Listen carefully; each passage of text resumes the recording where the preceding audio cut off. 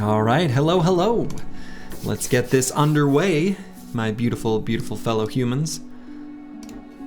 Or bots, whatever other creatures may happen to be lurking, watching the video. So,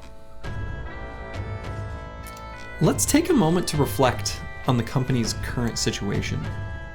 Because I think this particular run is in some way in the worst state of any that I've had thus far at around this point in the campaign. Usually, around this point,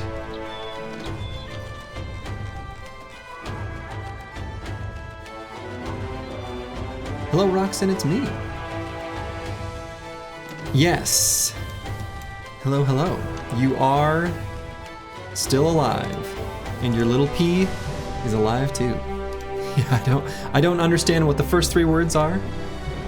Ich, and then something. I think ich means it's, right?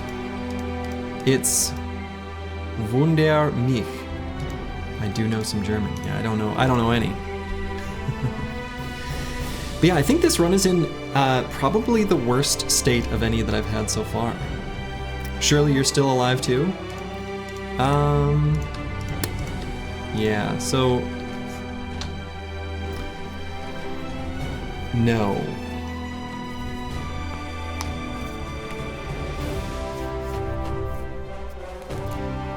We had such a nice start within the first... I guess I don't know the exact time frame, but you know, when I first made it, we made our way back to civilization really fast. We had some early contracts in Adlerstein and things like that. We got some dogs, we picked up some bros, we did some early contracts. Things were off to a nice start. And I felt like we were doing pretty well when we cleared a lot of the desert. Like, things were going well, I would say. Relatively, right? We were still playing careful and whatever. Didn't have a single bro die. You saw it happen in the VOD? Yeah. Yeah, we've lost a lot of bros. It's been unfortunate. And some, like, we had a fight in the arena that was my fault. I should not have done it. Fighting nachos in the arena early in a campaign is just a recipe for disaster. I should have known that. The scaling for, you know, increasing their power, it's too fast. And so it's pretty easy for them to spawn higher level nachos that in low numbers are actually super dangerous. Nachos are too spicy, that's right. They got the little pickled jalapeno pieces on them. And so we had that bad fight, but it was still okay, right? We lost our best starting bros, but it was fine. Then we had whatever bullshit happened over here in Goblin City that could have been worse, but could have been better. We sacrificed our most veteran of bros to give the others an opportunity to escape. Then, when we were ambushed by a mercenary crew and the Swordmaster, I had nets in my inventory, but of course that event just happens while you're delivering cargo, and I wasn't anticipating it. That is also at least partially on me. While I'm delivering cargo, I should be ready for a merc fight at any moment. That's something I can and should do from now on. But those all together, despite an obituary list that doesn't look too extreme, like 10 is, I don't know, 10 bros to die by by day 60 is like not totally out of line, but you expect them to be like low level bros that you're sort of intentionally putting in dangerous positions because they're not very good. And the actual value lost is low. The value lost in these bros has been super high. So we lost like our most veteran bros. The other thing is this seed sucks. Oh yeah, we lost our famed items. We lost the handgun that we purchased. That was like a big investment, like that was really expensive.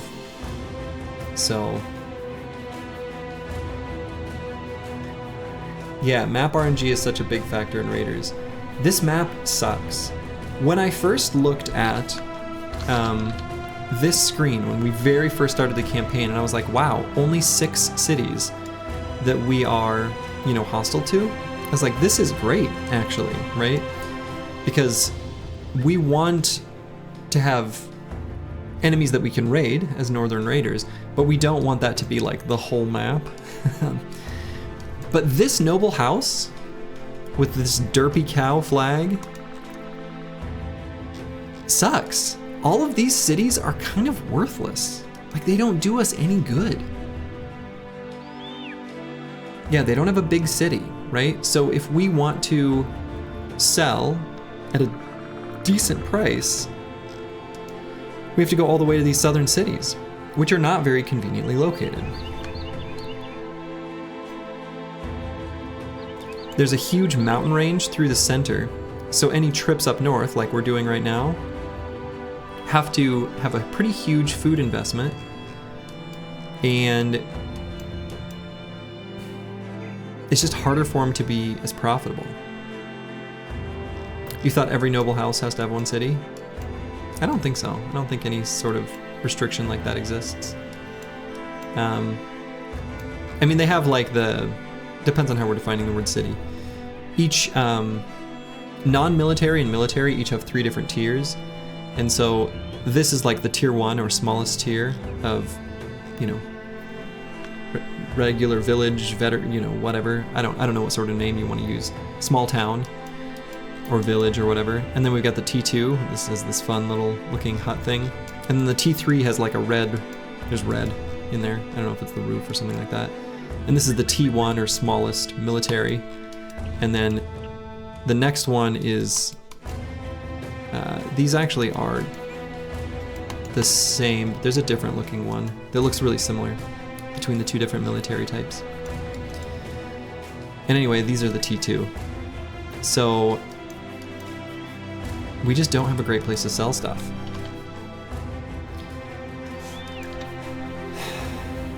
We also just lost our best bros, right? The bros that we have that remain are less powerful and they're low level. So I don't love where this company's at. Like, I'm genuinely concerned. And yeah, I guess that's it. That's my whole spiel. That's my whole story. You think we can make it if we get good famed? Yeah, I mean, we're gonna need a little bit better bro quality, and good famed items, of course, are always good. So current state, you know, is rougher than I'd like. We really need this first card upgrade. So we're gonna continue a little journey here to the north, where we last left off. And I think there's another group of webnects that we can fight. So we're gonna do that. And once that fight is done, we'll keep going north and see what we can do. Does the better bro quality mean you can re-enter the queue? Yes. We can get a Xerxes 2.0 in the mix. Any special requests? Ragged Edge 82 also wanted one. It means you can stamp your bingo card? Yes. Also, hello, Manifest Destiny's Job. If we have any bros we don't need, you'll take them if your bro dies? Okay. No specific request at this time? Alright. Whatever the company needs. Yeah, it's tough to make specific ones because I like to name a bro right when I get them, but I don't always know exactly what they'll be right when I hire them. Like, I'm not that prescriptive. I'm ready to adapt as needed, so can make it a bit tougher. The range dudes always seem to die anyways.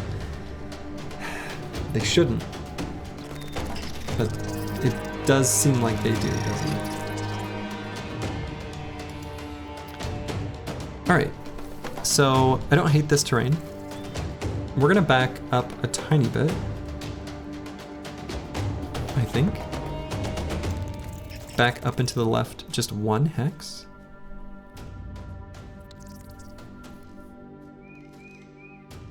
except for Master Maticus, who will stand on this front line. Hello, Ballin Stalin 1. It's going well. Your character died, by the way. I should get a time-stamped version.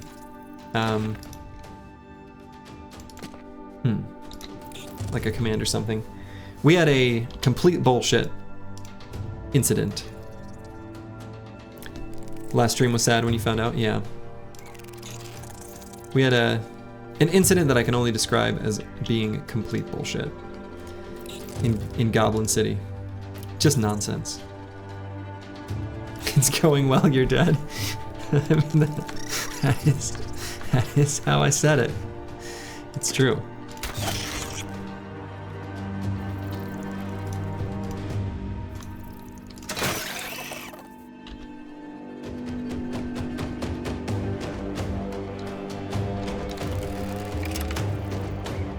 Two bullshit incidents? Yeah, debatably, right? One for sure. One is definitely nonsense.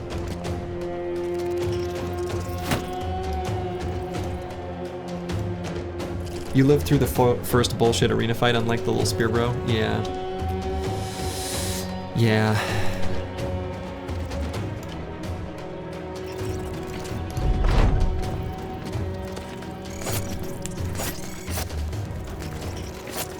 It's been a rough go, for sure.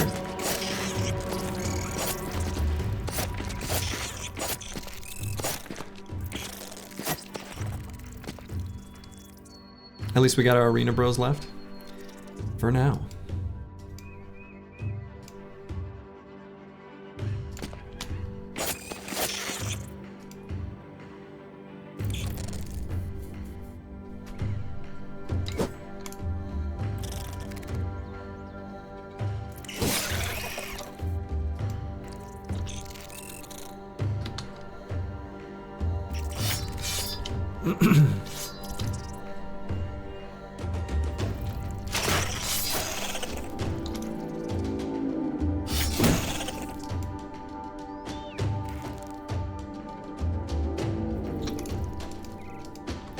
So yeah, we're gonna fight some webnecks for some much needed experience here.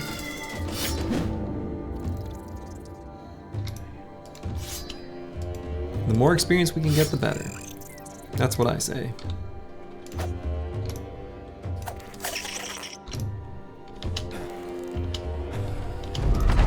The more experience we can get, the more likely we are to be able to take the bigger fights that can get us the, you know, party strength that we need to get rolling.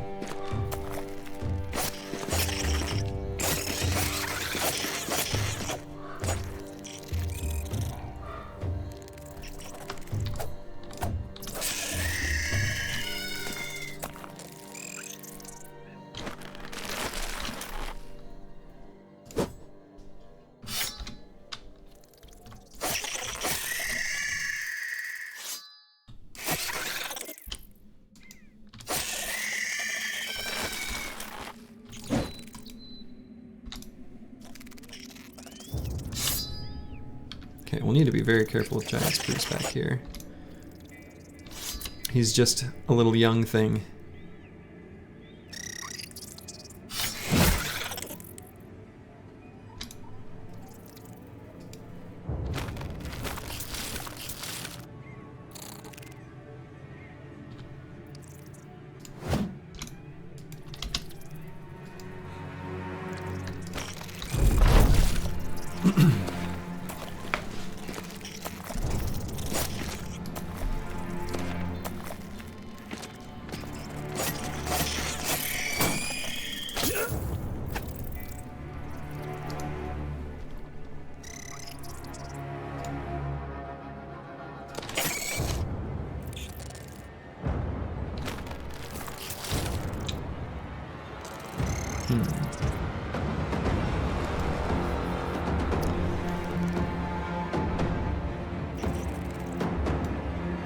Okay, I think I'm gonna break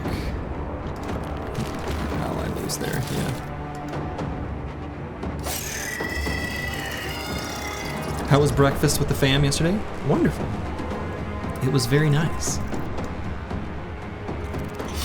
I am usually designated breakfast cooker, so it was nice to have it made for me.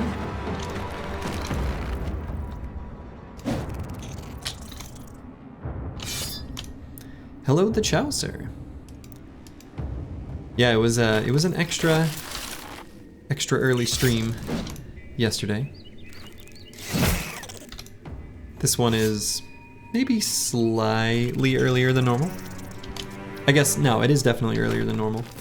I kind of forget, because I still signed off work at a normal time, but it's raining. You can't really see because it's already dark. But normally we take our dogs on a walk right around this time. Or we would be getting back around now.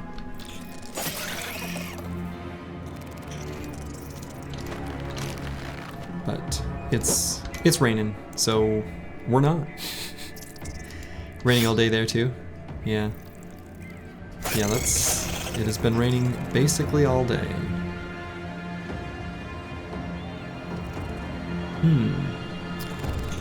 Roxanne It's Me is in a little bit of danger here, actually. I might have Loyosh come back and spear wall here. Lucid Tavi can break. We can try to break something free. So yeah, let's spear wall back here to prevent that surround.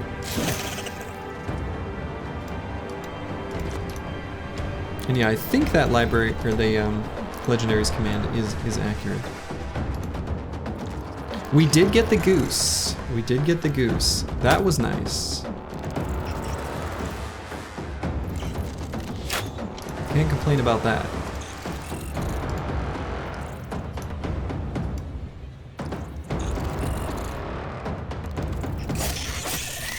Getting the goose was pretty wonderful. That was fortuitous.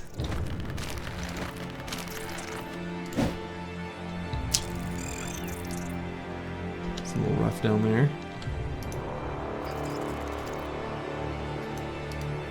Let's get Seroy 7 over there to help.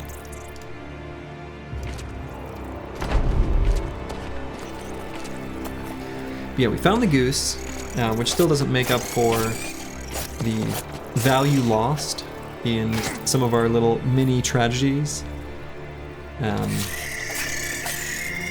But it is helpful. I will say that.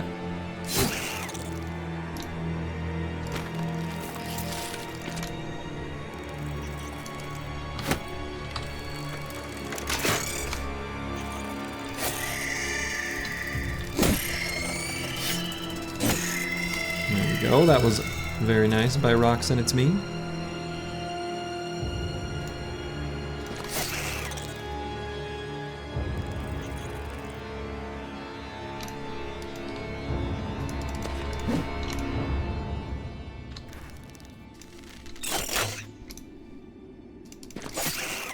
Alright. And this fight is just about concluded.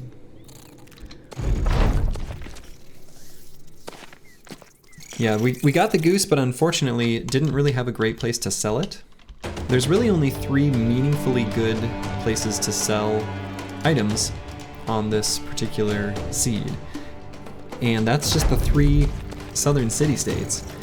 And we did do a quick sweep through them, and, you know, took fights along the way, etc., etc. But we were looking for a good place to sell the goose, and, you know, none of them had ambush trade routes or anything like that, which is really too bad.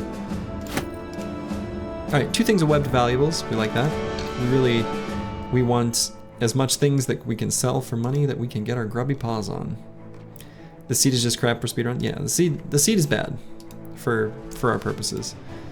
But it's okay. Alright, so Crackalack. What is Crackalack gonna be? He's so fast. He's going to take dodge.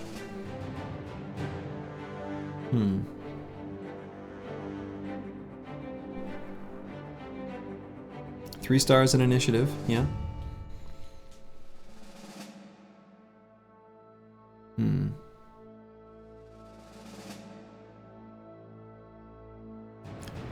I don't like the low rolls basically everywhere. And I don't have a specific plan for him yet. I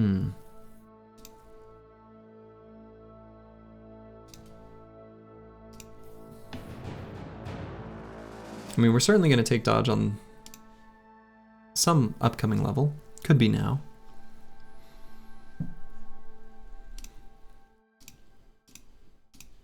But the real tricky thing is, how do I allocate these points? Do we just focus on making him harder to hit? What am I going to do with fatigue? No matter what we do, 93 is a little low. It's kind of a bad place to allocate points, but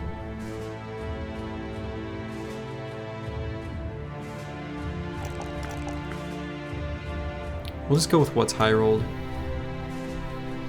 We'll make use of the initiative, even if it's just turned into dodge value.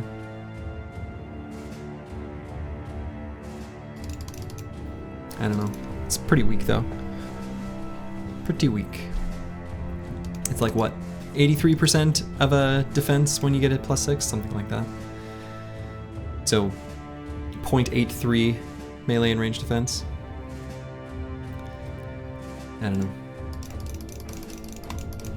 Lucid Tavi is a very similar bro, but with very different stars. Do I skip the +1 in melee defense? I might. His hit points are pretty low. Let's try to bring those up. And we'll grab dodge on him as well. Don't know exactly what he'll be either.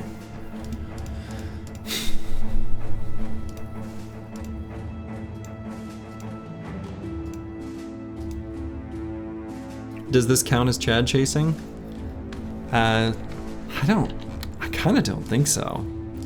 We are a little, I mean, we're not, I don't know.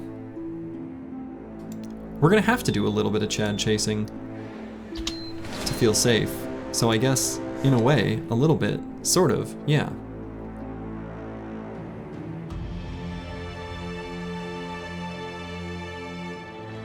All right, so we've got an interesting potential fight. How many nets do I have? Just 3? You don't think we can fight Necros yet?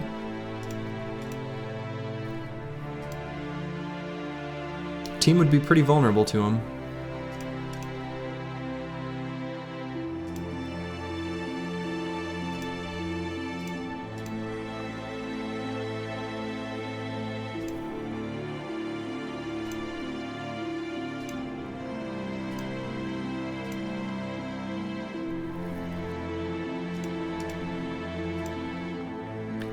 Necro Savants are mostly just a matter of resources. If you've got nets, you can debilitate them reasonably efficiently.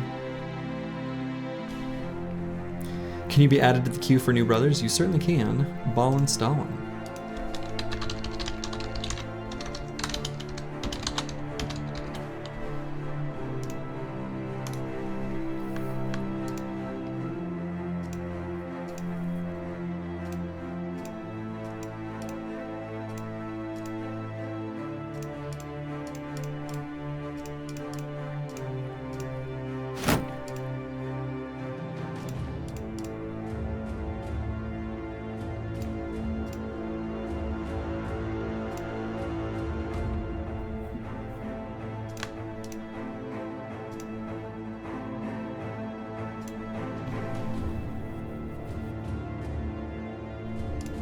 Let's walk over there. I actually think I can do this. The plethora of ancient auxiliaries is also kind of a problem.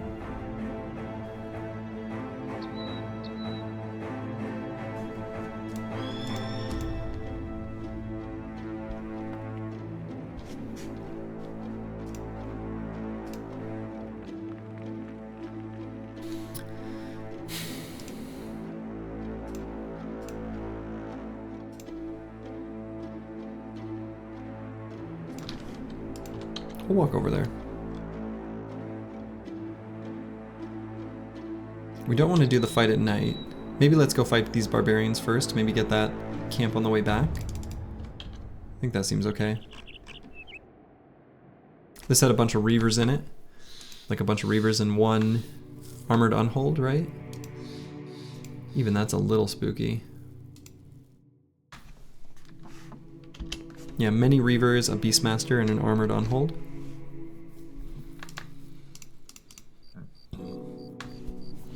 Excuse me. Yeah, this is a slightly tough fight too. You ain't saying a thing about a famed. You've learned not to. Yeah, we're not here to tempt fate. Let's not make RNGesus angry.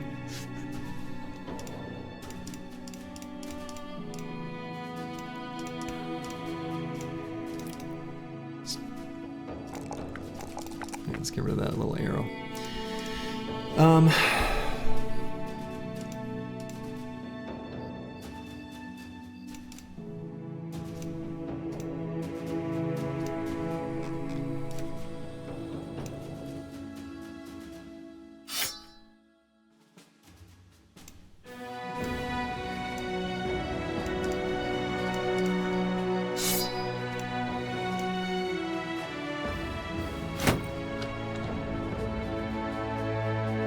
Yeah, let's do this fight. The armored unhold could be a bit of a tough one. We don't have great weapons against that. We're gonna kind of have to rely on Roxanne, It's Me, and Akibio to deal with that unhold. I think is gonna be the best way of doing it.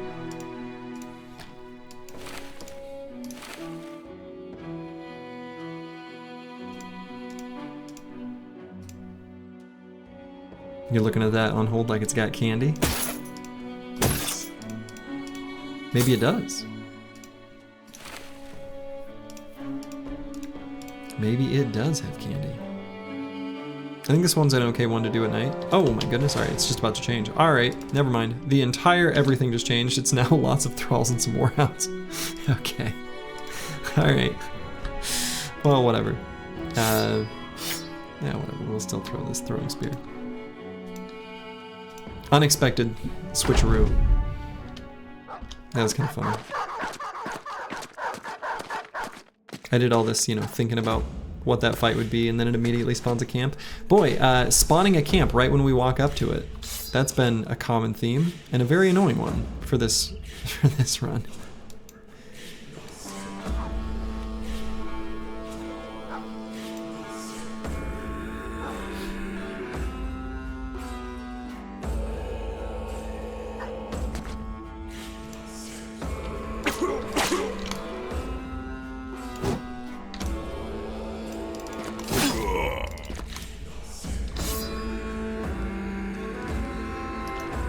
You really hope they hired the same music guys for Menace? I think they already confirmed that they have not, actually. Breakdown Epiphanies was not rehired for Menace, which is unfortunate.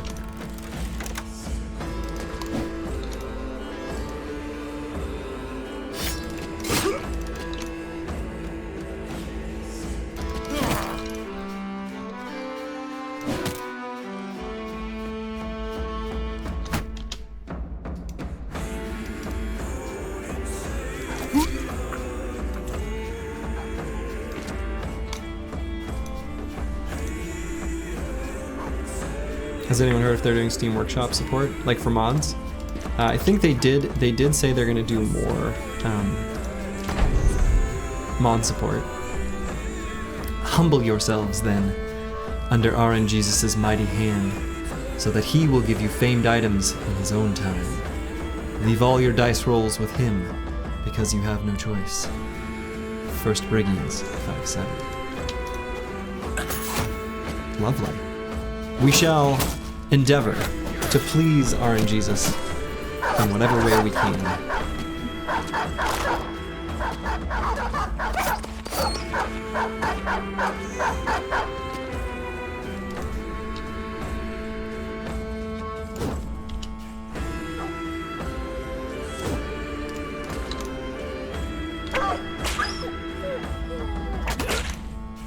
Oh, RNGesus, for thine is the power or whatever. Don't be mean to us.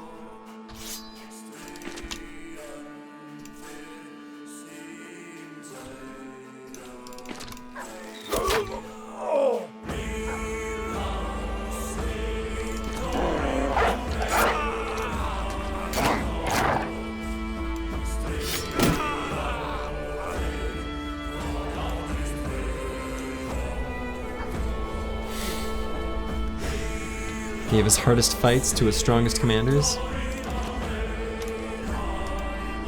Possibly.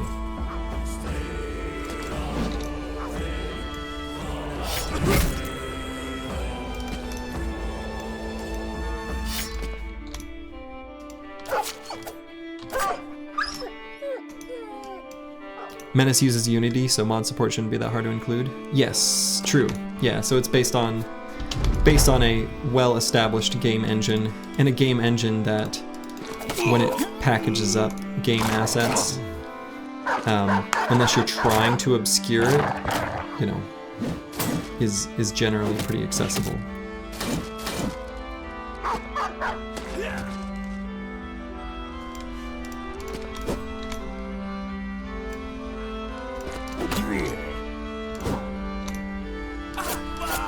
And modders have a lot of experience using Unity, considering so many modders are essentially game developers that, I don't know, do it for a hobby, essentially.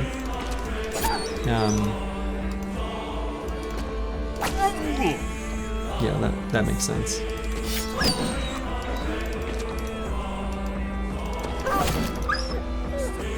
How's recovery going? You know, it's going.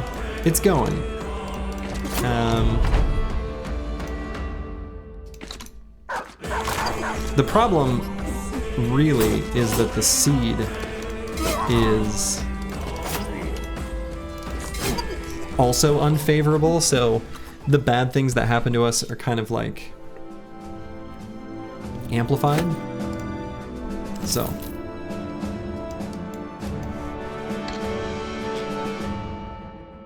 yeah, I think honestly, the main problem with using Nexus and things like that is just that unless you are familiar with what to do, even if you just don't follow the README instructions that come bundled with installers for mods, it's unintuitive to take a zip file and leave it there. So I think most people just don't do the right thing.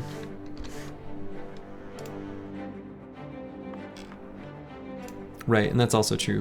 Battle Brothers is made in a custom engine and mod support was an afterthought.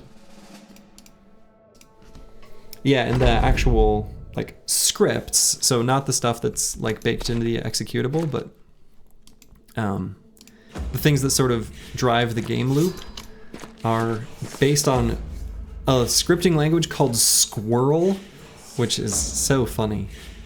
And Squirrel has nuts, and you gotta crack open the nuts to know what sort of goodies lay inside. It's a very funny thing, I think.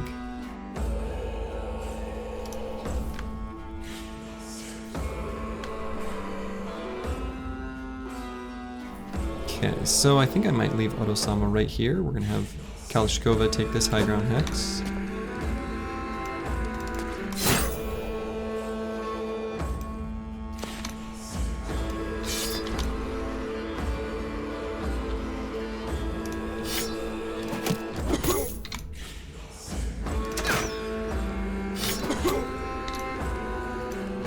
We're gonna get Rock Send It To Me and Akibio ready to blast these Reavers.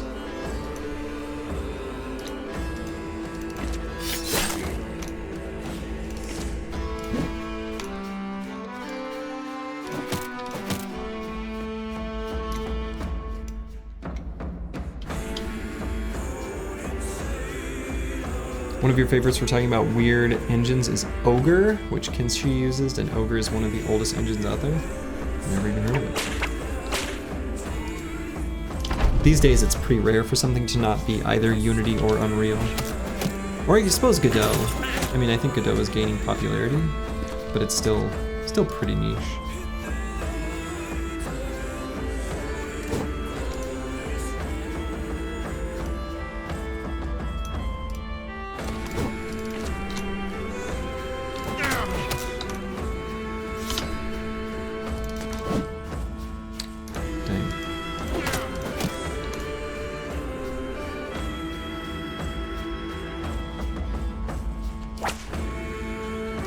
Disarm that guy, I guess. Can you share a link? Sure, let me give you VIP. You certainly can now, friends.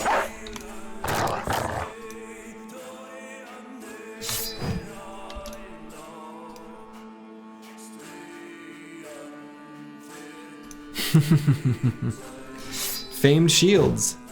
A tale as old as time. Those are your shields? Incredible.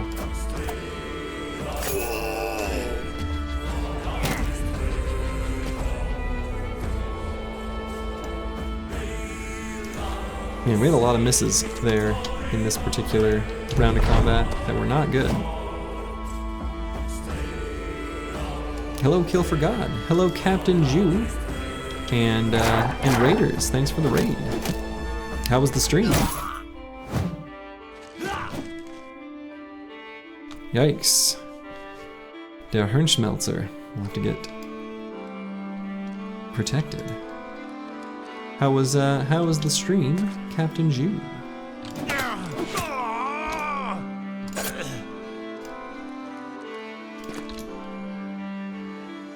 Ours is going okay. I dare not curse it further, but it's been rough. There we go. That was good. That was a good hit.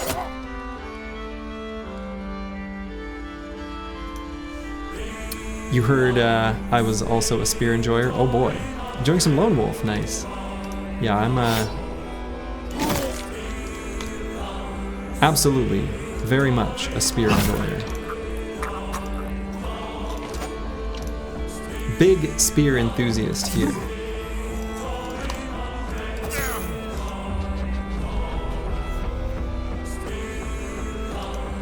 Reavers always make your butt clench. Yeah, they can. They certainly can. We shouldn't be struggling with them as much as we are. But sometimes that's just how it is. Let's see, I think I am going to attack with the Catal. Yeah, thanks. Do barbs have rotation? They do. Actually, it's coded as a different skill from rotation. It actually has a lower fatigue cost, but it's essentially the same skill. It's just a rotation in a trench coat.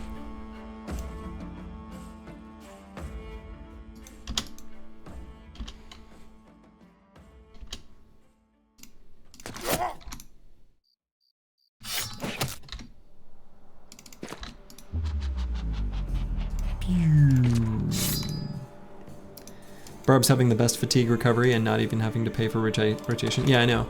It's so funny because like barbarian drummers, you know, they're a thing. And barbarian drummers are irrelevant. Like, they don't need to be there. What need do the barbarians have for fatigue? Not much, right? It's really hard to get them to stam out. All right, we did get one bundle of heavy javelins. We do really want that. Pretty happy with that being there.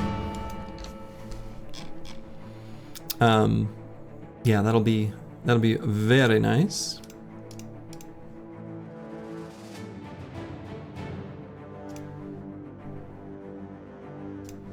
We also have this hide and bone armor, which is essentially the same thing stat-wise as the leather lamellar armor, so that's kind of nice. The drummers are there to run away to tell your tale. I mean, basically, right? That is basically what they do.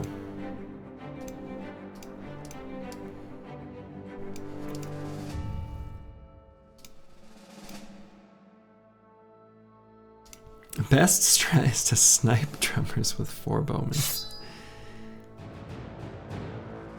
Giga Chad drummers jam and chant the Barb soundtracks and then proceed to yeet. Yeah, they're cowards. That's all they are. All right, and we don't really have too much of a need for these big barbarian two-handed weapons either. We did manage, of course, to fight all these stupid groups of mercenaries, which have given us bardishes. And so these are less useful to us than they might otherwise normally be. I suppose we can give them to Lucid Tavi and Crackalack.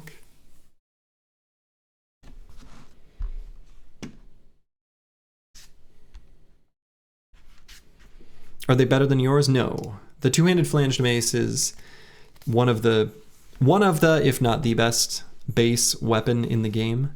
Certainly it's up there. It would be in your, should be in your top 5. It's one of the best weapons out there.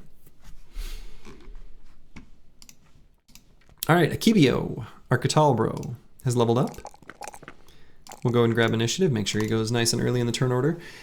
And here I'm thinking probably the things that are missing from this build are basically just Fearsome and Pathfinder. And so those will be the 2 things we'll grab. So now it's just a matter of determining which one I want to grab first.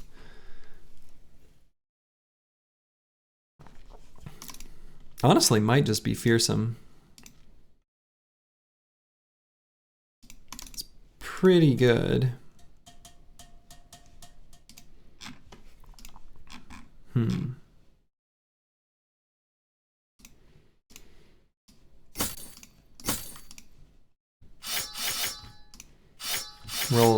We're also going to give Der Hirnschmelzer a bit of a rest. Small break. We'll put Vance Lightning in. Akibio is Chadley. Did you consider to drop 9 lives plus gifted for Executioner and Headhunter? He's pretty good, yeah. I didn't originally plan on making him a Catalbro when I first hired him, so it wasn't what I had initially, sketched him out to do, so kind of had to adapt. Mild take, Fearsome good. Fearsome good. But yeah, I don't think I would ever drop Gifted. I don't think he's got enough melee attack anyway. Like, even this, like when he finally levels up, only having 83, it's good, but it's not crazy good, right? Love to see I'm building a Catalbro. Yeah, they can do a lot of damage for sure. They certainly can. Well, and it sort of made sense for Northern Raiders, right? You're going to the south anyway. Catals are available down there.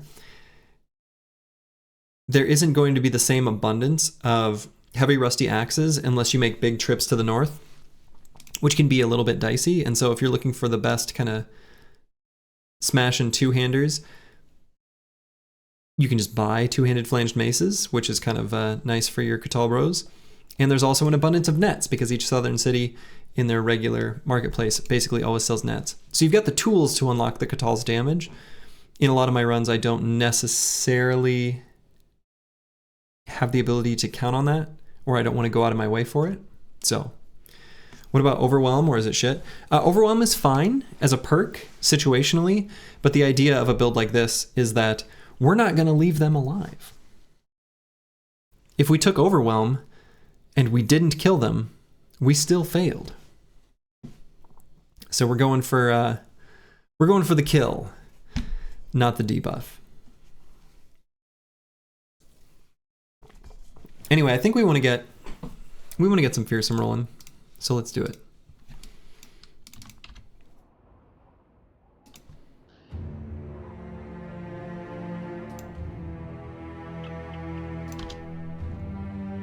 Aha, so here's one of these cities from a faction, or maybe military settlement. Let's see what this is. Hohenfesta.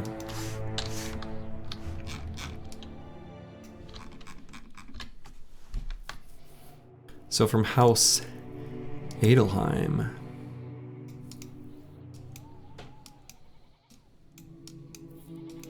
Berserk is potentially handy tool on Katals for repossessioning. Awkward but doable. Yeah, I think it's okay. I think Berserk is okay. But I think in this case, like, given the perks we already took, I think the natural final selection is just like Fearsome plus Pathfinder. I don't really think there's a better way of doing it from that point.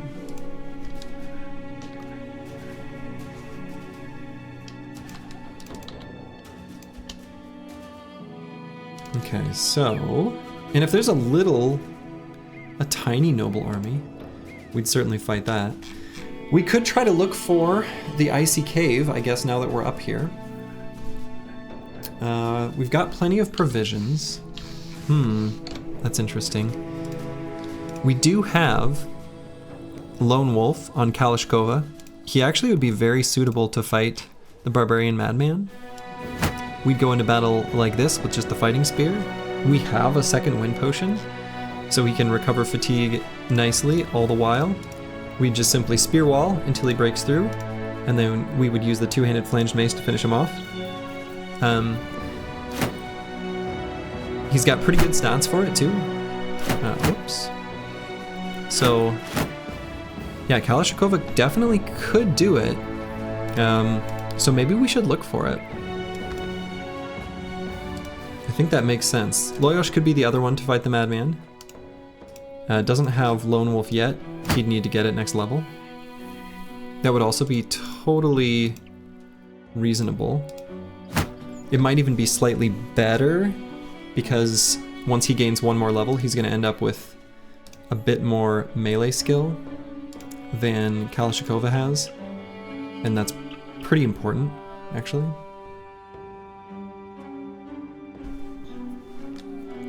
So if we can get one more level on Loyosh, that also could work.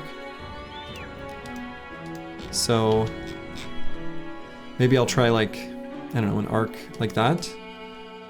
And we'll just see what we can find. Keeping in mind, food will eventually go bad too. So we're kind of living off the land. I know this might be dumb, possibly even stupid. Do you think you can take Steel Brow and not have a helm? And get that Barbarian's armor? So are you talking about the armor of the Ijirok, or what specifically are you referring to?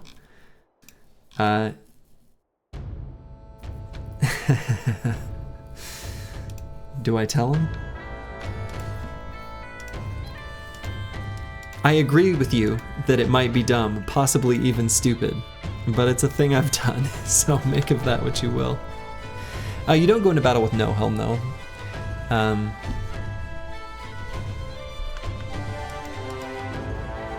Alright, 3 Frosty Unholds. How do I feel about that fight? I feel like okay about that fight. Considering we need to exact our revenge on some goblins, could be nice. We've got a lot of really vulnerable backliners. We don't have Indom yet on Master Maticus. Someone here made a famous Reddit comment on this subject a long time ago. Indeed. And yeah, you don't go into battle with no helmet. You go into battle with like a 0 fatigue penalty helmet. You can get those up to, I think, 45 durability in the Desert Stalker's head wrap or whatever it's called. I can't remember the exact numbers or the exact name, but something like that exists. So yeah, do I want to fight these 3 unholds? I like kinda do.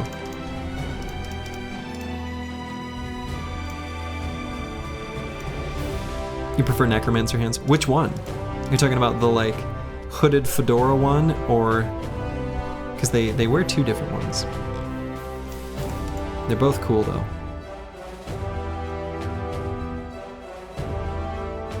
You've crossed the 4th wall to simply point out that the quality of reading chat has taken a major nosedive.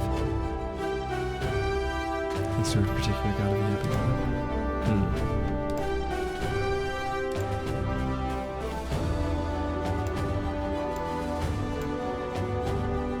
Be kind to each other.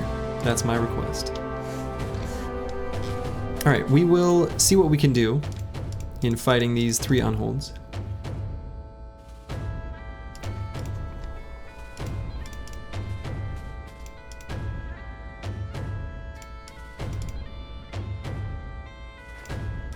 Make sure to go at them with maces.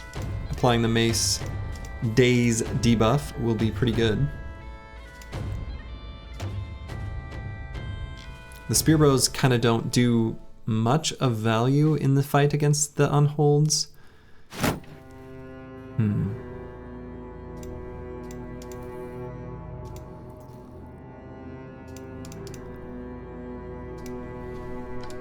All right, we'll see what we can do here.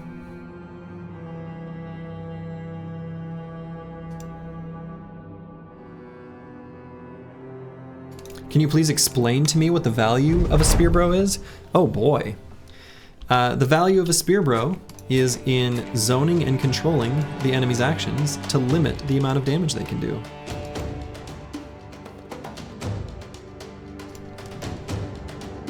That's the sort of executive summary version anyway.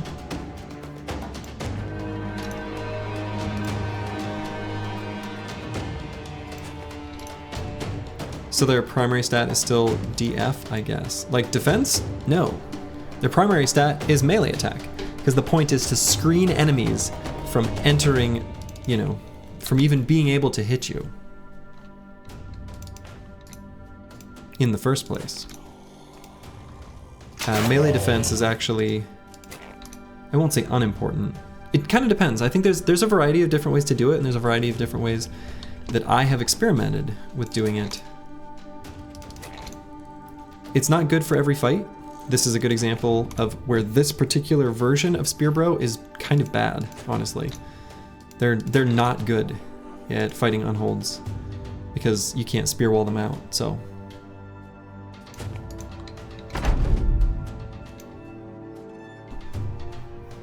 Yeah, the defense is simply to have them keep holding the spear wall, not in spite of someone hitting them. I mean, that's kind of true, but it's mostly to prevent them from hitting them in the first place.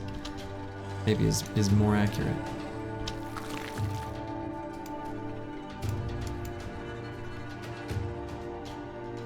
Alright, I am going to keep taking pot shots at these unholds. They've got armor, so even though they're going to heal the damage we're doing to their hit points, we are we're still doing some good here.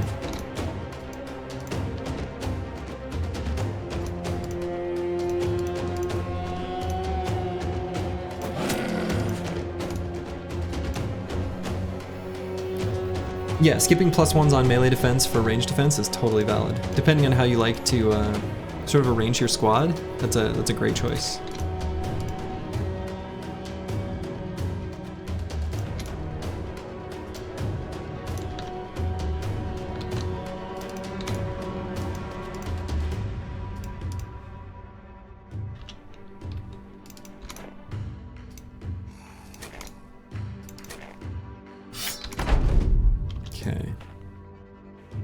Just don't get hit. Exactly.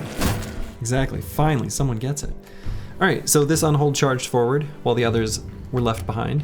That's what we want to have happen. Krakalak is a somewhat vulnerable bro, but we're going to have Kalashnikova come flank on this side. In fact, Loyosh and Kalashnikova are going to occupy these 2 hexes, and then we'll try to get this unhold to charge onto Roxanne, It's Me, and Akibio. I'm thinking that's what we would like them to do, so we can focus damage here, and then also like probably on that one.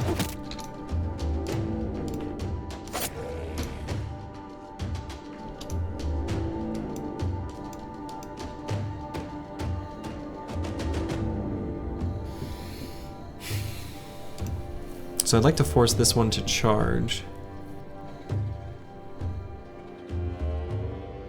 So who do I want him to charge on? Roxanne, It's Me, maybe? Or even Seroy 7? Possibly Seroy 7, so I'll bring him up to like there. So I might just leave Roxanne, It's Me right where he is. Or maybe down 1? Maybe down 1.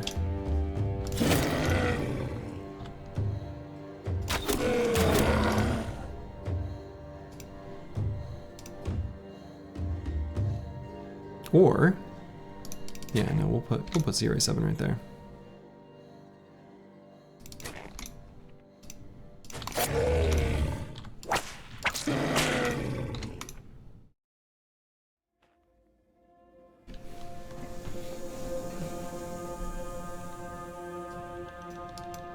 Yeah, it's not going to be, the Spear Bros are not on display well in a fight against Unholds, for what it's worth. This is not a fight where they excel. Okay, that's kind of bad the way they did it, but I suppose... Well, we'll see.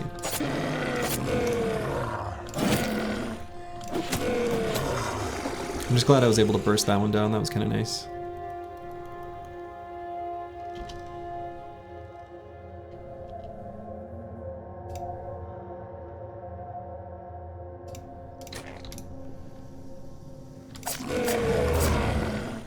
Three fearsome procs. Unfortunately, not gonna get the resolve fleeing status. You'll now randomly point out that every thrower is capable of holding a smoke pot at all times without penalty, as Duelist doesn't care, and you don't double grip throwing weapons. Absolutely. Yeah, that's very true. Very true.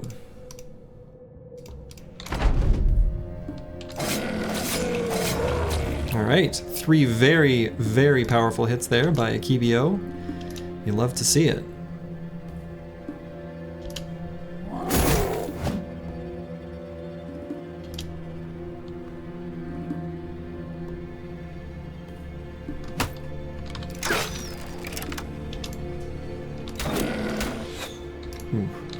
See if we can finish off this Unhold. So close. Hey, Master Maticus can. Alright, we got this, the daze there. I was gonna say stun. My brain kept going to stun. We got the daze. The daze! The daze for days.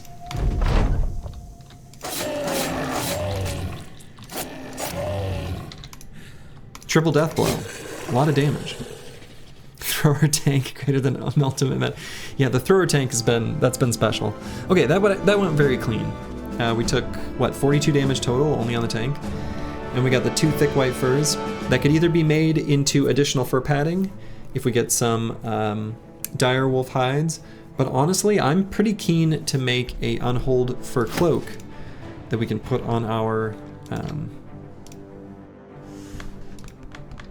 Well, I'm not sure who we'll put it on, but we'll put it on either Master Maticus or Odo-sama's armor.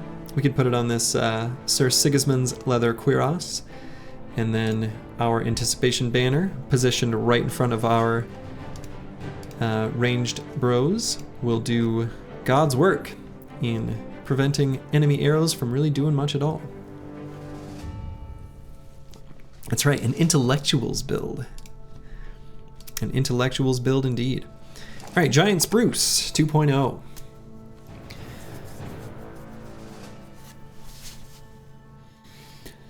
He's going to be taking melee skill and range skill every level.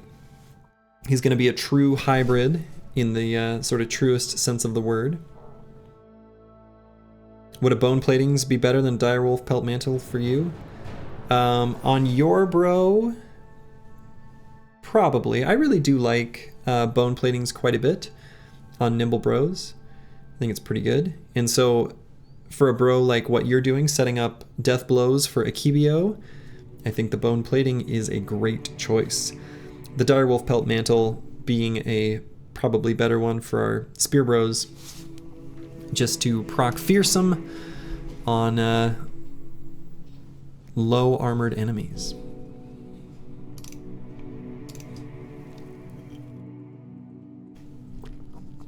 Alright, so here I'm deciding between just hit points and melee defense. I better take a defensive perk of some kind.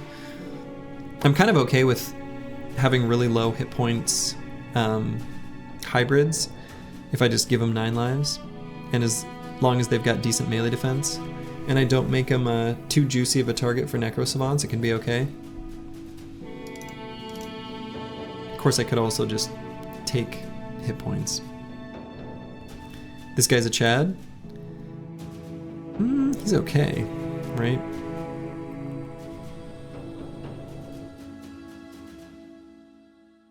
You would melee defense here?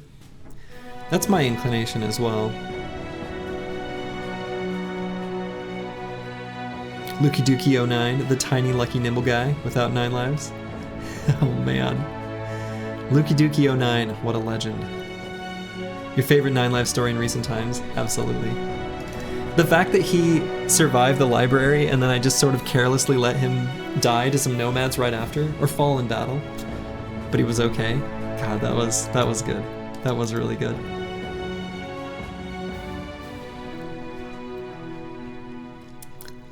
Whereas Bijante says +4 hit points every time, melee defense is a luxury stat on hybrids. Yeah, he died to a fucking, yeah, whipped his ear right off. Well, it's like his armor got stripped off, right? And then that nomad just like crack, crack.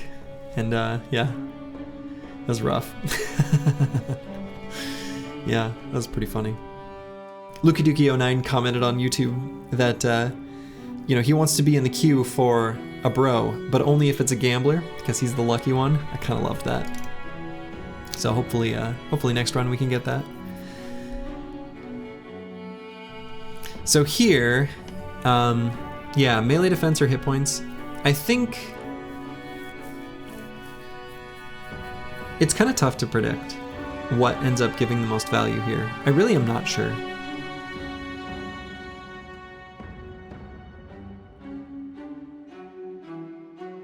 I think based on the way I'm positioning them, they're also kind of vulnerable to... Maybe goblins are a reasonably larger threat.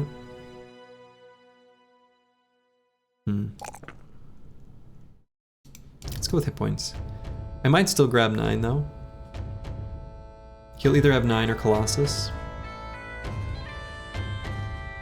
Luckily we don't really need to touch fatigue, I think, with Iron Lungs, and he's got like a decent base. He's also got good base resolve.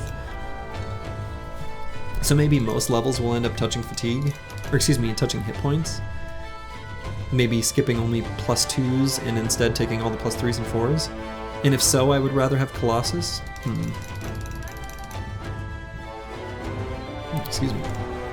So maybe slightly risky play, grabbing Colossus instead of 9 on this level with this bro, but hopefully it'll be okay. LukiDuki09, a low-key legend for stipulating that. What a Chad. I agree. I agree. We're all winners until that bro dies. If that bro dies to being struck down in melee, know that we were all wrong, except for Manifest Destiny's Child. Alright. Oh, I sort of just instinctively went down to the road. That's... Well, okay. We'll go down to the road and we'll travel it partially. I want to check out... Yeah. What am I doing? I was looking for maybe the Icy Cave. So let's keep traveling through the north. With Iron Lungs and good melee attack, maybe a mace would be an idea. Would also go well with hit points level over melee defense. Yeah, he could probably end up wielding a mace. Trading bros for hats on the highway road. Indeed. Alright, so we got the fur tent encampment here. Many Barbarian Chosen, I think, is kind of a hard no right now. We've still got, like, you know, cute little low-level bros in training. That seems like a poor idea to me. Yeah, and a drummer for no reason, because they don't need it. But he's there to, what was it, tell the tale and run away? Spear wall backing down from many chosen. Yeah, I mean, that's the funny thing, right? Is that it's kind of what I've been saying, or what I was saying at the beginning of this stream. This would be around the time when I would be like clearing portions of the north and specifically looking for fights just like this. Because the spear bros are so effective against chosen, and just completely stopping them from making any meaningful contact. But we just don't have the damage, and it's too risky. Shame on the whole family. Indeed. The 8 win streak proved your skill enough. YOLO there and let it end. Oh no. We're here. We're here to prove the whole shebang.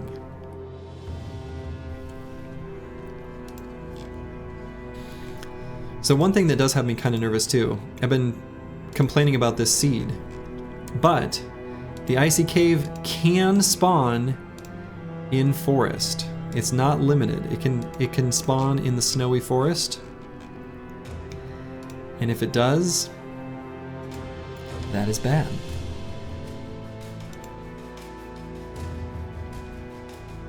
Burkatorn. Okay, so it's that faction that we originally started by over here. Little tiny level 1 wimpy city. Or wimpy military, whatever.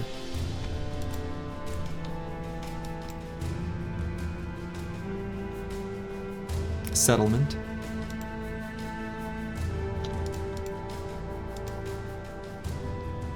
Ruxin and Smee says, I think you do the most damage. It's probably, like in that, it depends on the fight. In the last fight, it was certainly Akibio with the triple death blows. Alright, this is a good fight. An Orc Young and some Berserkers. Should be a good one. We'll see if we can get there before nightfall. And we can.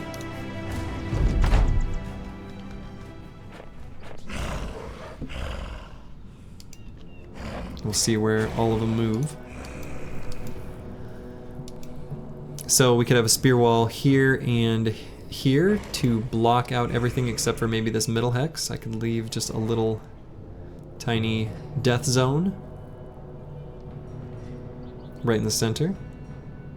I feel like that works for me.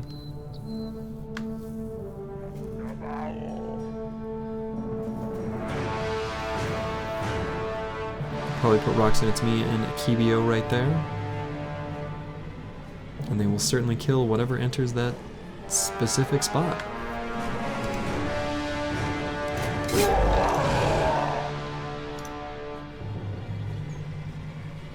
The Vowel. That's right. The little screamers.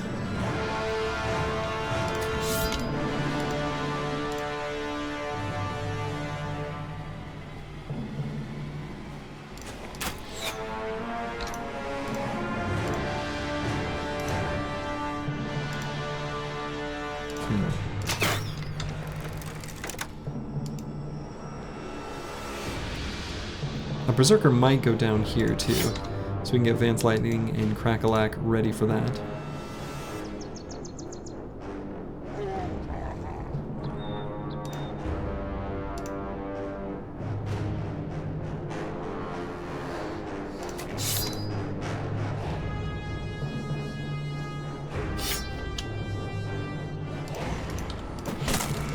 Master Maticus is basically just going to be a thrower, I guess, for this fight.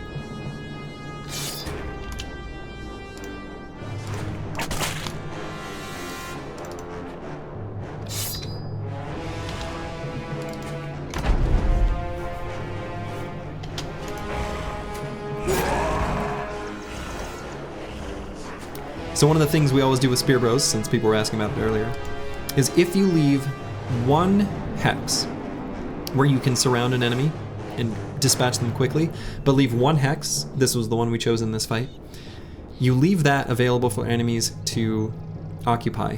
When they do, especially if you pay attention to their loadout, like in this case, this guy couldn't charge, he also couldn't attack. He doesn't have any armor, and he's got a relatively light weapon, I mean compared to, you know, the Zerg Chain or the Mansplitter.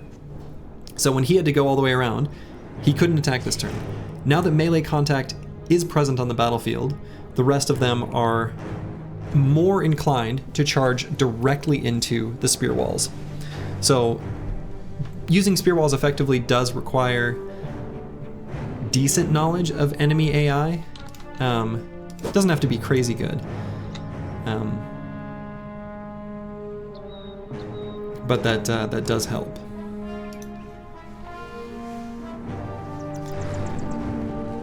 And so actually I think I might I might back up here. Let these the two berserkers keep running into the spear wall.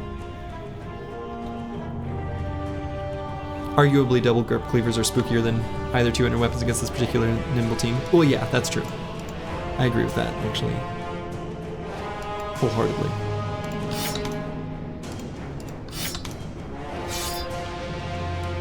I just mean these are heavier.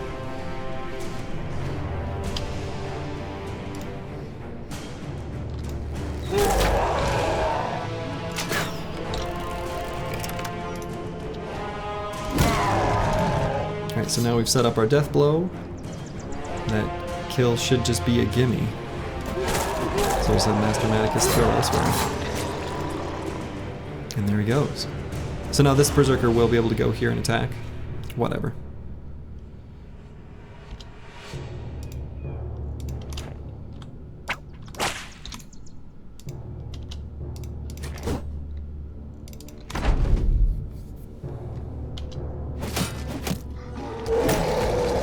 Or charge, I guess. I guess technically he could do either, right?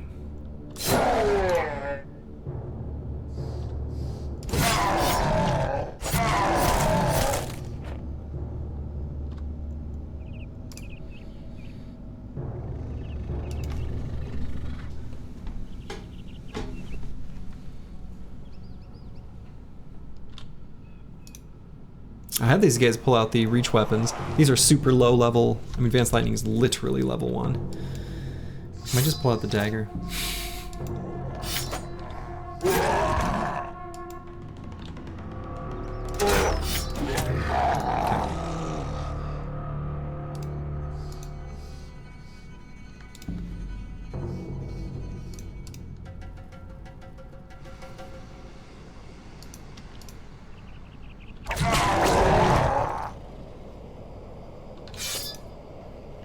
Based in bonk.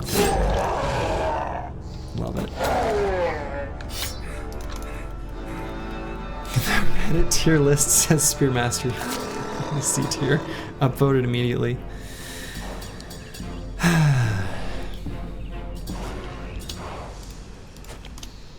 I saw you commented on that thread too.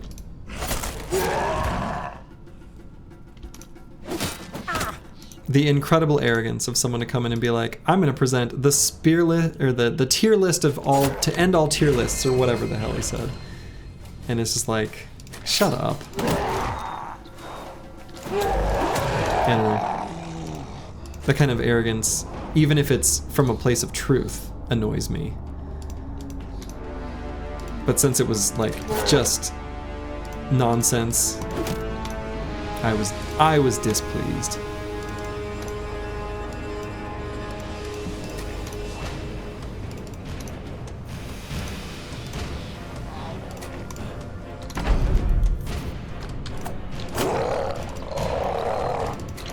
One nice thing about anticipation, bros, when you're chasing down enemies that are ready to flee, just like we experienced there, they can always get in there and get their attacks.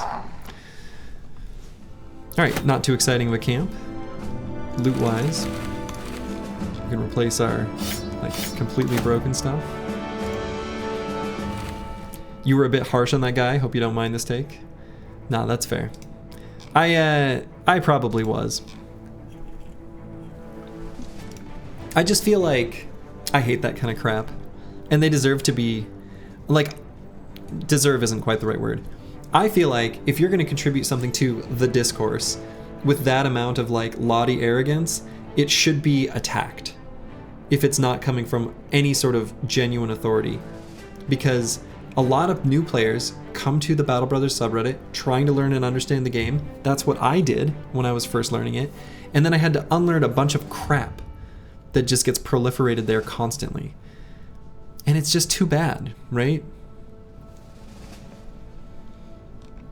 It's okay for people to have very different opinions, right? Like if you were to look at a lot of people who play the game, they have different opinions on things, and that's fine, right? Like Sins and I have a bunch of very different opinions on things. And as with you know, I don't know. Pick anyone, right? I've got different opinions on the game than a lot of people. That's okay. But like, I don't know, coming in and just being like, I'm the best, and here's my ultimate tier list. I've only played the game for a little bit of time. I made up some like benchmarks that I think are meaningful, even though they're meaningless, and I'm the best. It's like, get the fuck out. So.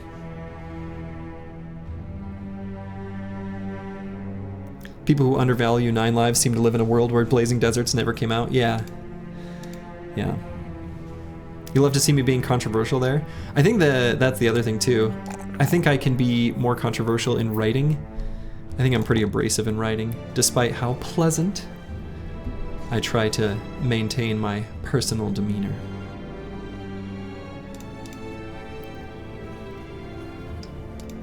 You miss Slug? Me too. He'll reappear. He always does. He's disappeared briefly before. Alright, Lucid Tavi, we're still kind of leveling him up generically. Generically speaking, he'll always want hit points, so we'll always give him Colossus. We'll see what happens. You miss Gravebees? Gravebees is still around too. He still exists. He hasn't disappeared. Need to be banned for promoting other streamers? Nah, I don't care about that. I have no such rule.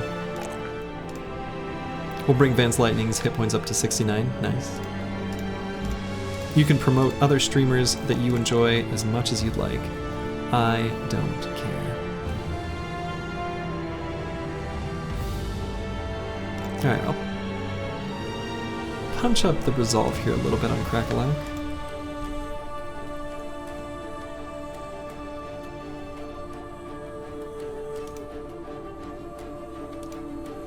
Yeah, I was gonna say, I've watched a lot of Battle Brothers streamers myself.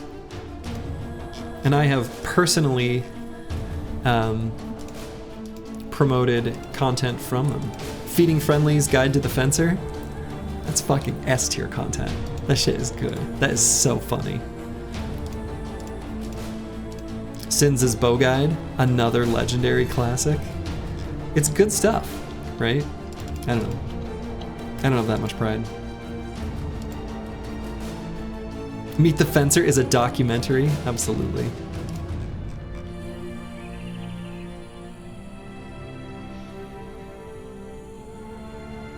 A musical documentary? You can't beat that.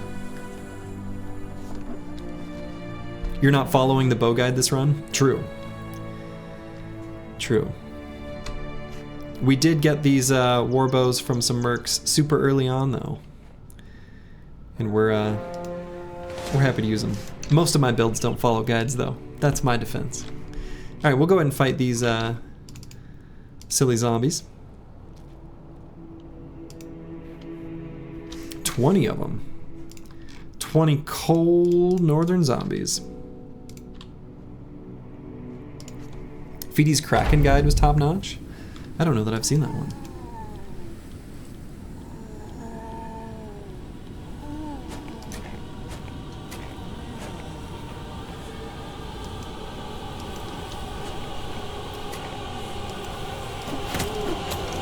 I'm 100% certain, though, he does have a guide on getting the barbarian madman to suicide himself, basically, which is pretty excellent. It is a, like, kind of legit way, actually, of fighting the barbarian madman. To an extent, anyway. That's what we're going to be doing this run.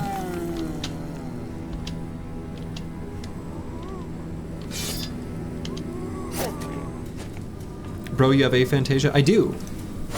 I do indeed have aphantasia. You can't imagine what that's like. That's funny. I get it. You maintain that aphantasia isn't a real thing? I have no... All I know is I know what it's like to audiate. I can hear music in my head. I can feel things that I imagine myself experiencing. So I know what seems possible when other people describe being able to see things in their head, but I have no such ability.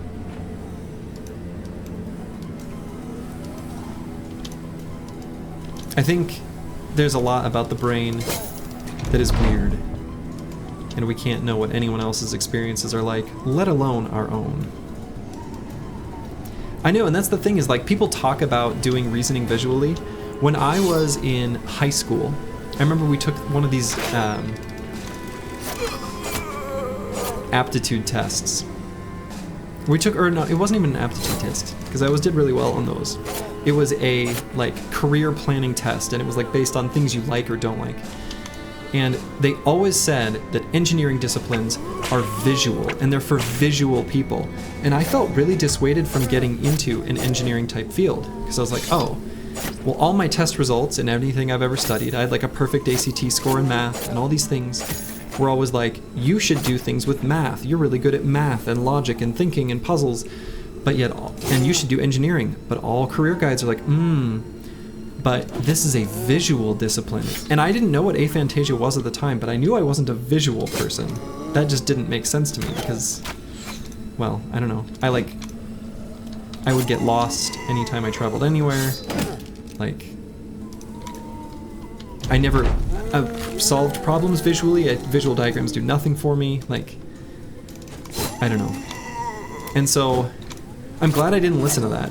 And that's total nonsense.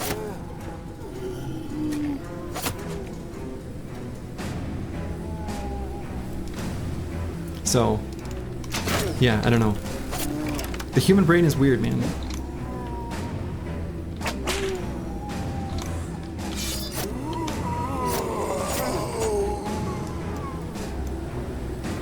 So how do you solve math problems?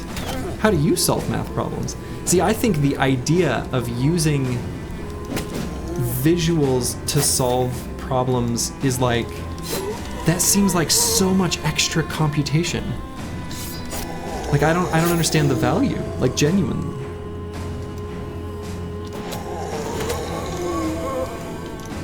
There's actually a really good, what I find really interesting is there is a video by Jorbs, a Slay the Spire and just strategy game streamer.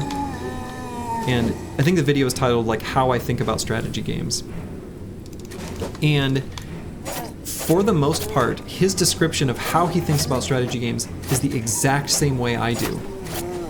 With the one big asterisk on that being how he talks about things being visual for him, or imagining sort of a data map or mind map or whatever of outcomes in a visual sense, even though that's completely unnecessary. But the actual process is like the exact same way I think about it. I don't know.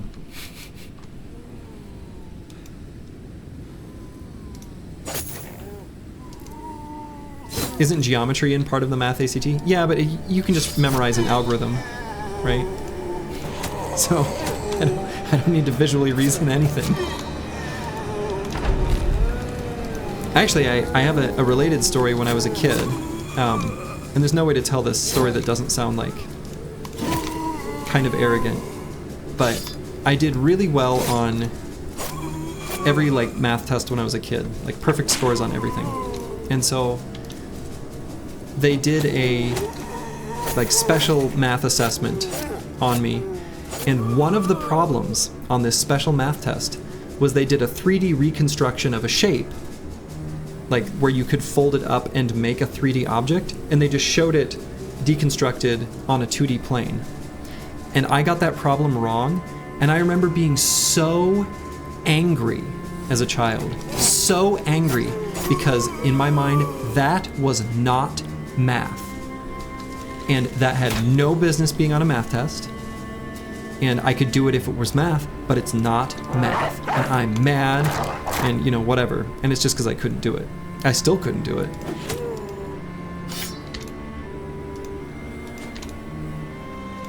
To this day, I know technically the rules for what a 3D deconstruction of a box is because I've received packages from Amazon and I know the rules, but like,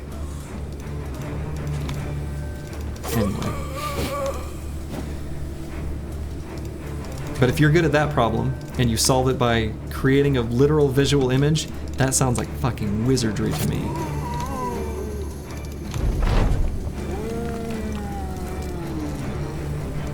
Your secret in strategy games is that you don't think about it, you just figure it out.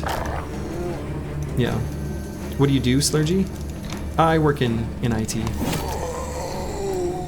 I've historically written software, but I don't know, work in a variety of IT contexts over the course of my adult life.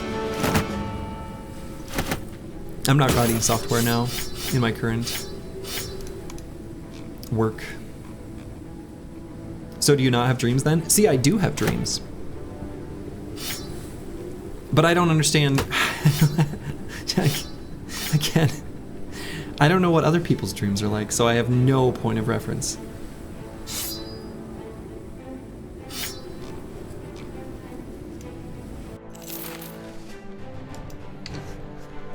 You're getting flashbacks to a video titled Stop Doing Math? What's your dream for life? Oh boy. To play my strategy video games, because I love them.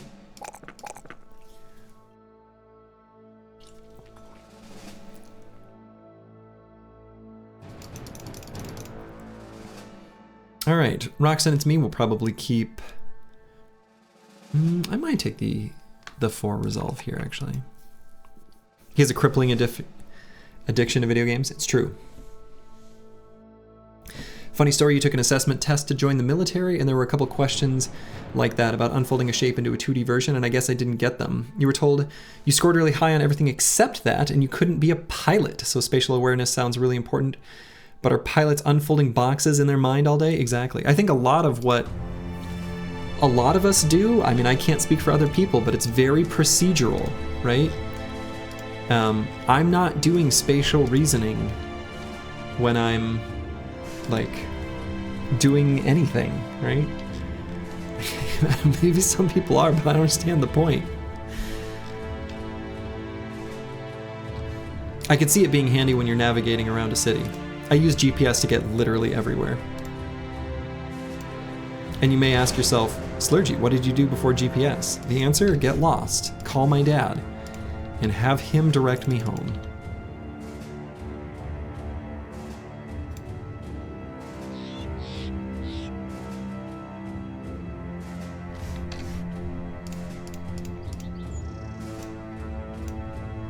Alright, der Hirnschmelzer can rejoin the fight.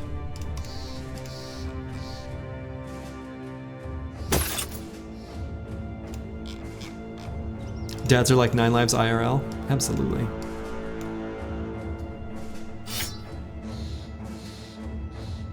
Have you ever found yourself looking for the icy cave only to realize you're in the southern hemisphere? No. Because I know it's in the north.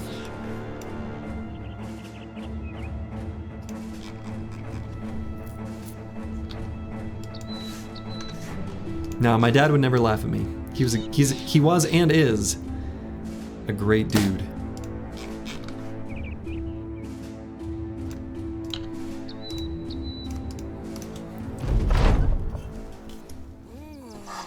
All right, so we're gonna hope that this fallen hero has a nice decayed coat of plates. It's pretty nice that there's only gonna be 10 little wiedergangers here. Wiedergangers, whatever the hell the pronunciation was.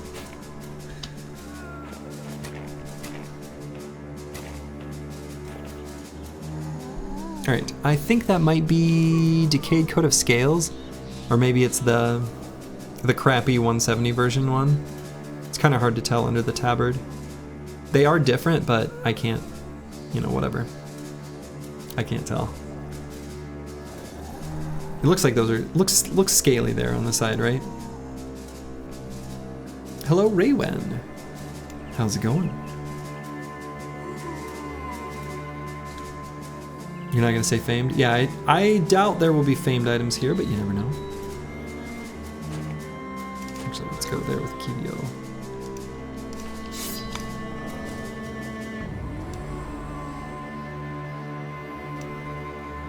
And we'll go right up here with Kalashkova.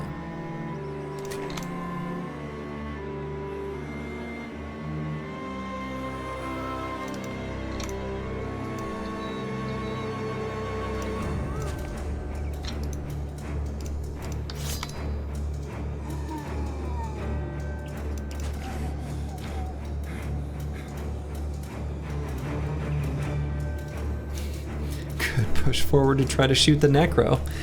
He does only have the bodyguard on the upper side, right? Let's see. What the hell actually is the range of this? Maximum range is 7, but our vision is 6. So we can shoot 6 tiles, right? So we can shoot to here. So if we move up 3 hexes, that's 2. We have to go to there.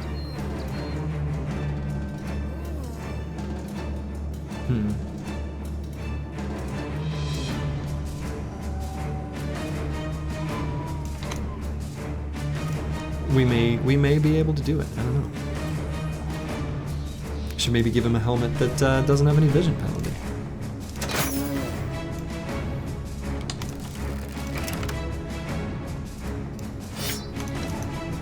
Bullseye value.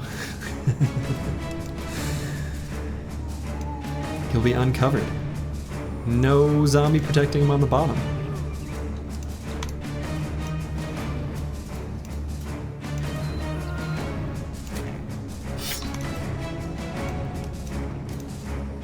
You can now find that armor on the wiki. Yeah, so there's 3 different types of armor. Decayed, whatever. One of them's like mail hauberk, decayed coat of scales, and decayed coat of plates. I think those are the 3. And I think their values are 170 is the crappy one, and that's the decayed mail hauberk. It has a few different visuals too. And then decayed coat of plate and decayed coat of scales I think are 240 and 260. Something like that. Oh man, Giant Spruce could go up and shoot.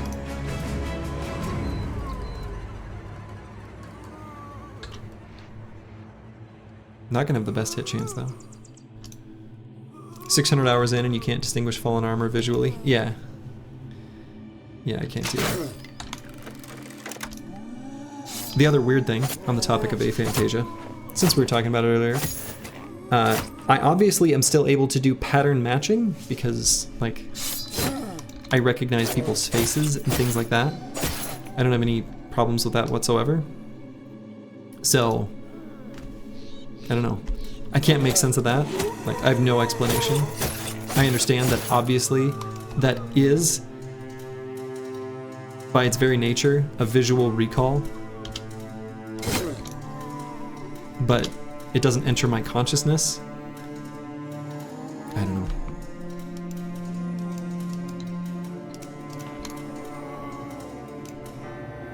Alright, we're gonna move up and I guess shoot.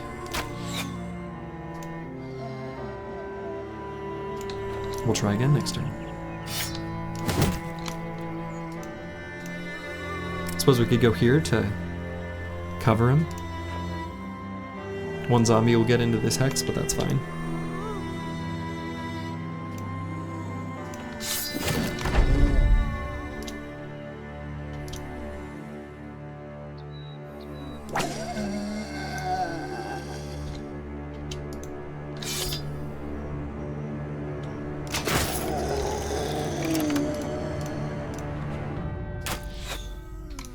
Get him eventually.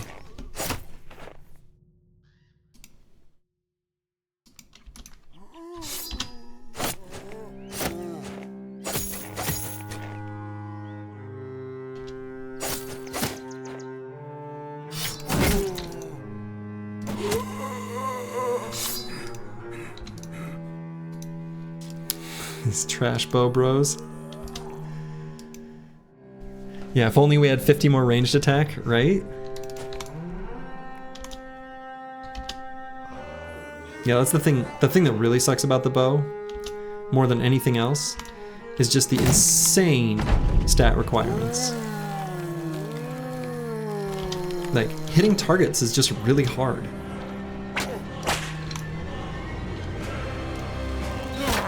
Got him! Injured his shoulder. Take that, Mr. Necromancer.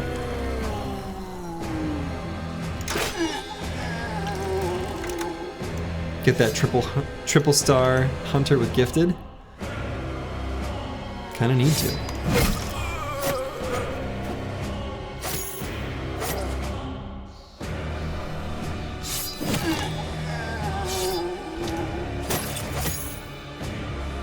Max hit chance against a covered target is 42%.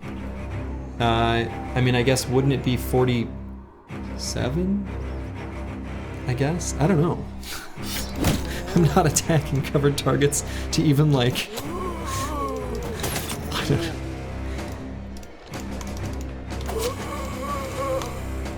I never attack covered targets. I don't know. I don't really know.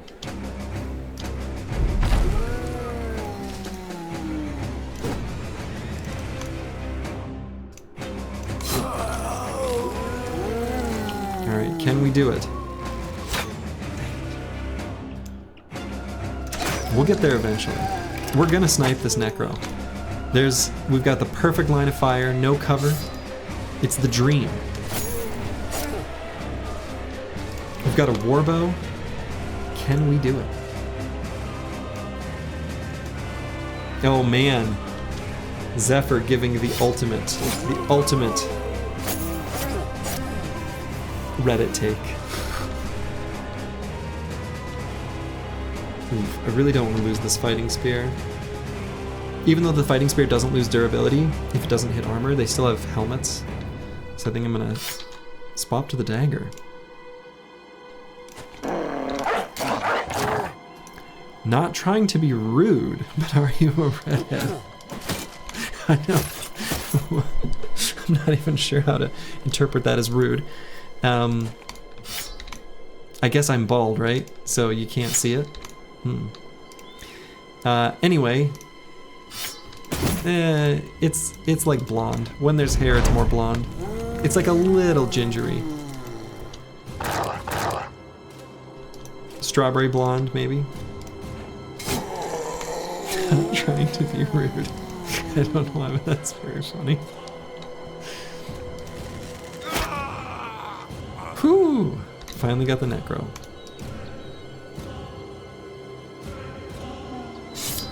It's the right take if you play for 500 days. See, even then I don't agree with you I don't agree because one, stats are better the more of them you have, and generally, like with melee defense, for example. And the other thing is,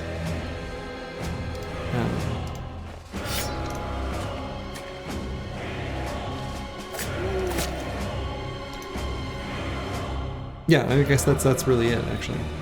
That's the whole explanation. Stats are better the more you have.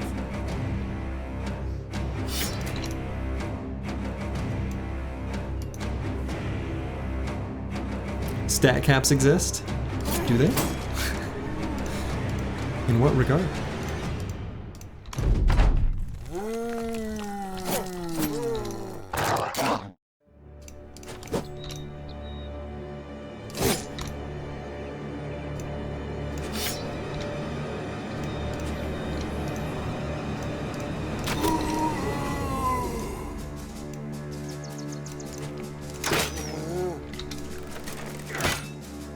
Gotta whip out your mace? No. We're daggering this boy down.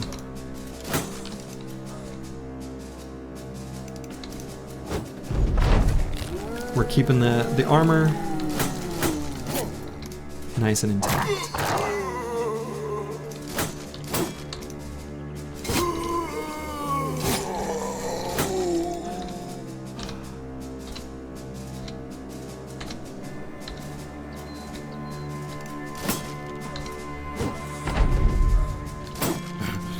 Where are we?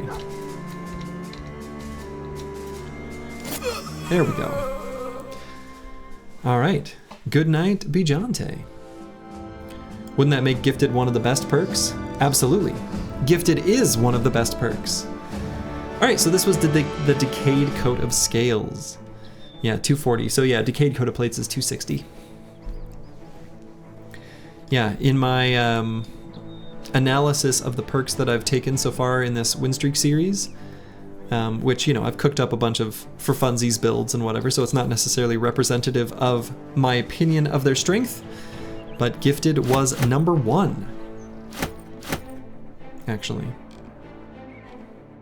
Good night, don't let the two-handed scimitars bite. I like that, that's good. That's cute. That's fun.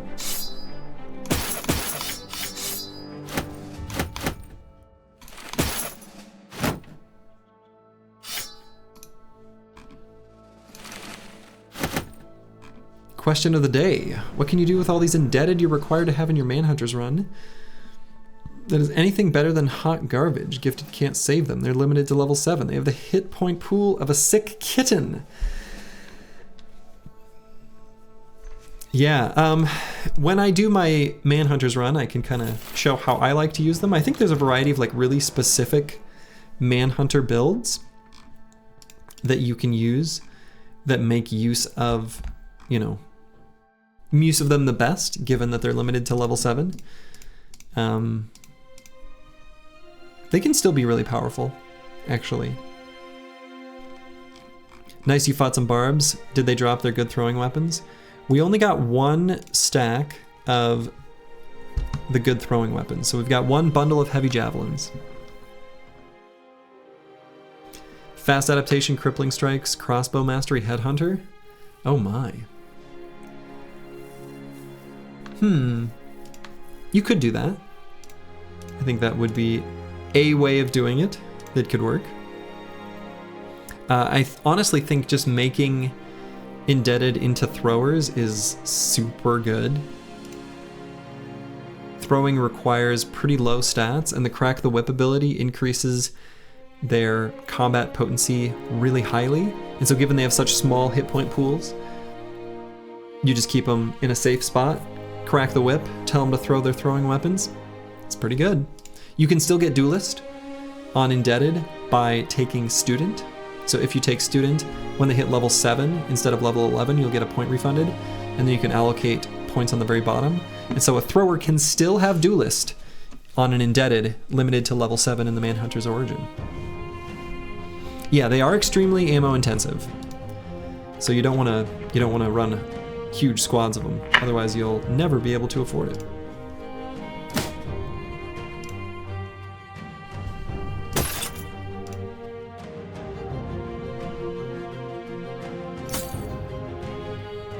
You really want to see my Manhunters run? Yeah, should be good.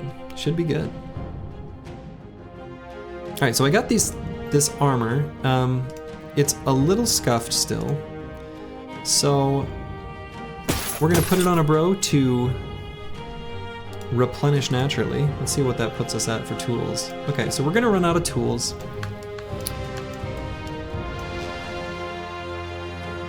Yeah, so we're gonna run out of tools.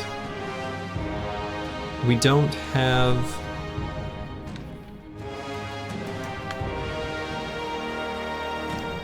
any more inventory space. Our inventory's full. We'd like to sell some of the things that we've accumulated so far to turn them into money so we can get the card upgrade. Might have to drop some of the Gossamer and Poison Glands instead of selling them even. I want to try to get some throwing weapons if I can before heading back south.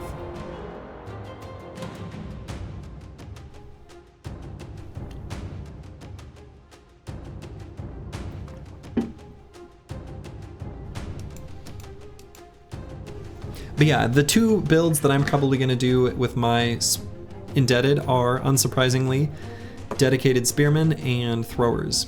And I think you can actually make really good bros out of Indebted with those 2 builds. Alright, Searoy 7, very nice level up here. think we'll go ahead and... See, this is tough. This is where fat becomes a really difficult trait to build around, because it might go away someday.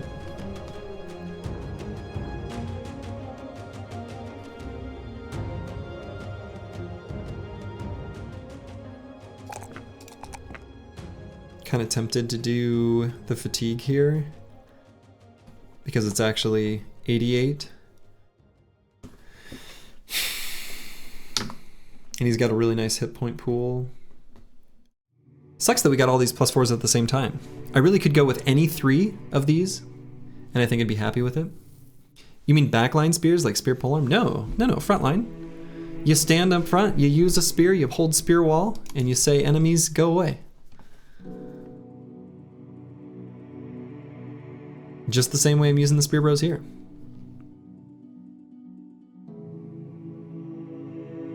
Alright, I think I will grab fatigue. It's kind of a feels bad, but we've got heavy enough armor. We kind of need some things. Interdasting. Yeah, well, you'll just have to wait till I get to Indebted. I don't know what's up next, actually. I haven't even looked. Is it Anatomist? I don't remember. Alright, so I want to try to find some fights against barbarians. Of course, this is assuming this run ends successfully, which, you know.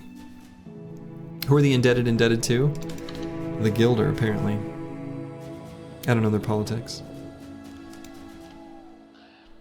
Okay. So.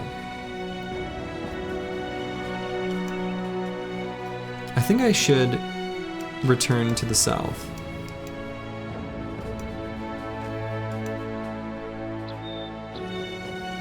Let's get a card upgrade and then make our way north again.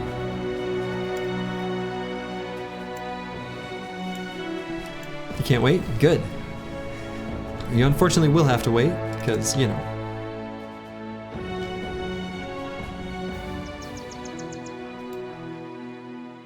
It's Anatomist, Manhunters, Beast Hunters. Okay. That'll be the, those will be the next ones then. I'm just doing it straight down in order.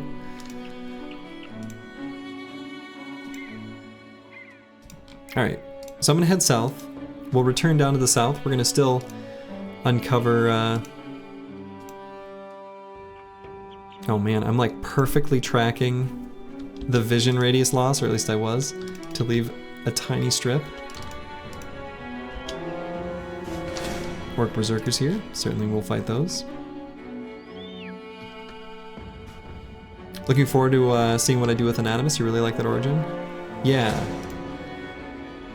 I'm looking forward to what I'm going to do for Anatomist too, because I don't actually have a concrete plan yet.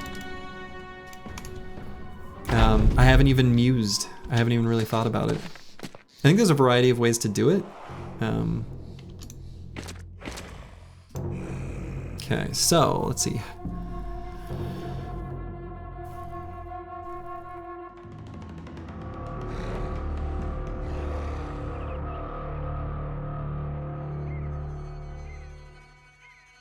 Could leave.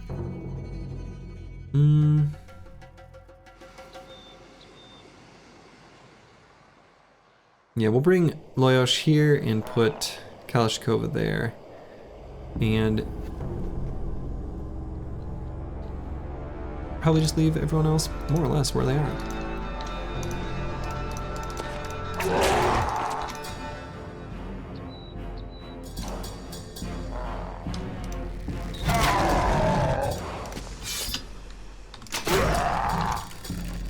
Dav cool.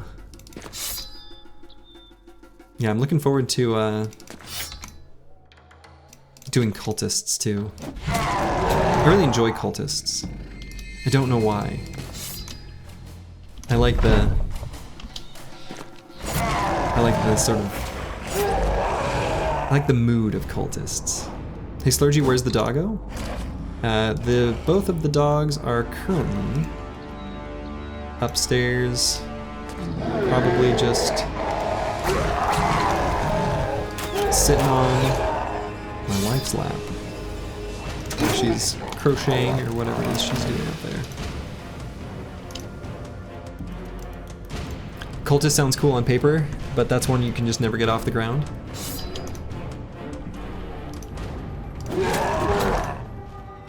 Yeah, I don't know. I like it. I've had good fun with it in the past.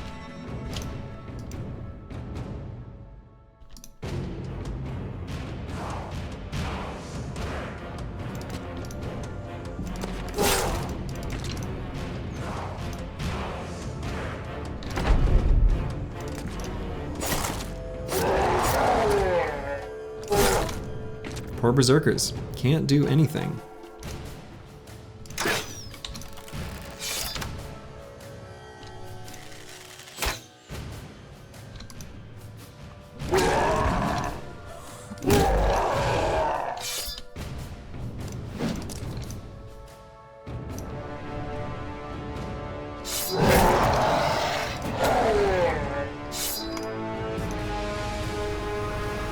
Fever dream of orc berserkers having the ability, the serpent ability to grapple your bros? Oh my god. That sounds horrifying. That's a nightmare. That's a fever nightmare. That is cursed.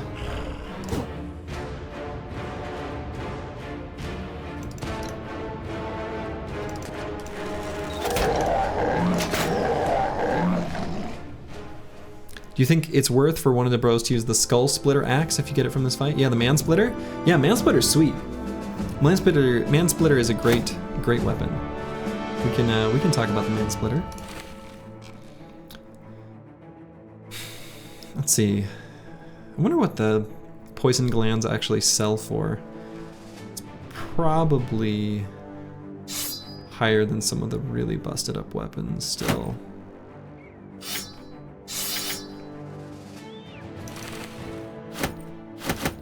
Yeah, the man splitter is like a very cool weapon. So let's talk about the man splitter.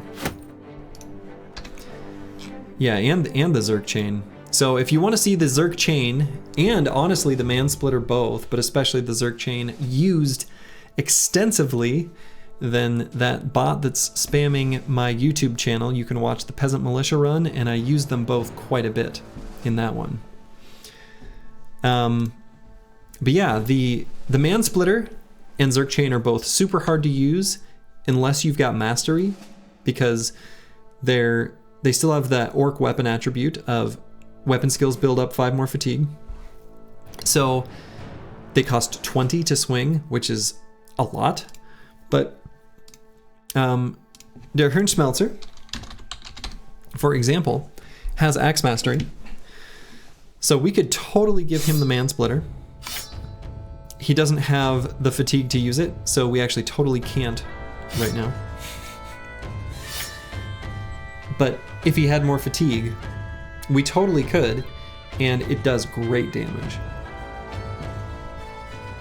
So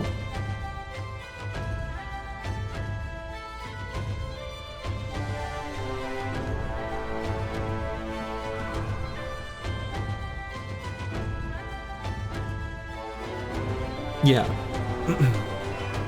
So anyway, like for example, Crackalack in his current setup could use one of them.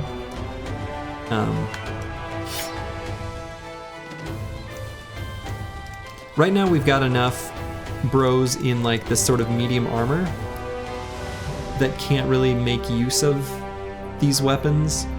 But if you've got light armor on, early bros still can, and boy, they can do some serious damage with them.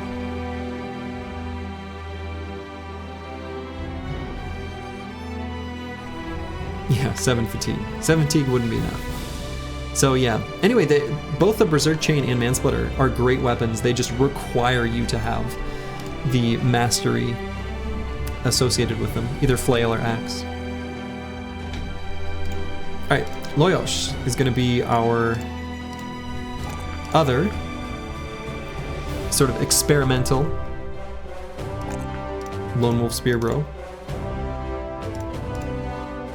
And so we're going to be taking the exact same level up perks as Kalashkova, although we've got dodge instead of fearsome.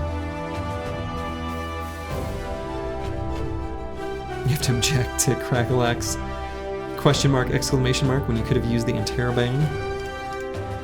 I don't know. Can you do special characters in their names?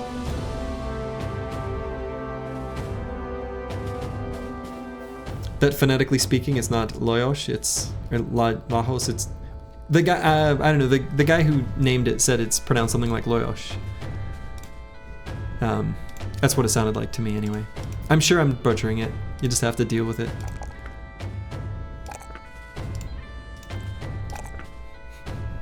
It was his request. Okay. You think your nickname is the God of War is perfect. Alright, Master Matic is here. We've got Fatigue and Defense, as we're doing. We're going to skip the melee skill if it's not a +4. I think let's get some hit points. He's kind of in desperate need. So even though I maybe won't bother with Recover, I probably will still grab Indom. I think there's definitely going to be times where we want to occupy a certain hex and say, leave me alone. But maybe I will still grab Recover, I'm not sure. But in any case, certainly Indom. I think it's still valuable.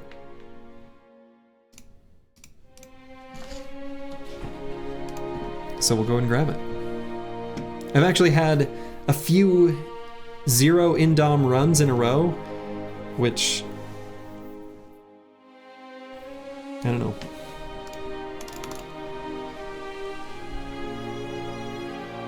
I don't know that that's actually good, but it's a statement of fact, I guess. All right, Deep Space Cowboy. We'll go and grab these stats.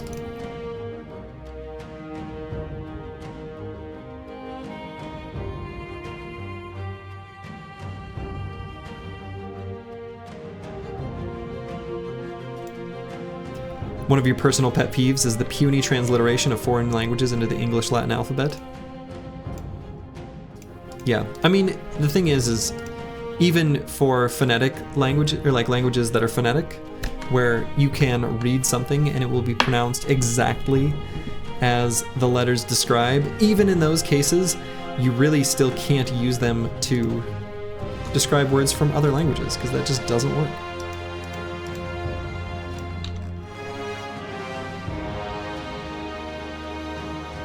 Hello, Lex Torello. That is a very cute. Is that Carl Sagan? Yeah, that's a very nice little emote.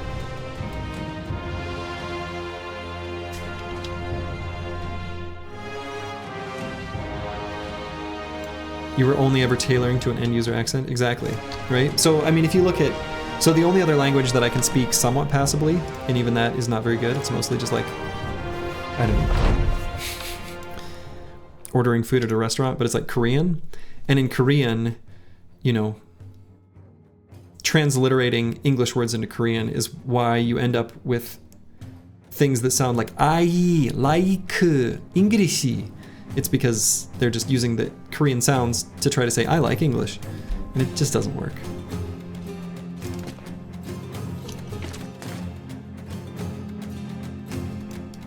Maybe you get to be a freakazoid. Well, someone requested, Raywen, you're the one who requested the super mutant in Anatomists. So I've got that written down. You're gonna be my, if I make a super mutant, Raywen, that's you.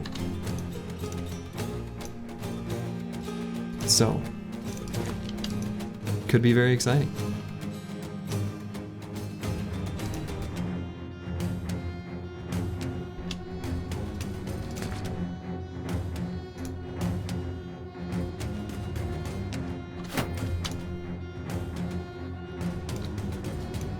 Your personal pet peeve is fueled by apparently being indoctrinated into a very sound-rich language known as Danish. Does Danish have a lot of unique sounds? Like unique phonemes, I assume.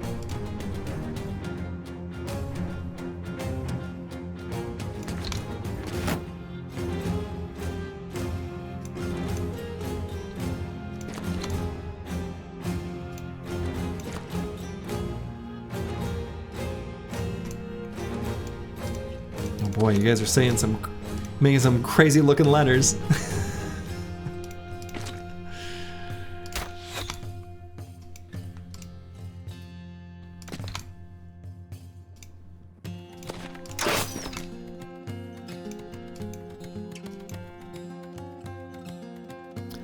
You've never been to Denmark, but you've been to Norway and Iceland, and their languages are wild? Hmm.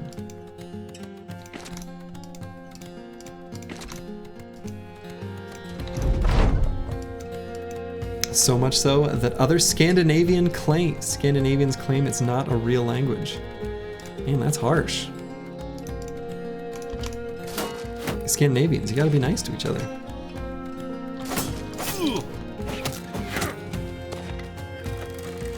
No one else is gonna be nice to you. Why would we?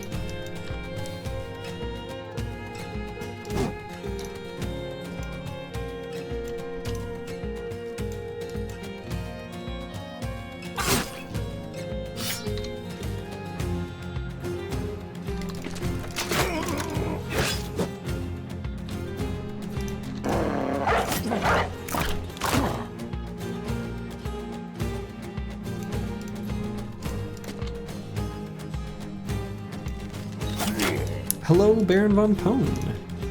You know, we're doing okay. We're doing okay. It's been a rough run for all kinds of reasons. But we're hopeful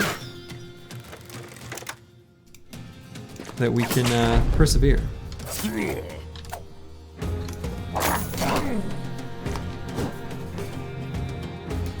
If you want the Danish experience, just throw a little of this, throw this into Google Translate speakerphone, and then something nonsense. More reasons, oh no. The zoning bro may have a personal testimony.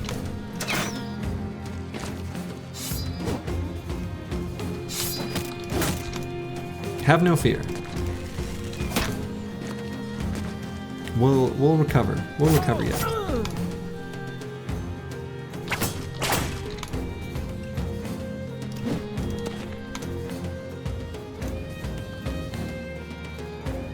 There are worse ways to go. Indeed.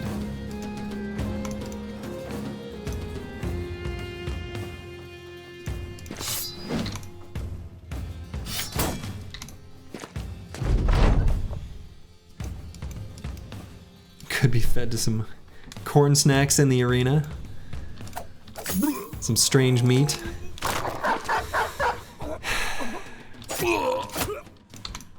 You know, it's funny, I understand that nachos are just like a corn chip, but calling them a corn snack instead of just nachos kind of breaks my brain a little, because they're just nachos. I guess they are made of corn.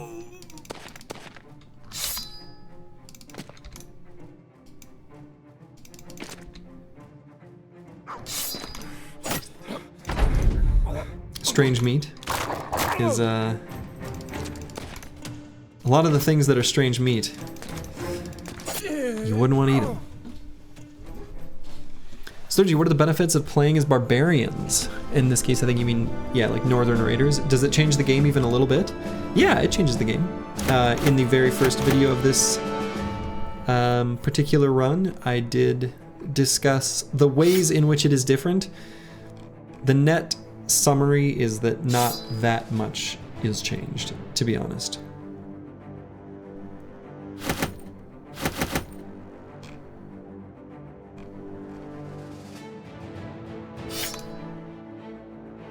It's not that different from other runs.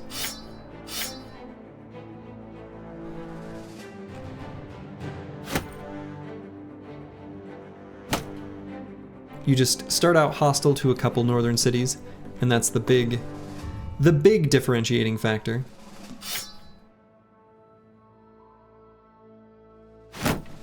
Yeah, the start of a Northern Raiders run is best on an unexplored map. Definitely. It's fun to try to escape down south while being chased the whole way. That didn't really even happen to us that much in this run. We actually had a pretty clean path straight down south, relatively speaking. I actually was kind of prepared for it to be sketchier than it was. Okay, interesting. Speaking of things mentioned in the first video, I did say that this event exists. So, fascinating. We can shore up relations with this particular noble house. Now, there is still another noble house that we are going to be hostile to.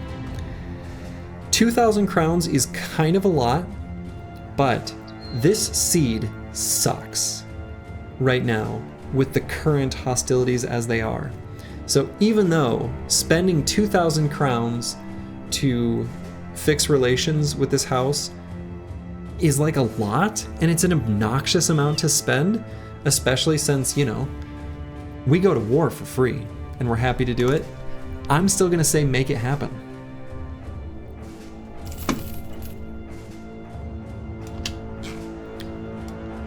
So, we are not going to raid their caravans specifically. But this does give us an opportunity to have at least this large citadel in the north to buy and sell things, and from here we can get a whole new section of the map explored, which is awesome.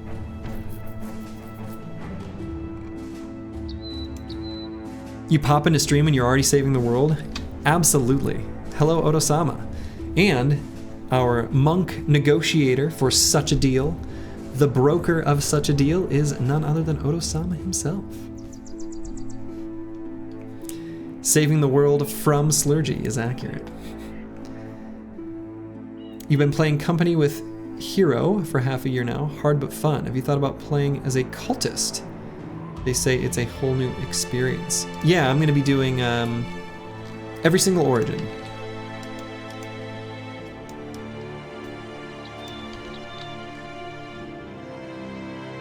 Good heavens, look what time it is. No, it's time for peace.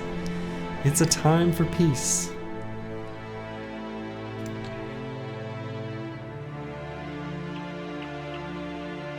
Briggy Smalls? Oh man. For goblins? That's very good.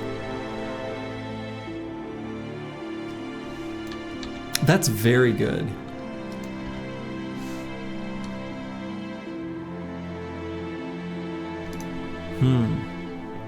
Thank you for blessing us with that, Dr. Vishnevsky. That's a tough one to dethrone Briglet, but I do really like it. Yeah, exactly. It fits the overseers, right? Because they're kind of the boss.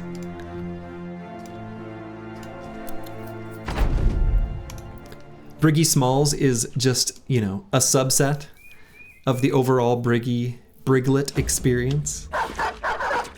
I'm into that. I think that's great. It does indeed fit the Goblin Overseers well.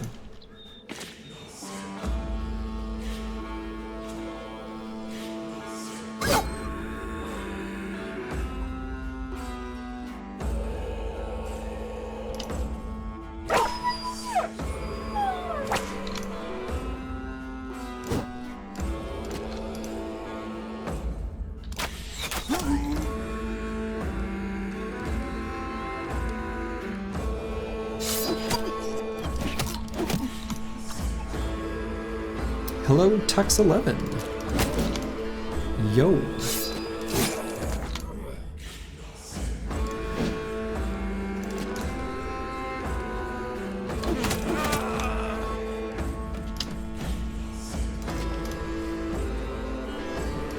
Maybe you're misunderstanding the reference, but wouldn't it fit better for orcs?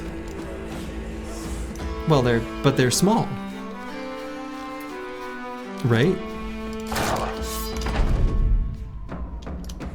I mean, the reference would be Biggie Smalls, right? The notorious B.I.G. Biggie Small? Smalls? Small? Is he plural?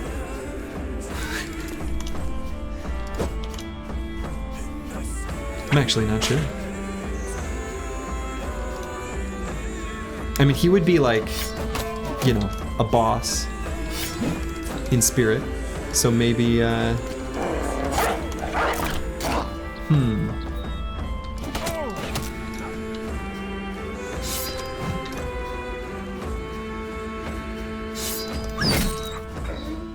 don't know, I guess I could see it either way. You're killing me, Smalls. Oh man, a Sandlot reference. Love him.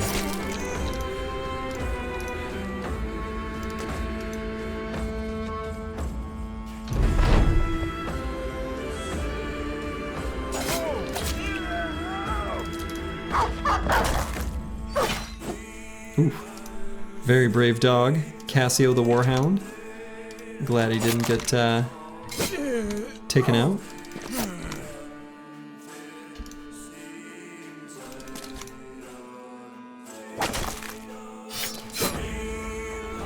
Alright. Nice clean fight. Got ourselves a stack of bundle of heavy throwing axes, which is nice. Unfortunately, man, do we need a card upgrade. And I'm not sure if these poison glands, I don't know where, you know, the sale price for these items is different, like the multiplier is different compared to weapons. I'm not really sure where the cutoff crossover is that would make them worth it.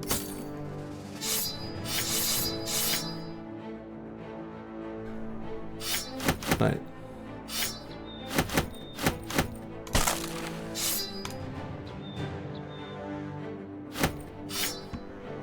something like that should work. Poison glands are very puny value. I mean, they are, right? So, but their worth of 250. Do those sell for the same as, like, you know, a weapon that's worth 250? Excluding the, you know, the whatever it's called, the event, right? A collector, the collector event. Yeah, we're gonna keep making our way south, but we're gonna fight along the way. Or no, we don't have to make our way south anymore. That's right, we just made peace. They sell for roughly the same as a 220 value item, so it's lower. Okay. I never really paid that much attention to how their multipliers compared. Didn't know it would be lower. Odo-sama just stabbed that barbarian right in the head. Lovely.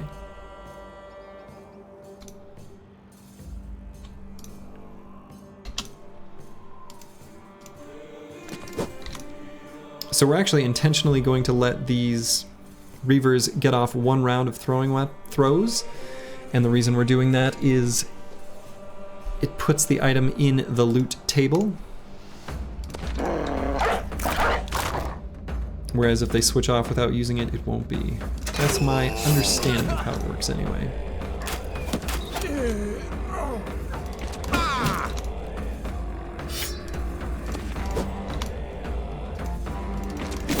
Can still give him a slam though.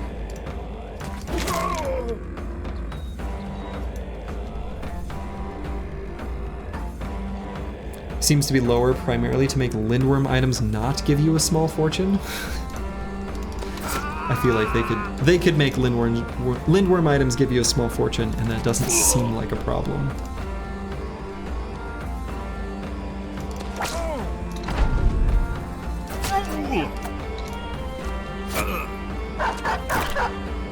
Oh shoot, the dog's... No.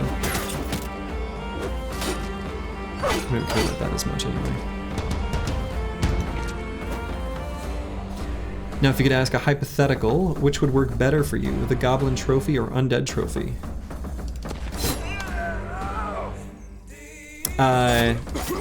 onto your character in this game?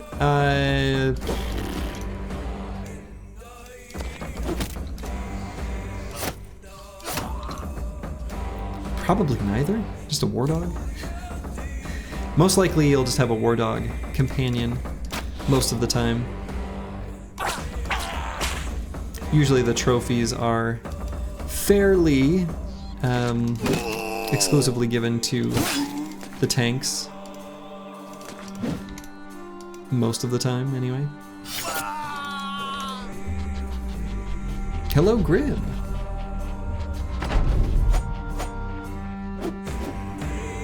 Fortunately, those barbs going before our super fast Catal Duelist got their attacks in, and Akibio finished him right off.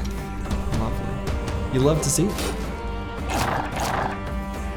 The only person that gets the Goblin Trophy is the Fencer. Have you met him? Meet the Fencer.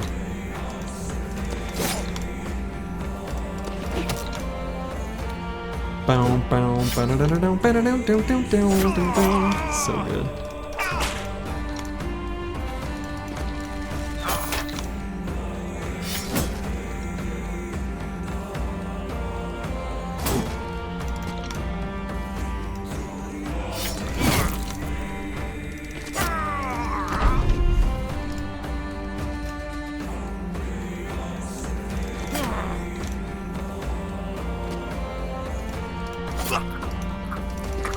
The Goblin Trophy is good on a Fencer though, I suppose. At least when you're fighting enemies that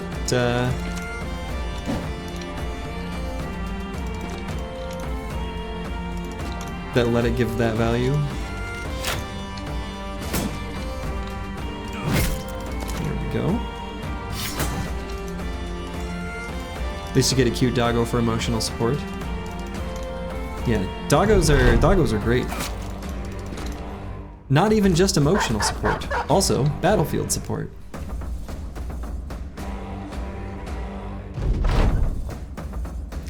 You'd like to point out the karmic just in this run. You randomly roll a 72 attack bro with 3 stars for 505 crowns and immediately dismiss him because he has trash secondaries. Yeah, he did have trash secondaries though, and no melee defense. I'm actually still okay with that decision. Even in spite of the knowledge of what would happen afterwards, he was never going to be, there's never going to be a great use for him. I'm okay with like don't get me wrong, like I hire sword masters and I think it's one of the best possible backgrounds to recruit and everything. But there is a limit, and that particular belly dancer had surpassed it.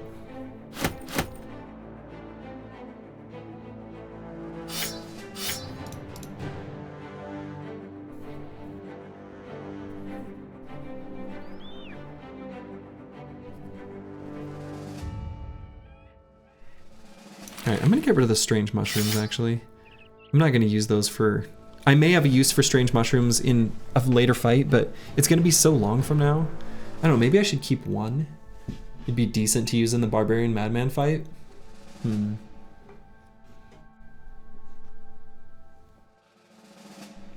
Throwing out mushrooms? Yeah. I'll keep one. One shroom. The poison glands go.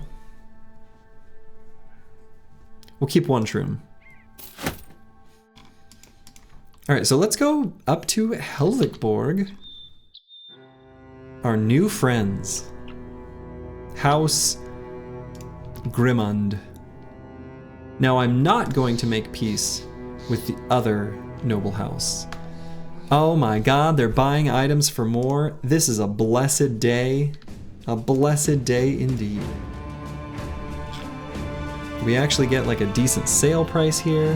How great. How great. Can't be mad at that. All right, I'm gonna use the restroom. I will be right back. One moment.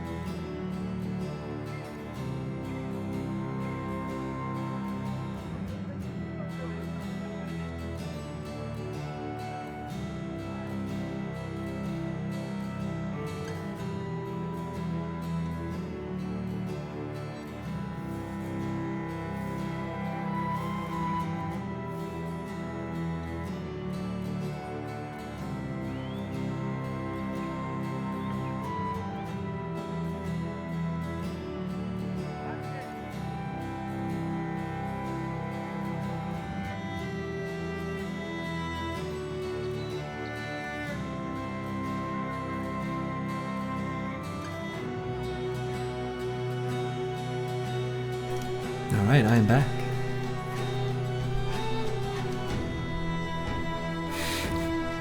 Broadcast Briggy, no real gladiator. It's true. So yeah, the sale price here is great. One reference point people often use is like a round shield, costs 100, and if it sells for 16 or more, then, I mean, depends on the map and seed and everything. That's usually a pretty good price. But we can use the bundle of javelins as like the same metric. So in this case, a round shield would sell for 19, since these sell for 38. Probably 19. I guess maybe the rounding rules throw it off. But we're gonna sell a whole bunch of stuff. Hello, Broken Exile. All right, so we're gonna sell off a lot of stuff.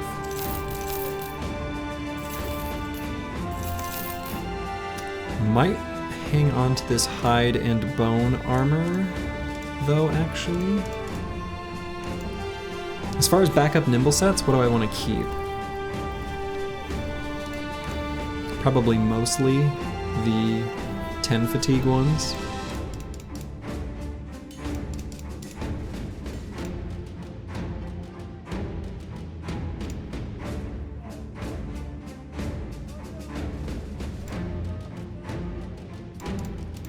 We don't even have that many bros with nimble, which is kind of depressing. But we can keep some of the 8s as well. I guess this is fine. It's kind of whatever.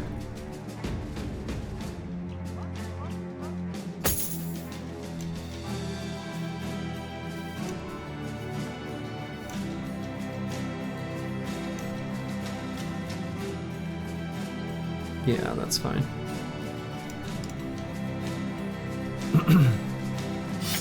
Precious, hardly used goods. Yes. Oh my god. Money, money, money, money, money, money, money, money, money. Oh, the money. It's wonderful.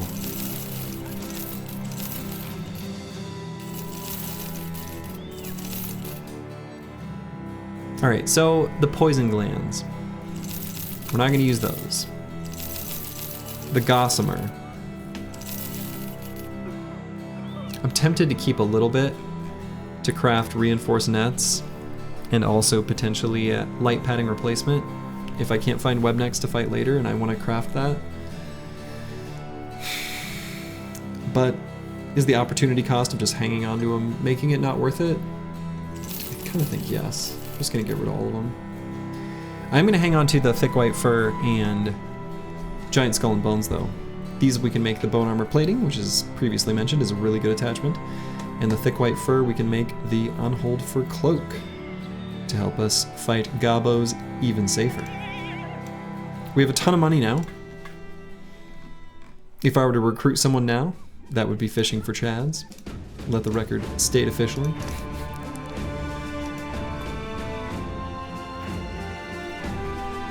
The last 2 times you scored shrats were freak accidents. Yeah, you gotta be traveling through a forest, right? So.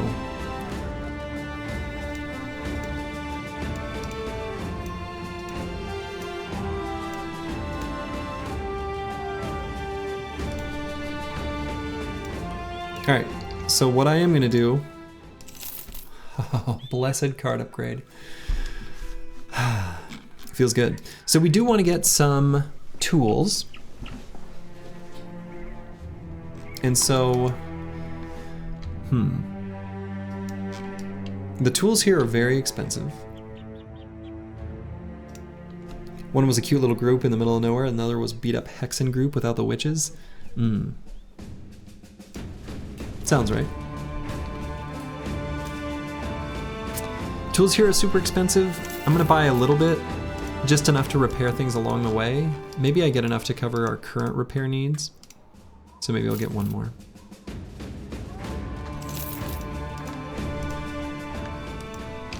And scoring resin on both of those in 2 different runs is a bit of a Christmas miracle on top. Yeah, I don't know what the drop chances are for each item. Actually, that's kind of it's an interesting question.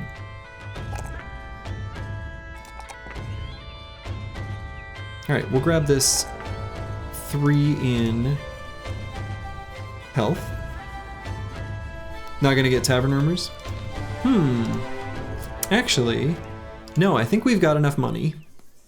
At this point, we can spend a little bit here to pay for tavern rumors. I think that's good, actually.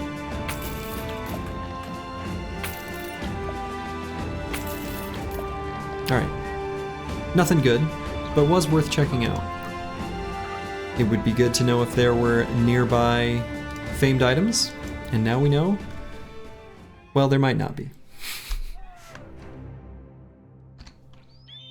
But good call. I think it is worth to check those in those situations.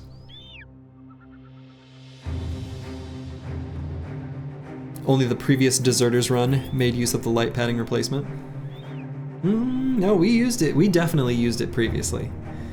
There was some cooking done on some Ijirok armor. That was light padding replacement utilization. We've used it a few times in this run series, actually. Oh, and I also used it on that Nimble Forged armor. Yeah. Yeah. No, I mean, look, I like light padding replacement is a nice option to have, and I'm gonna hang on to it as a choice in the future. It can be good. Oto-sama here. What do we want to get? What do we want his final perks to be?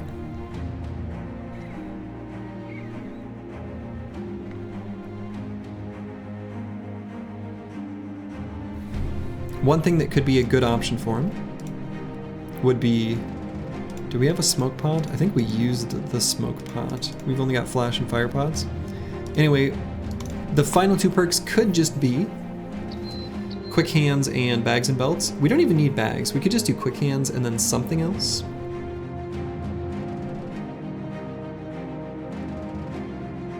And with quick hands, we can put a variety of little goodies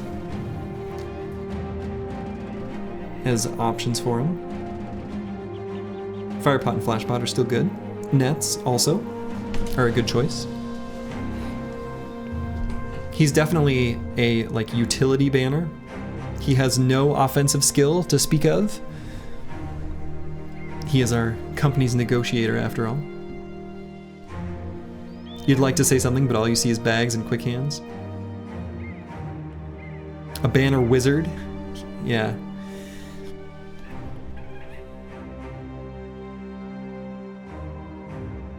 Pure trash, bro, but banner.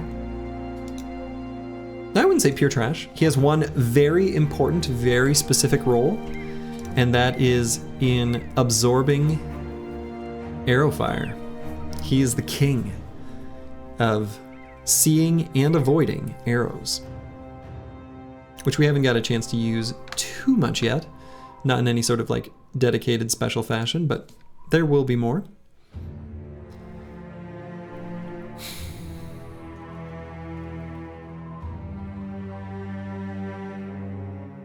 So options for things this bro could do would be,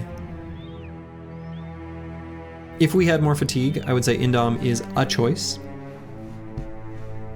but we don't, so kind of isn't. Quick hands, I think for consumables is a pretty good use of his time, so that's probably what we'll do. Taunt maybe.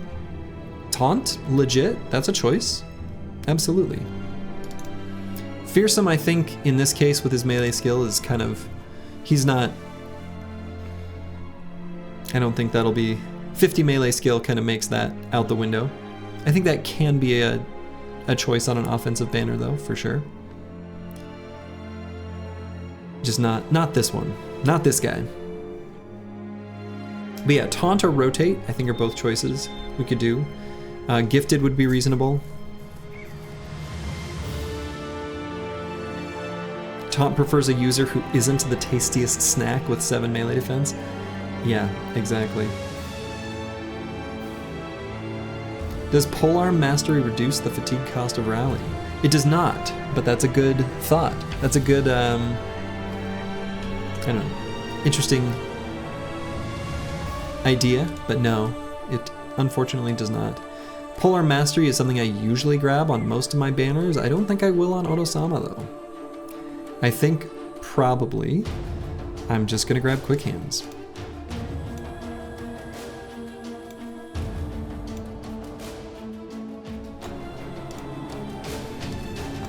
And we'll put a flash pot here. Maybe a flash pot and a net that we just always carry with us. I don't think he really needs a dagger. Doesn't really seem to have much point. Ideally, we'd like to have a smoke pot on him. We'll have to get one of those next time we're in the south. All right, we're gonna give Master Maticus one of these bundles of heavy javelins. And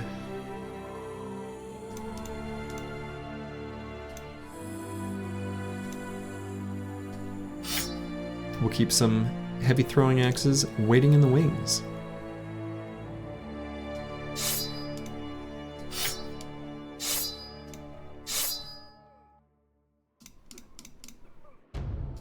Okay.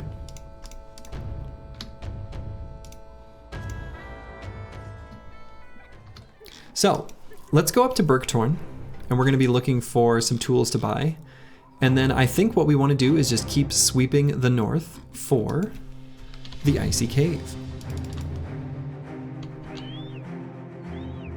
We've got a good bro for it, we've got a good weapon for it, we've got a good everything for it.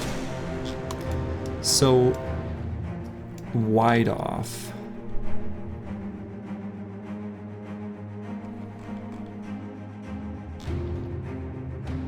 Is there a way for me to determine for sure which noble house this city belongs to?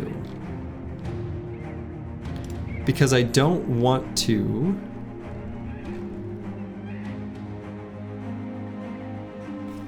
ruin relations with the city we just made peace with. We don't know where White-Off is yet.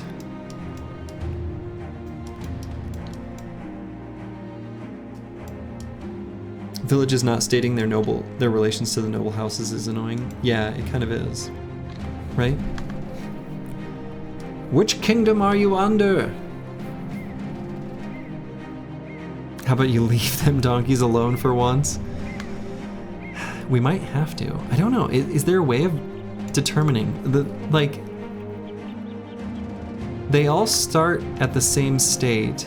I think there is not a way of knowing. You could go by color. Not in this case. I don't think there's a way of knowing.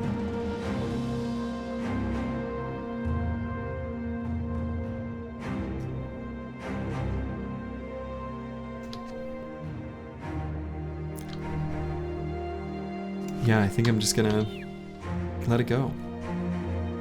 If you attack them but run away after seeing their banner, do they get offended? I think so. I think so. I think it's just the act of attacking them.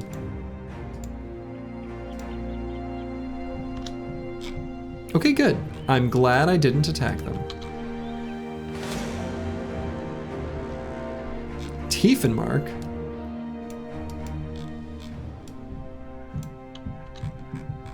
Now, what faction does that belong to?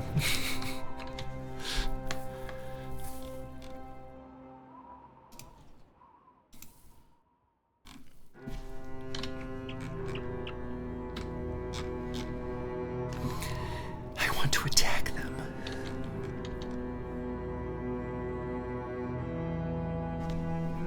If you leave no survivor, how does the faction know it was you? Exactly, right?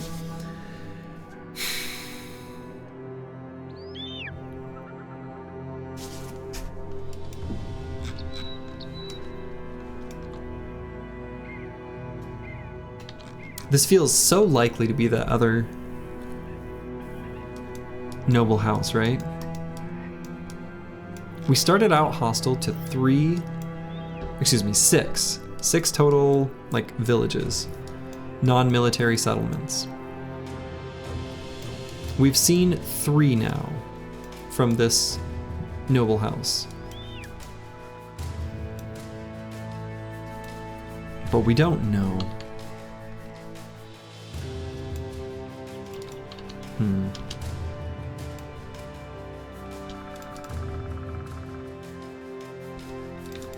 It pains me to just let that go.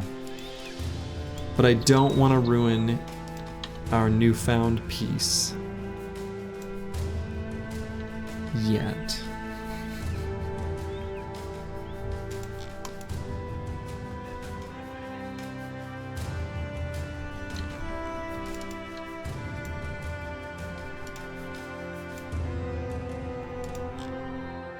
Okay, I am actually going to go north to Berktorn though.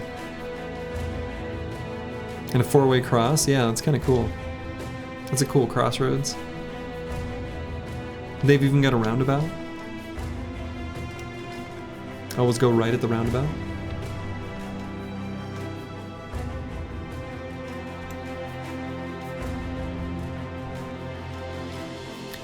This Northern Raiders run is so disappointing. No militia bullying, no raiding, no spicy start. Is this deserters? I mean, the start was non-spicy, but we sure made it spicy quickly. So, this has had enough spice for me. Just to cut down on traffic jam with the trading cards, exactly. We did do some militia bullying and raiding. We went to Grafenschacht and beat up their militia a few times. We did a little. I was hoping to do more, but you know, we take what the game offers. All right, cheap tools here. You love to see it. Ammo is not that cheap, but we're gonna buy it anyway. Gonna stock up on supplies generally.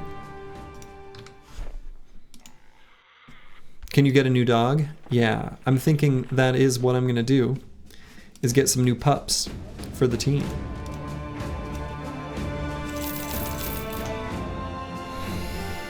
So I'm definitely gonna buy the War Hounds.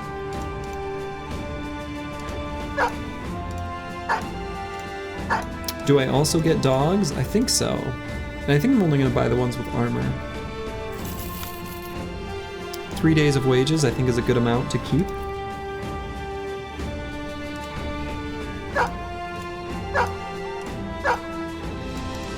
Okay, so let's explore more of the Frigid North.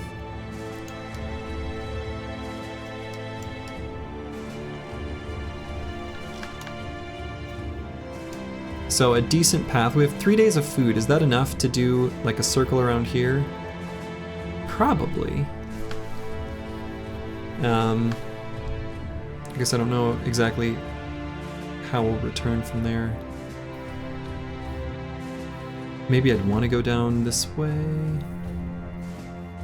don't know, it's 3 days or, oh, 5 days. Well, okay, 2:30. I should think of 2:30, right? I think this is enough food. Let's do that.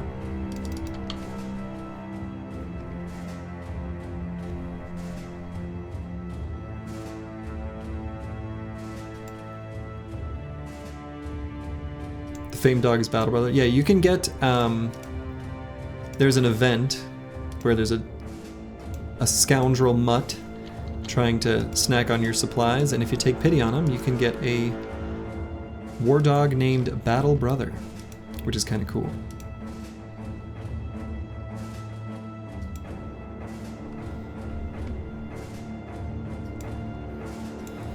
So as previously mentioned, the icy cave can spawn in snowy forest. We have not had that happen yet in this Winstreak series, I don't believe. And if it did, it wasn't one where we had to scour through the forest. But just know that that is possible. And if we have to go without finding it, we will.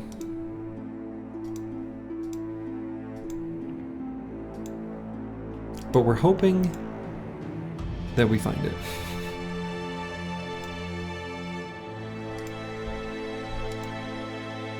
What is the worst to win background in your opinion? Like the most difficult? I actually think the most difficult overall for the specific constraints of this that were outlined for this particular set of criteria for this Winstreak series is actually one we just did in Deserters.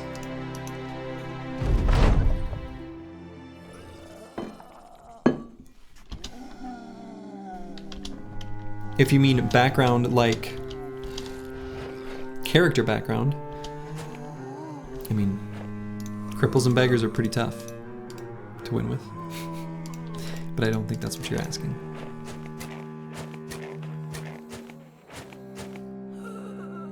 Alright, we've got a fallen hero here. He's got a big ol' scary axe.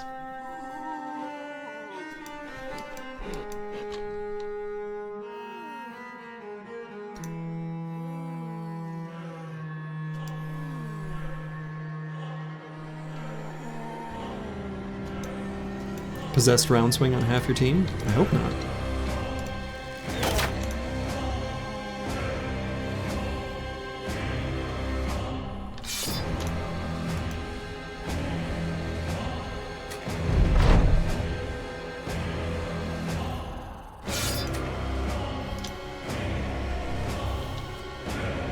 I've heard you can lose the lightning sword if the guy holding it dies. Is that true? I don't know. I've never had the guy with the lightning sword die. It's been a while since I've had a run where I even bothered getting the lightning sword. But I've certainly never had him die. By that point in a run, you should be pretty dang powerful. Where, I mean, I suppose anything can happen, but...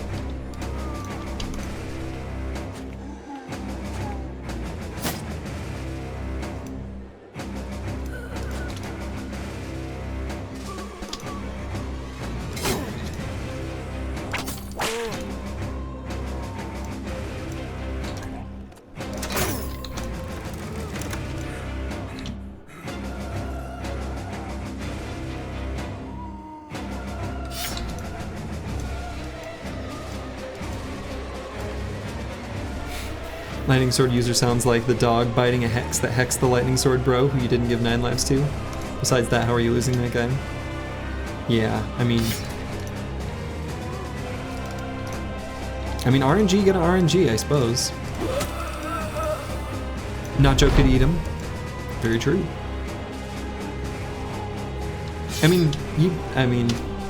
Yeah, you, like, there's many possibilities, I suppose.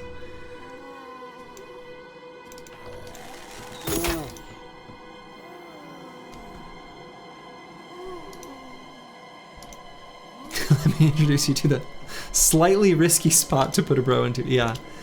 Boy, that specific line, that should be on the bingo card. That's one I say a lot. But I want to be clear, you know, when I'm putting a bro in a risky position, and I know that it is, I feel like I should call that out.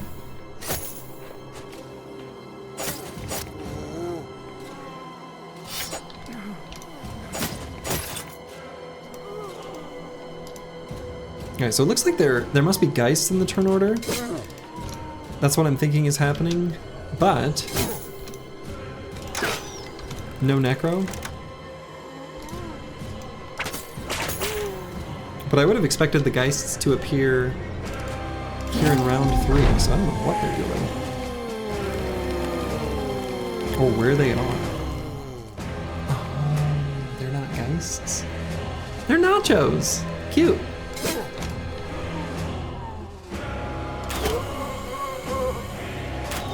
They kind of slotted into that same general initiative range. Makes sense.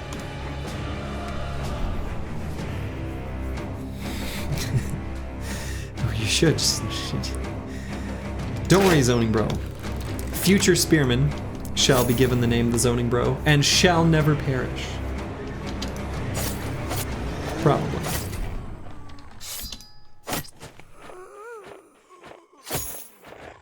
I'm gonna have to be mindful of the spear durabilities here too, because we've certainly used a lot. I'm just giving you a hard time. Oh yeah, no, I believe me. I understand, and it's fun.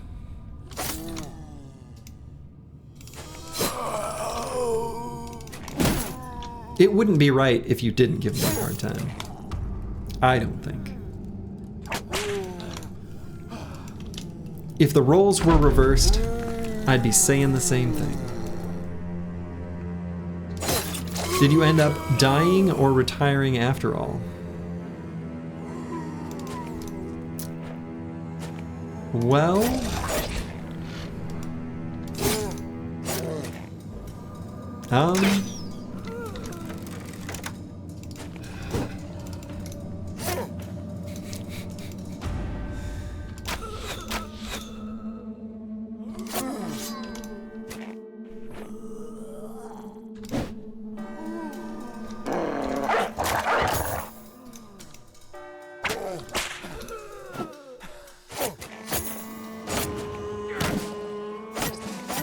Did you at least die on your own terms? After this battle, I'll open the obituary screen, and you can be the determiner of that fact.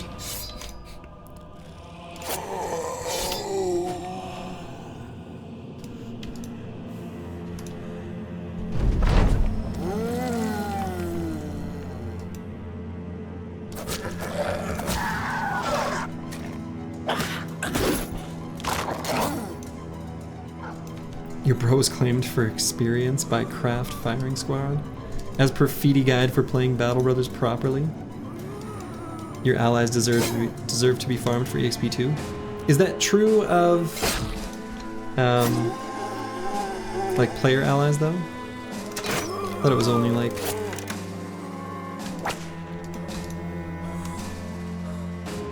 second faction, third party allies that you can kill for experience. If you kill your own bro, like with a handgun blast, does that give you experience?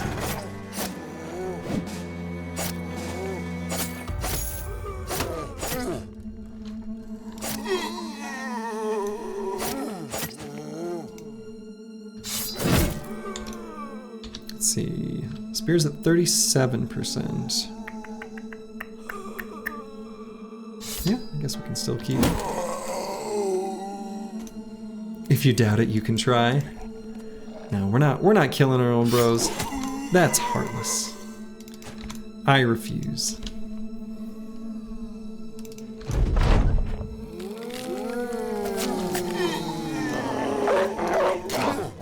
We're not Davko cultists yet. Not yet. Looking forward to that one though. I am.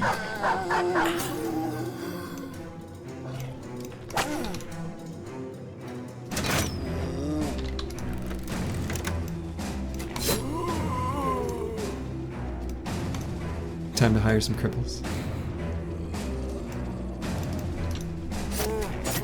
Now the best background actually to recruit specifically for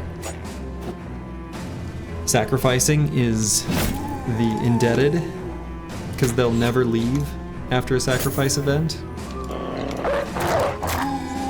And they don't cost any money to keep around. Pretty cruel. It's like extremely cruel, but that'll be the reality of our cultist run, is we're gonna recruit indebted specifically to sacrifice them.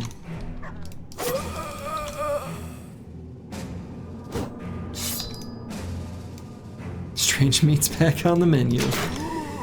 Yes, yes, yes, yes.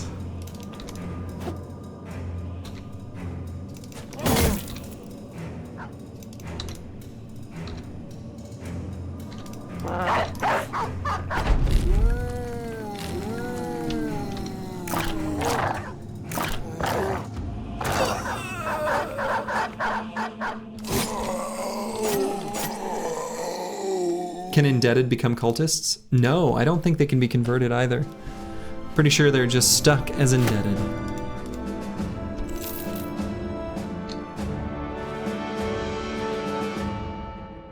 Anyway, Zenithot 2.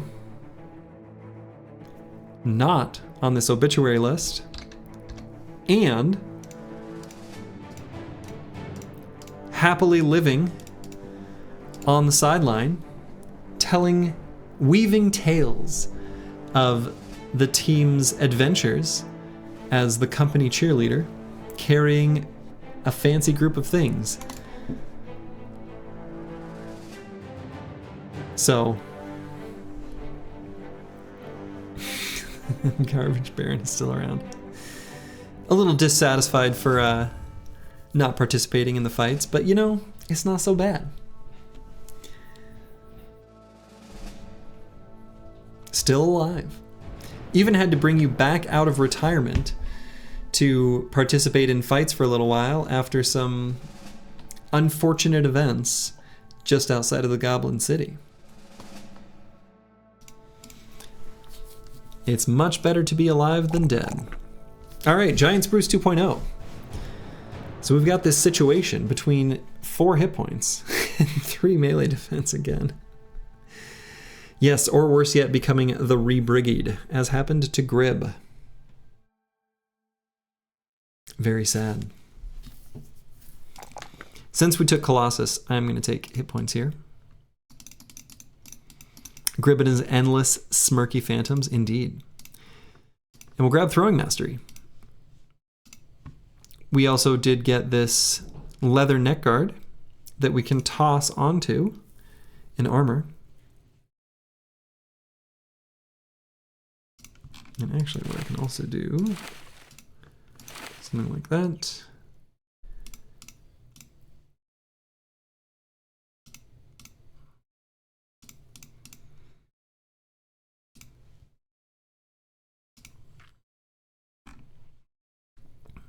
Can also throw the double mail on something. Maybe the leather neck guard here, double mail here, something like that. Cool. And we've also got this great axe. Probably we'll use that in place of the Bardiche. I think that makes sense.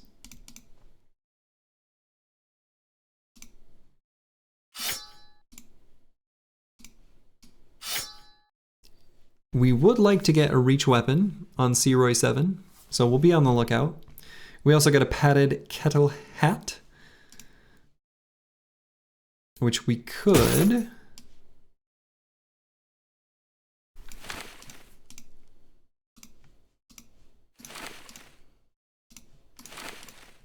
equip like so.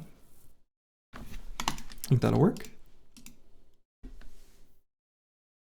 Beast Slayer with Iron Lungs is a nice find. Yeah. Yeah, he doesn't have the best of stats, right? So he's never going to end up with crazy good offensive stats, but definitely Iron Lungs is pretty sweet. A 104 to 122 named Greatsword with nothing else worth 12k. Please help chat. Now it must have one other thing, because named items always come with 2. It might be something underwhelming, like maximum fatigue, but it will always have 2 things.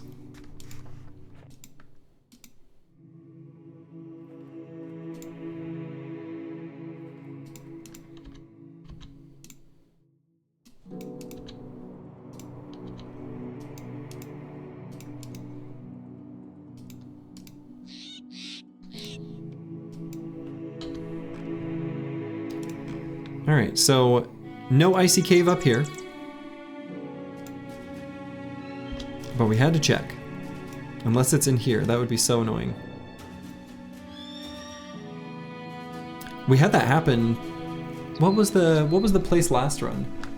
I think it was the Ancient Temple that was in like a tiny little sliver just like this, and it was just like on our route back to town and ran into it. That was goofy. Yeah, it was in the sand down south. It was like southwest of the map, and it was the Ancient Temple. That was pretty wild. Okay, so let's make our way through this area of unexplored terrain. Could maybe check out this location again, see if we want to fight there against those ancient dead.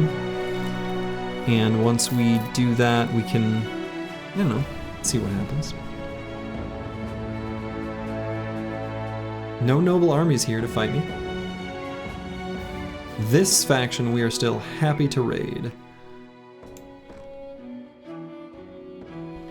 Should we try to fight those necros? We have some nets? Yeah. So we could. Except the problem right now is just the very current timing of things, where it's about to become nighttime. Like, it would be night by the time I arrive, and I don't want to waste too much time farting around on there. And there's no benefit to fighting them at night. We want to do that during the day. So actually, I think I'll stick up here for now.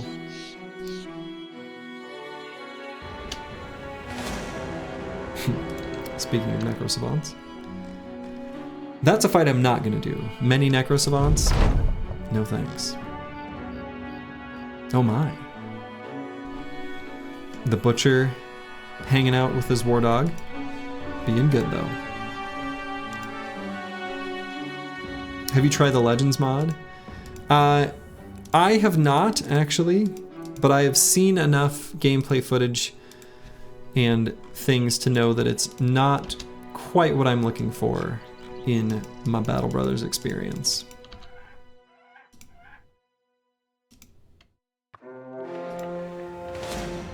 Reforged, though, I may check out. Alright, we're definitely going to fight these orc berserkers. Aha. First Hirschmark Company. A knight. A Zweihander. And just too many enemies for us at this point. Hope you do another set with Reforged mod at some point. Yeah, I definitely want to check it out. Do you keep any three-headed flails around specifically for necro savants, or do you think that's not worth the slots?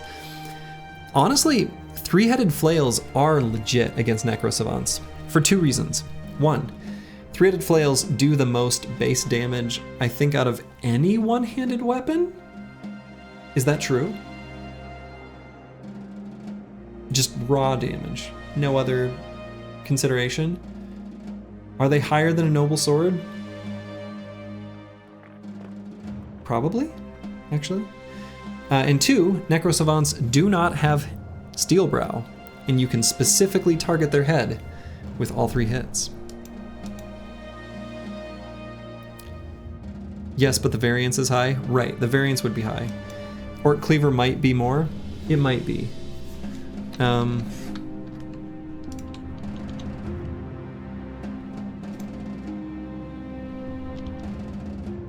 Okay, and we do want to fight these orc hunters too.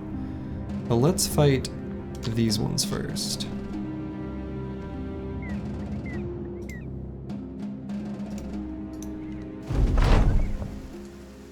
Yeah, so we're saying ignore famed ones for this purpose, I think.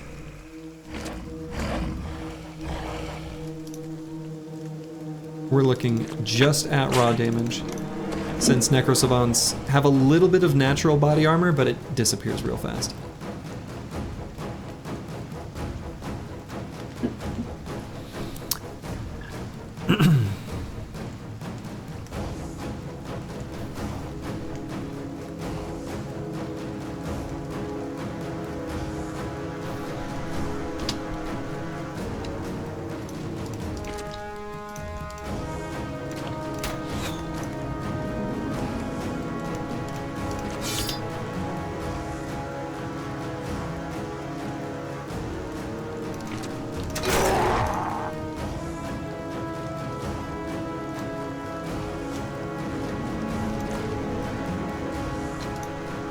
Okay.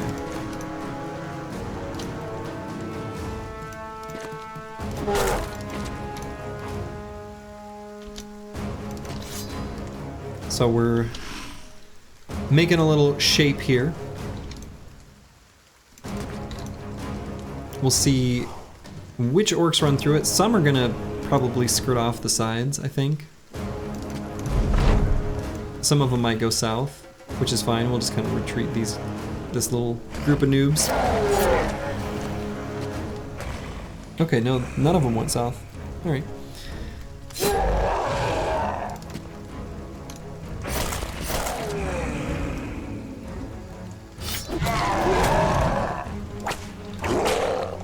Nice whipping Lucid Tabi.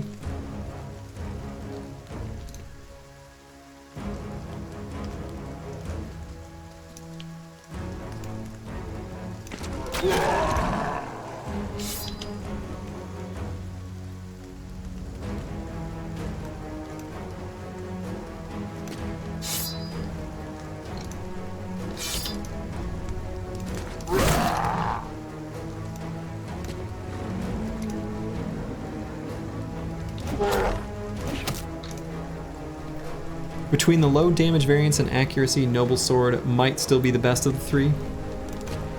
Yeah, I mean, certainly it probably would be. I think the main consideration for Noble Sword is just how rare they are.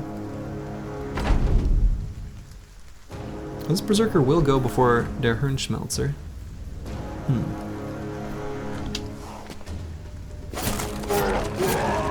So he will be able to get there, get melee contact with him aggressively. It's also the least fatigue intensive. Yeah. Noble Sword's a really good weapon. Like, just an excellent weapon, really.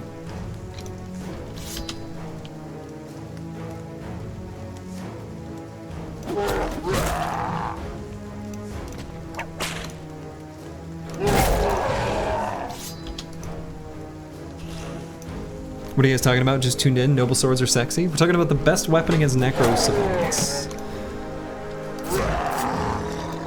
Noble Swords are a pretty good choice.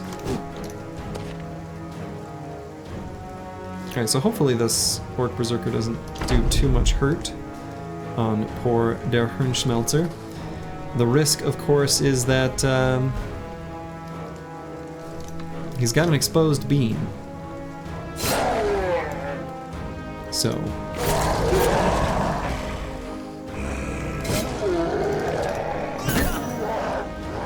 oh, and he hit him in the beam. Got himself a severe concussion. Proc 9 lives in just one attack. Isn't the answer the spear, or are they impervious to their machinations? I mean, the spear just does less damage, right? And they can't be held back with Spear Wall, so. Brain status? Melted. Indeed.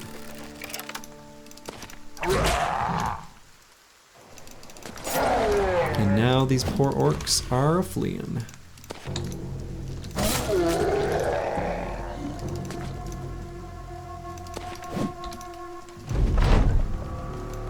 Looks like a bench warmer is going to have to step up. Indeed. We're going to give Der Hirnschmelzer a little bit of a break so that he can, you know, get over his concussion. What is it, concussion? Yeah, concussion.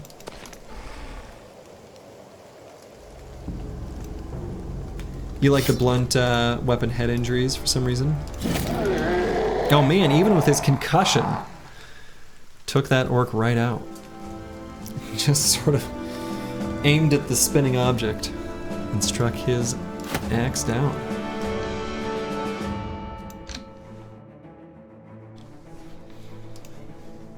All right, so he's gonna take a break. We'll bring Vance Lightning up.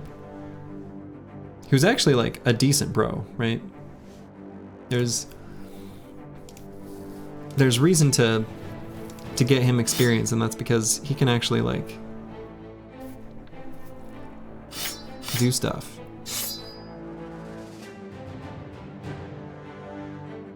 "86 hit points and he got dented with 1 hit. Oh yeah. So flails do wildly high armor ignore when they head hit once they have mastery. And berserkers are fully capable of just smashing right through. It is required, if you're going to put any bro in range of a berserker with a berserk chain, a nimble bro will be fine. But a forged bro must either have 9 lives or steel brow. Otherwise, what are you doing?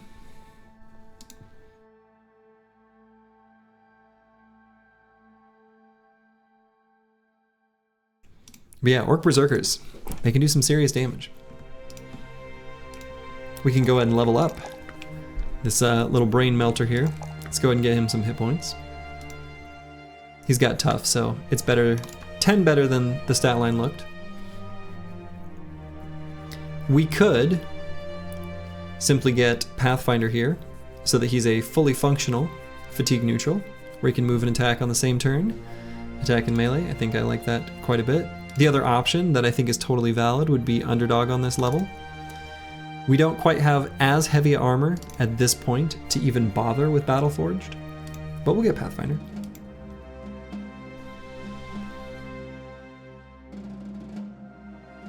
Yeah, any two-handed weapon, right? It's not just limited to the Berserk Chain. That's probably just the most egregious example. But any of them. Forged Bros are not as safe against those big, heavy two-handed weapons as you might be led to believe if you watch them fight small arms fire.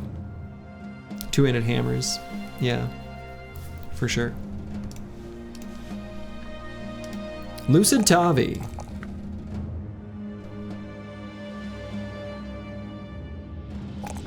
Looking pretty nice. He'll probably end up a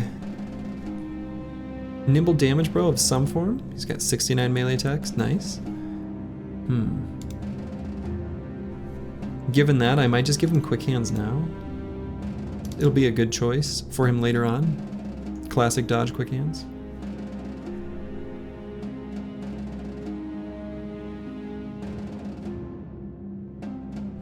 Enemy Hedge Knight with all his broken passives can one-shot a Forged Bro.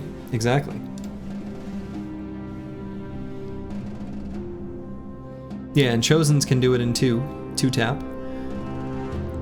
And notably, for the, you know, Steel Brow enthusiasts that are reluctant to take 9 lives, let it be known that the body shots also really hurt. So, and there's almost all those big two-handed weapons, with the exception of the flail, have a 75% chance to hit the body. So, just saying. That's why I'm on Team 9 lives. But I recognize Steel Brow as a reasonable alternative. They are also not mutually exclusive. You can take both.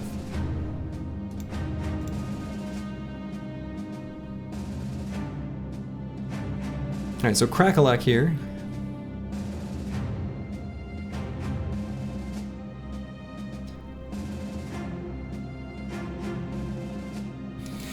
Fights against champions in the arena not worth. It depends. Actually, a champion swordmaster, I don't know, it depends. Sometimes you can. Level 5 and still not gifted. Might get him gifted here. I think our choices so far made sense. Is he that gifted he doesn't need it? Oh no, he's gonna take gifted eventually, for sure. It's definitely in his future. This level I might grab Quick Hands though. That's feeling likely. He will, Quick Hands is going to be in his future though. Make no mistake. Crackalack will be taking gifted. It just doesn't have to be this exact moment. All right, so what am I doing here? Let's go find this group of orcs that ran away. I think we just smashed their home. And now we can go put them out of their misery. They don't have anywhere to return to, after all. Champion Blade Dancer? Yeah, Champion Blade Dancers aren't that bad. You just net them and throw javelins at their face. If you ever tried that fight, you'll know why. I've done that fight. I've done it a handful of times. Maybe not a handful, but I've certainly done it.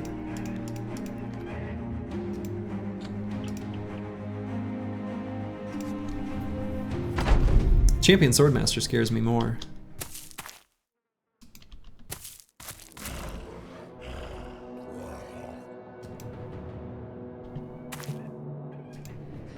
Okay. We'll let these orcs approach and we'll see what they've got for throwing weapons. Remember that Swordmaster arena fight? Oh god. Yes. Yes, I do. All too well.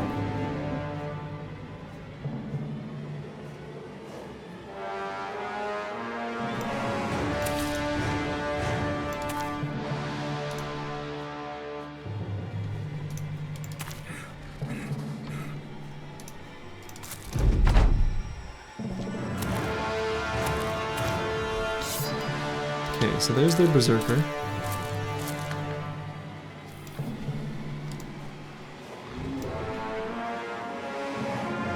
I guess maybe I should have taken this high ground spot. Kind of expected him to have more javelins, but they don't.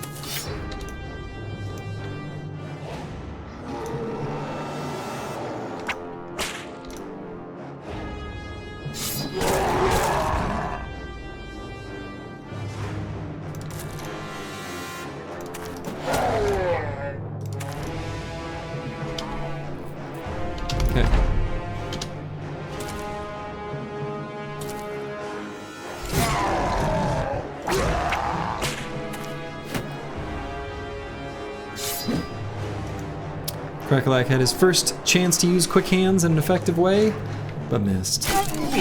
Oh my god, Vance Lightning nearly got taken out by this Orc Young. Oh my goodness. I recognize he's but a young, fragile boy, but holy moly. I'm not gonna attack yet with Deep Space Cowboy. Actually, was just about to, but realizing now if I push him back and someone else takes that spot, that's actually worse. This is terrible. Have no fear. Now, if we attack successfully, okay, totally fine. Let's say we could back up after the kill. He's dead?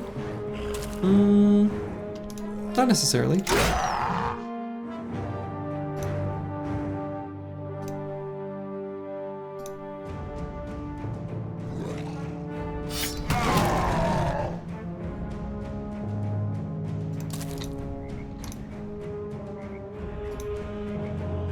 Living impaired.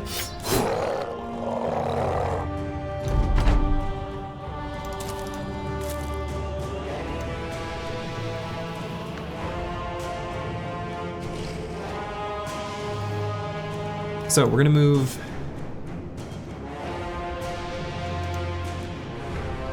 What we're gonna do is we're gonna put him in a net to make Crackalack much more likely to hit him. Boom.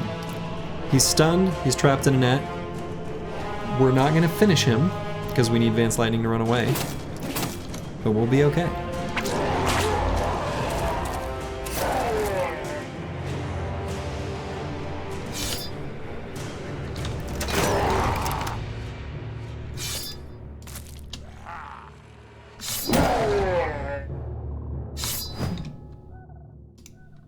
And run away he will.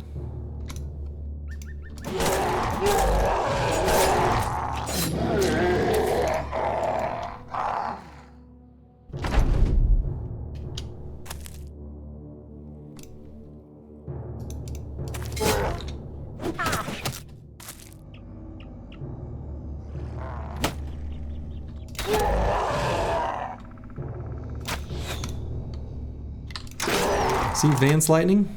Just fine. No problem.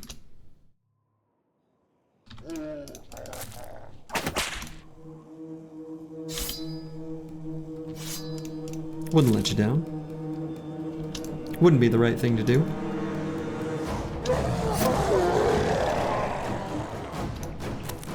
It's like that Beatles song.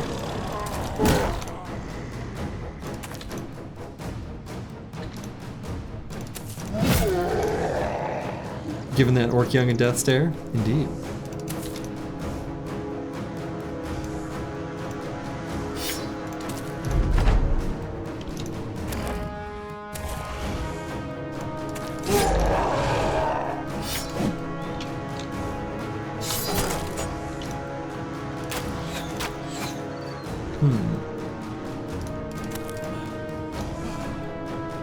Now that I didn't like. All those misses in a row.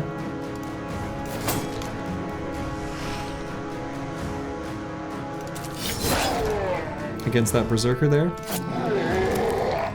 That one's kind of slightly frightening, actually.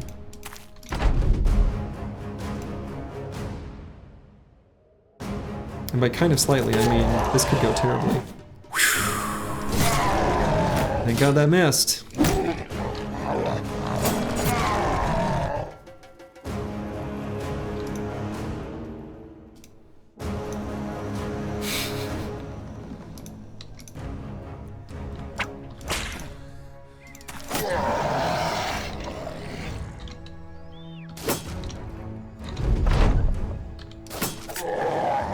Alright. Beautiful dodge, boys, indeed. Whew. That did give me a frighten. Alright. Fancy light. Gonna get yourself a well-earned rest. Dr. Vishnevsky, welcome. Welcome to the squad's front line.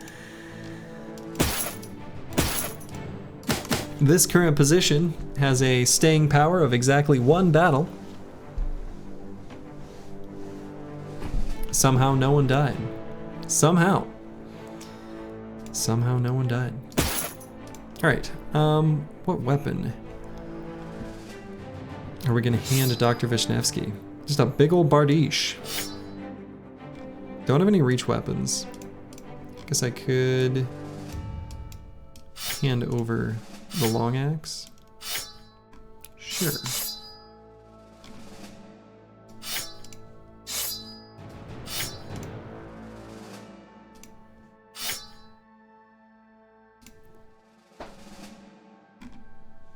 Okay. Advanced Lightning. We're gonna make it fatigue neutral. And let's give him 9 lives. That'll be for the future. If you want to know something new, you can't give 2 middle fingers because you have incomplete syndactyly? I don't know what that means. Some sort of motor, independent finger motor function, I'm assuming?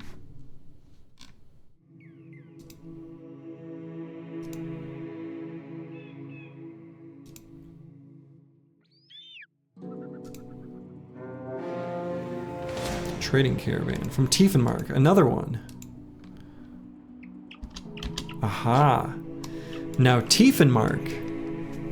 Okay. That caravan we saw earlier would have been safe to attack. Obnoxious that this city would be a good one to have as an ally. But I'm going to keep 1 noble house as an enemy. It's just too profitable to raid him. So we are going to attack this.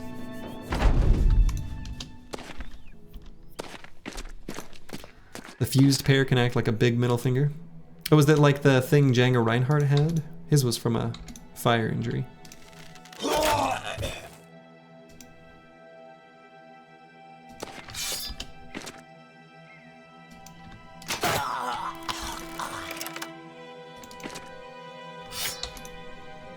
Damn, bro, what these poor working men do to you?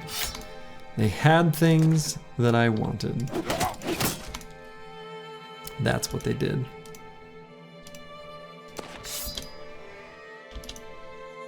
Simple as that.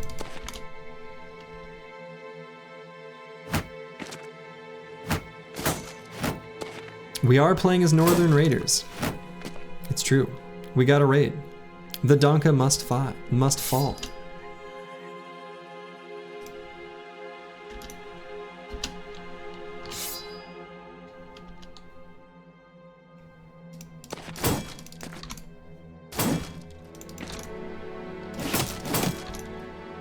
Man, that caravan guard.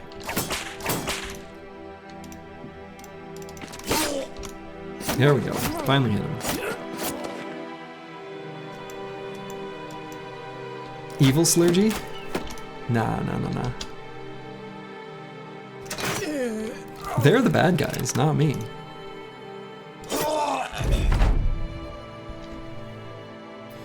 Has there ever been a non-evil Slurgy?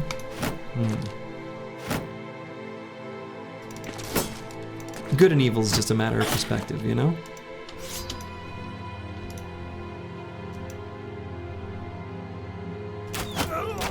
No, this is the good playthrough.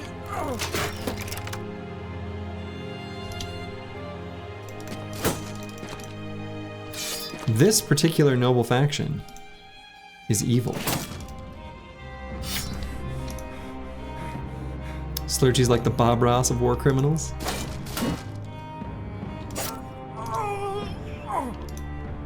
These are just happy accidents.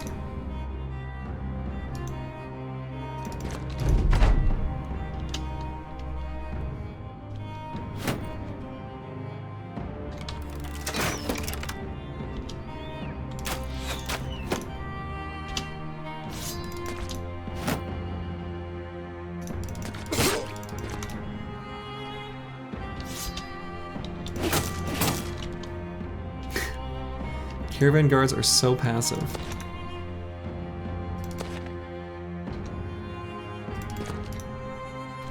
Yeah, we don't commit genocide, we have happy accidents. Exactly.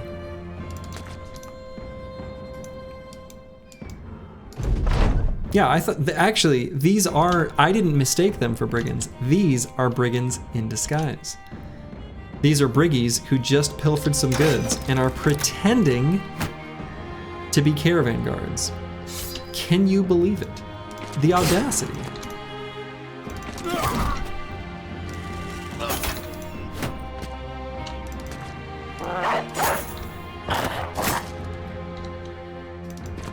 What a terrible crime they've committed. So, they had to be eliminated. I hate having Amazon. You know, it's funny because I actually had a package that was supposed to arrive today that didn't arrive. From Amazon, no less. I can't understand why.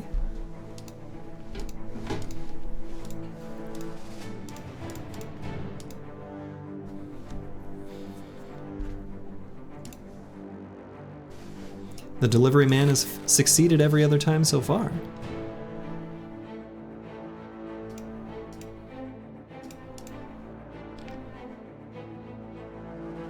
All right, team's in good shape. So there were some noble armies that were down this road that are gonna try to attack me. Now I do think they are too strong. We're not gonna be capable of fighting them quite yet. So I am gonna skirt out this way, out the back door if you will.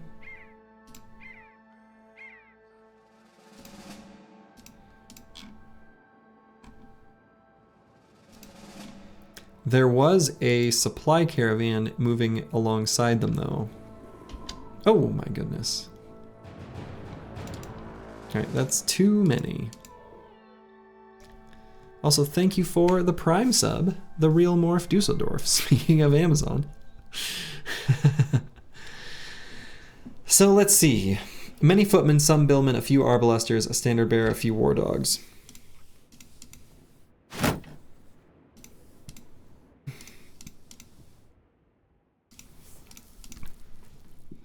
It's not that bad, actually. Take my pesos bucks and spare the poor delivery driver. I can be merciful.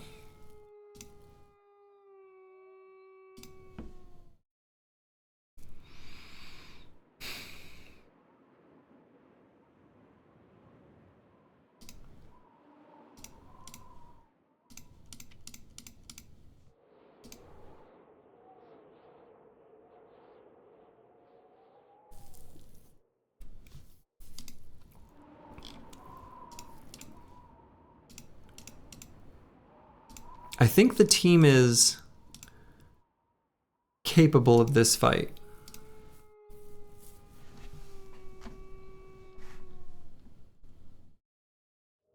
almost think we'd rather do it during the day, though. I think we've got good enough range defense with Master Maticus and Oto-sama, and we've got enough like throwers and stuff like that. The Arbalesters are scary. A little bit. A little bit. I think we are going to take this fight. I'm going to let them chase me for just a little bit here, till it becomes dawn. Nighttime helps. See, I think we'll be okay. And the reason I think that is because, well, we've got Master Maticus and Oto-sama with a kite shield and anticipation. And I think we'll be alright. I am going to give Oto-sama a new net, because we used one of those. Let's do this.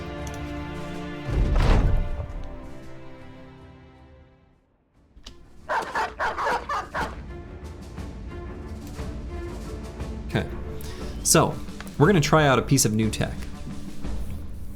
in this fight. I hope that this, well, let's see. I was hoping that would hit. Did not. That's okay. We're going to back up on some of the squad.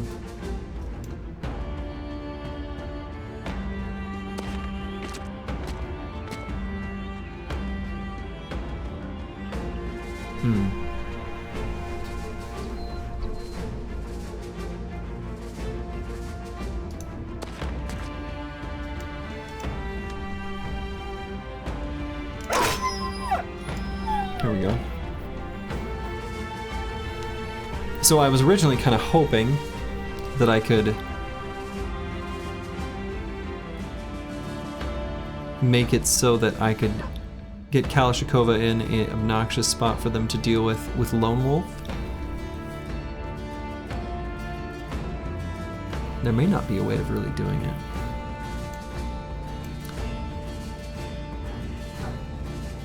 Oh man.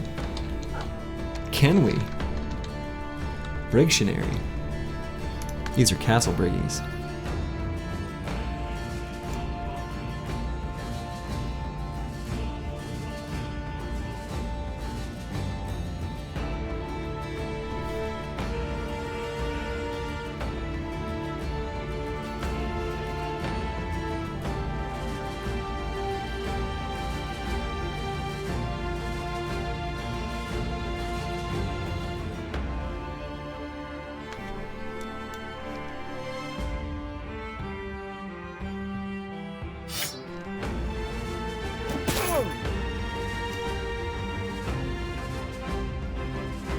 Brigfoot is the best one.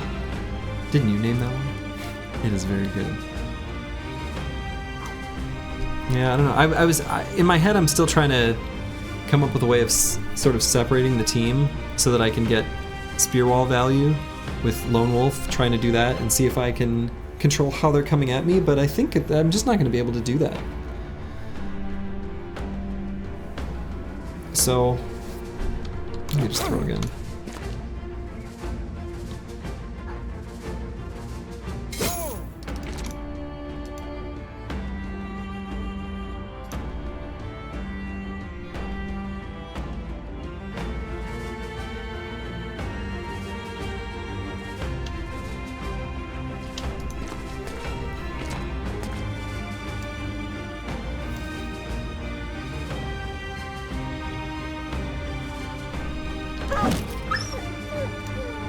They're gonna Roxanne it's me take this high ground spot now that he took out that enemy with Berserk. They are going to avoid him up there. But that's okay. We can occupy it, and now it's ours.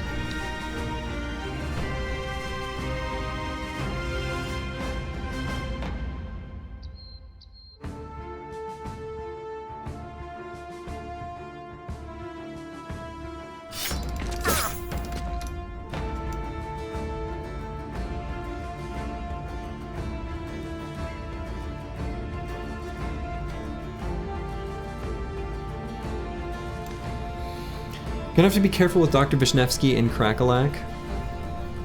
I think actually what I'm going to do with them is back up, and I'll pull Kalashnikova up just 1 hex.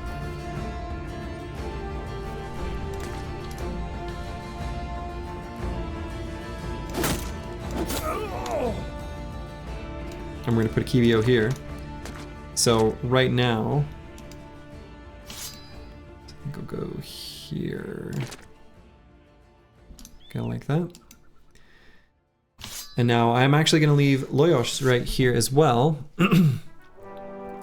Enemies can't enter here, so they can go to these 2 X's, that's fine. Master Maticus is a tank, despite holding throwing weapons. So if an enemy wants to get into melee range here, either like this footman or whoever, they'll have to go here, which is just asking to get demolished by the Kibio and Roxanne It's Me duo. If they want to go all the way around, they're just going to be wasting their turns. So I think that works for me. You like the javelin shield bearer, bro? Yeah, it's been a treat. Proper skirmisher, definitely. I could, I guess, get value. Okay. Let's see. Preklak is level 5. He's like, okay. So if enemies go to like here, that's fine.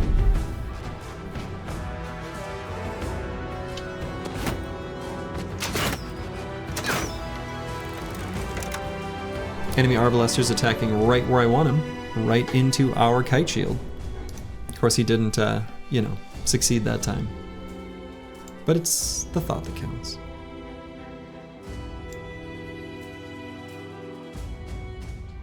Technically has a shot on this Arbalester that's unobstructed. Doesn't have the vision, really? Range of 7 tiles. 1, 2, 3, 4, 5, 6, 7. Why can I not attack here? Is that high ground in front of him make that impossible? This is ridiculous. Battle Brothers streamer's job is to give you the Battle Brothers dose when you're too tired and world weary to play myself. Dude, that is too real. I know that feeling so well. I feel like that's most of the time when I watch a streamer play a game. It is that exact sentiment you just captured. Happy to provide that for others, because I have been...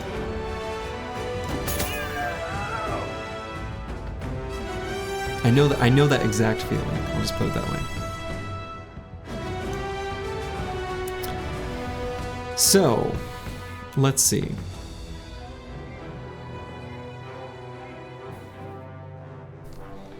Have pretty terrible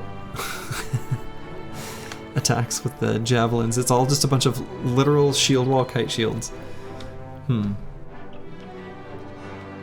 guess I'll throw at this Billman. I guess I could wait, let him get closer. It'll do more damage.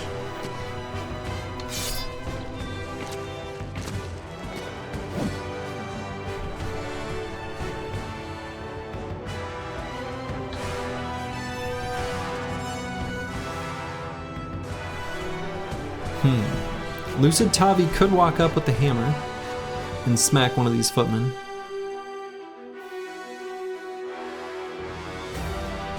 Might not be a good idea though.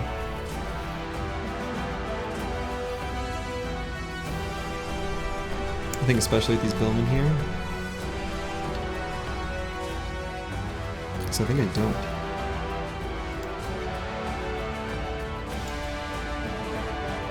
Both Akibio and Roxanne It's Me have a turn remaining, and they're gonna collapse on this side, so I'm gonna send Lucid Tavi over there to join him.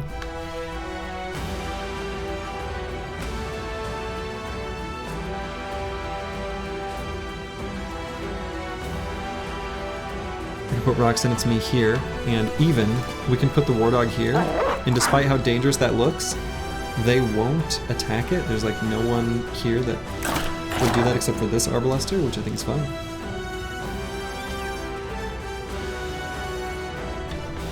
Now Searoy 7 has much better armor and stats to take this hex. So that's fine.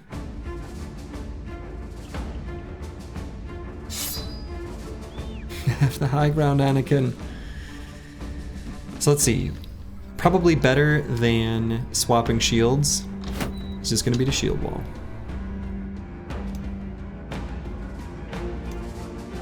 So we could move Kibio all the way back to the Arbalester here.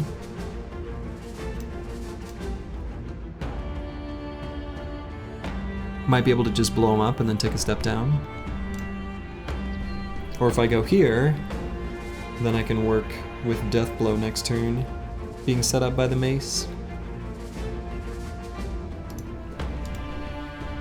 That pole armor on the high ground is scary? Yes. Yes, he is. That's very true.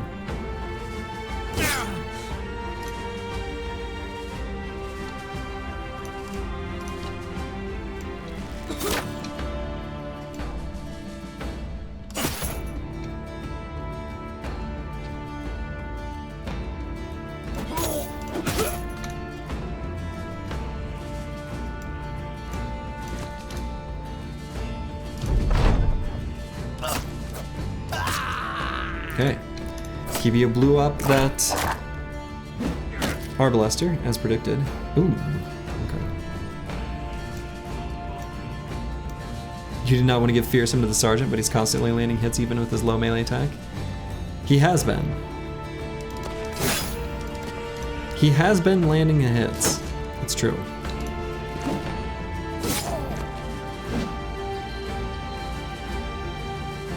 Alright, let's get Lucid Tavi performing from the outskirts.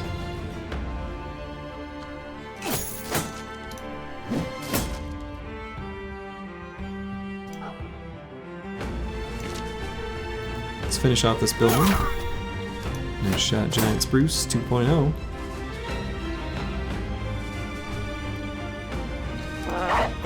Kalashnikova. Get a dog down, help surround bonus for both himself and Dr. Vishnevsky.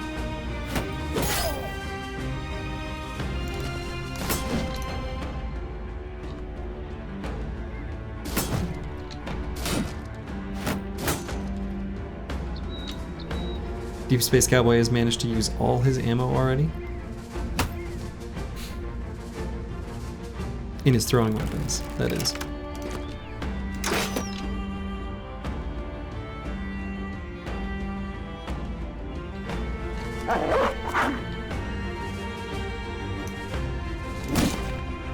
Break up their shield wall. Get rid of the adjacency bonus. This time on Akibio we are going to wait. Now that Roxanne It's Me has an attack and stun, he can hopefully hit this footman, set him up for the death blows.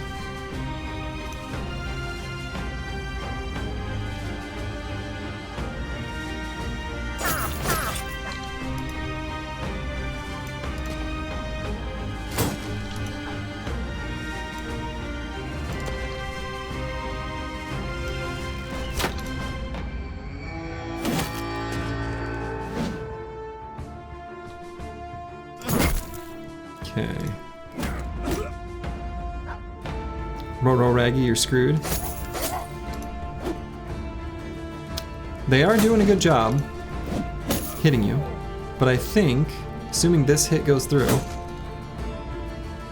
well, in some danger.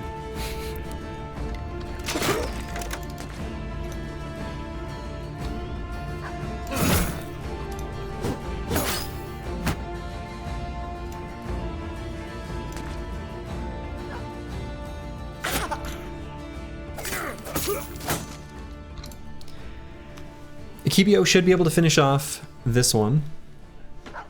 I think he'll be okay. Roxanne, it's me. Most likely. Here we go.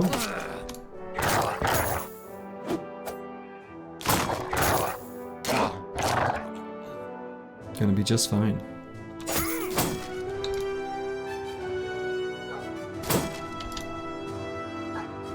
You pay these guys to hit? Apparently not enough.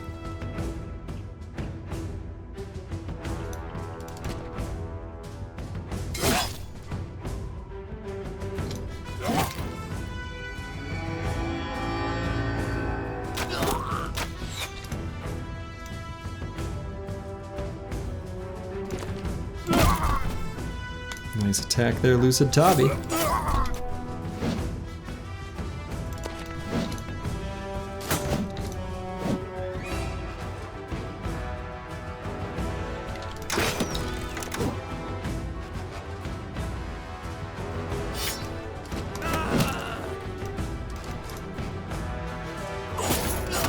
Roxanne, it's me is out safely. You certainly can and will back up. For sure. I suppose this footman is just going to be on the high ground, and that's just how it is.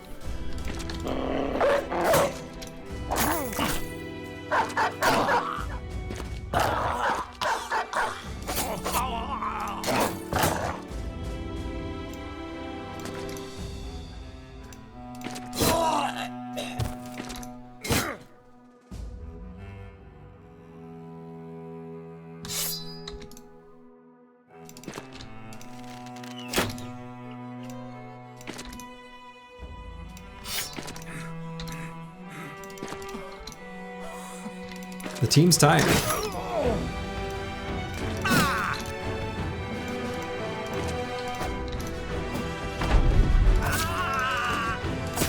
And all that's left is their standard bearer.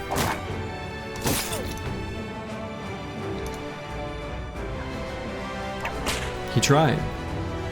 The bros need some Gatorade. That's right.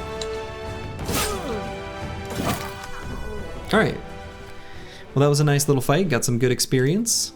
Very profitable set of things here in the loot table. That's one of the really nice things about fighting noble armies. Is you got some sweet, swaggy stuff to sell.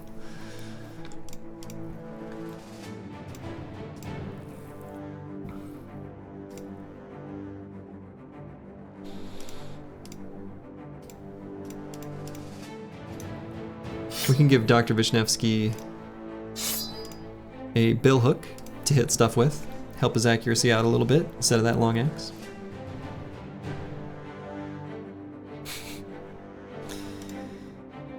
Yeah, Roxanne It's Me is gonna have to be cycled out. A bit hurt. Got a cut arm. A worm towel.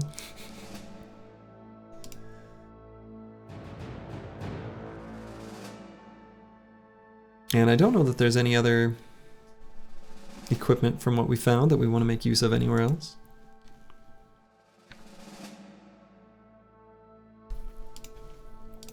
C-Roy 7 here. One of our fatigue neutrals has leveled up.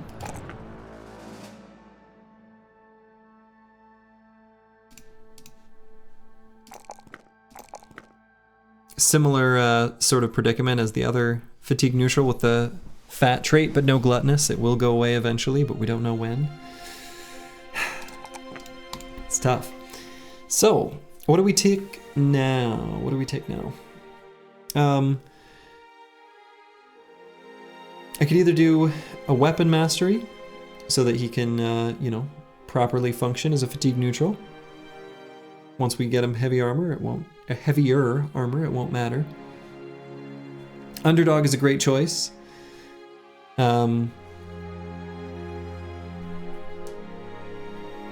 His purpose is to be a defensive rock and let himself get surrounded, and that will be okay. And Underdog is a key component to that working out. I think that's basically between those two, between Underdog and Weapon Mastery. And I think I'm inclined to agree with the real Morph Dusseldorf. 30 fatigue with his current setup, which, you know, might change. We're certainly going to need to give him a fresh armor. So if I did give him, for example, this. If I did this, so that this armor can repair alongside der Hirnschmelzer, then I would want to take a weapon mastery. I don't know what I want it to be. Axes are what I have. Axes are good. Axe is probably what I'm gonna just take. But I think If his armor wasn't scuffed, I definitely would have just taken underdog. But since it was, and we had to replace it with this decayed coat of scales, which we're going to use at least for the next battle, or 2, or 4, or more, we'll go ahead and give him Axe Mastery. And then in that case, we will also give him this long axe. Dr. Vishnevsky. Frontline TBD.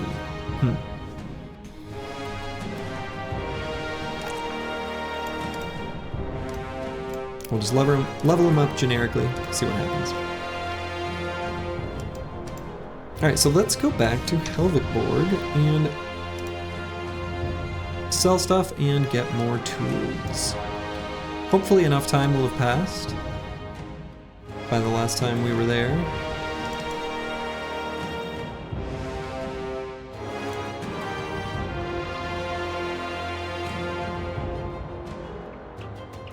From the last time we were there. Solid brawlers like that due to the backbone of so many of your companies. Yeah, me too. Me too. Alright, we could go fight this undead camp first quick.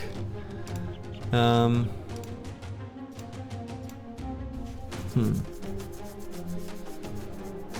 guess I could go at it with 11 bros. I suppose I could put in Leonard.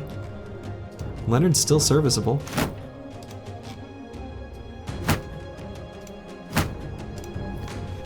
Put Leonard in next to Akibio.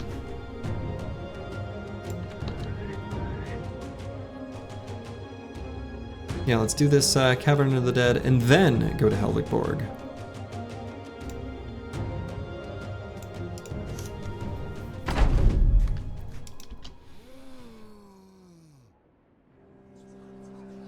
You got a dang whoopin'? Indeed. Got Shrek'd.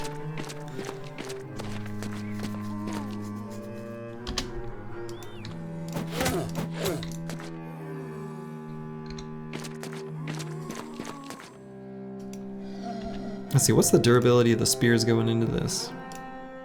Alright, almost full.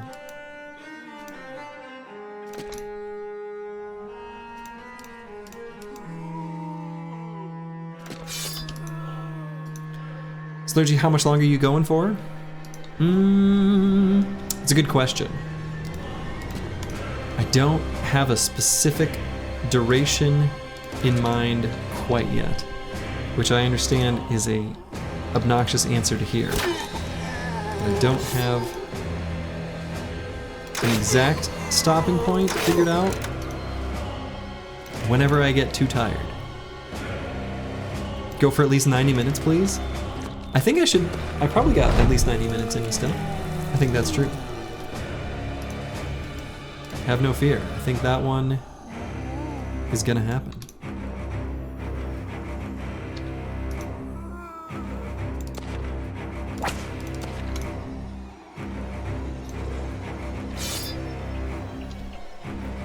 Your evening is set? Wonderful. Glad to be of service.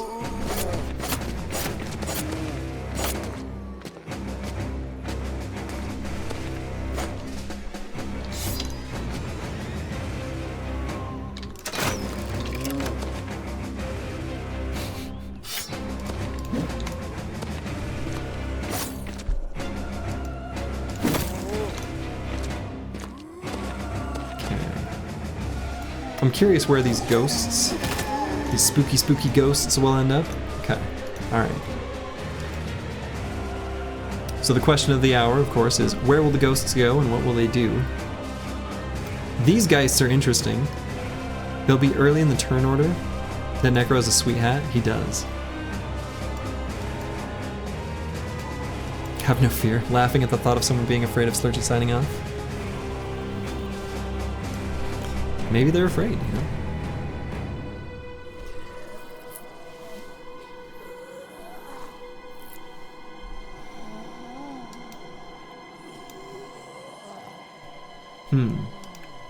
So if this guy goes first and goes there, I don't know what this one does. Legit, I don't understand Geist AI well enough to know what happens in that case. If this one goes here first, this one, he'll scream and then this guy will go there. Here...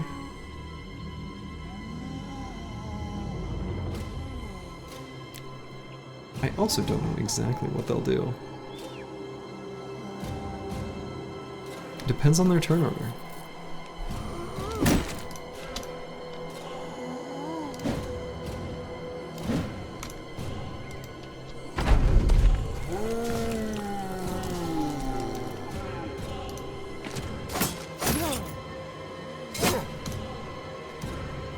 Alright, let's see what these Geists do.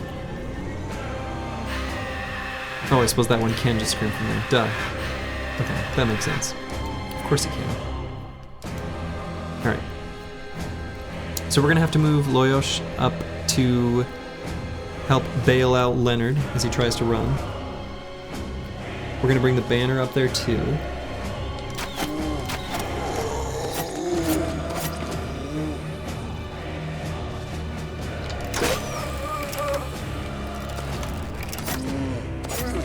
Or do we? Banner's not going anywhere. Banner's staying right there. Okay.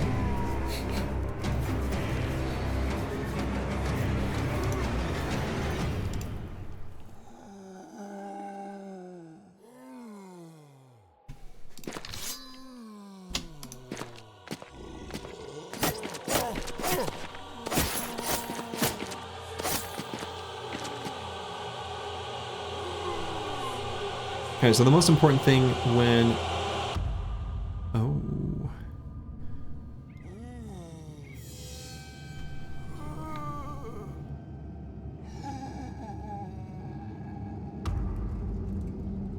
Otosama already used his turn.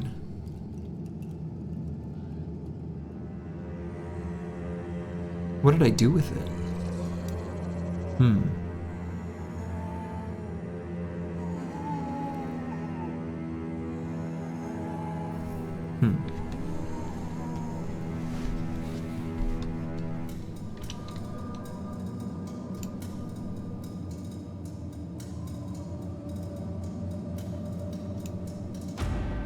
So Kalashnikova still has all of his action points.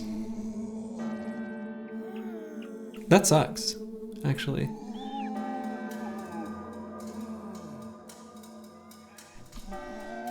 I was gonna say, if like Deep Space Cowboy hadn't used his turn yet, I suppose Lucid Tavi hasn't.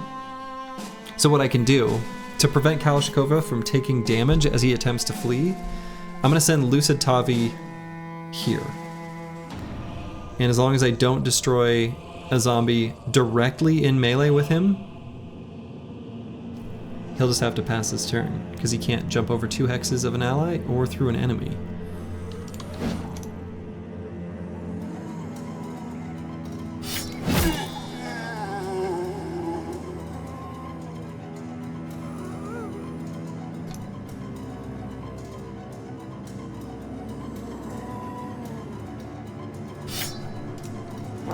Alright, I need to get a dog down.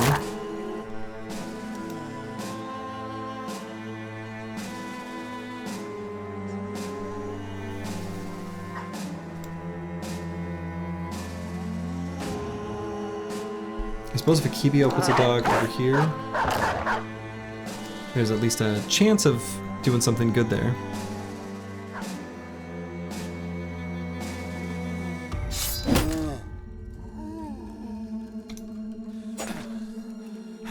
Alright, Leonard escaped.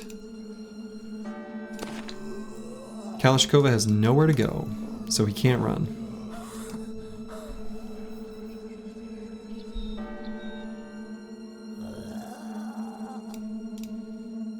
What I could do here...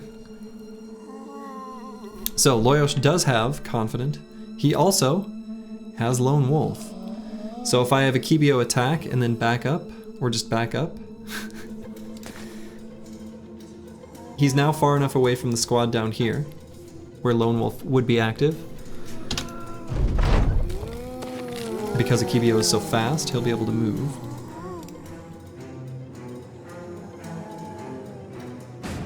Technically could go here. And Lone Wolf is still active on Laosh. Interesting. I think given that we're wavering, though, that's probably not a good idea.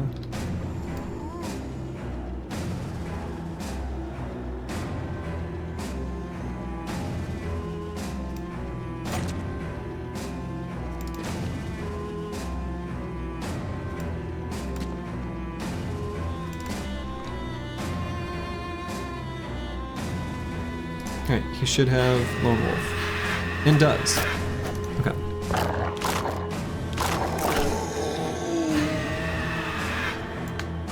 What is the trophy on the Catalbro? What? Oh, this is just that's the dog collar. Oof. Did not succeed in the rally.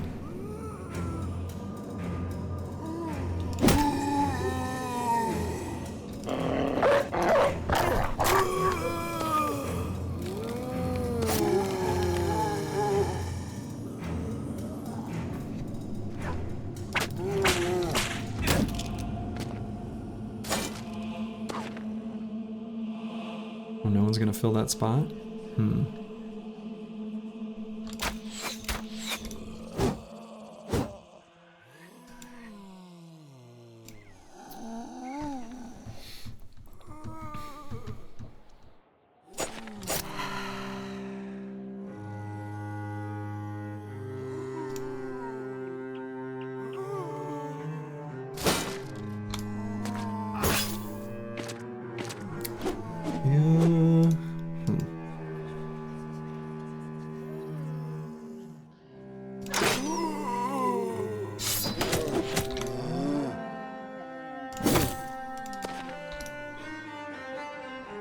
You arrive to see your kitten do wolf things with a dog nearby?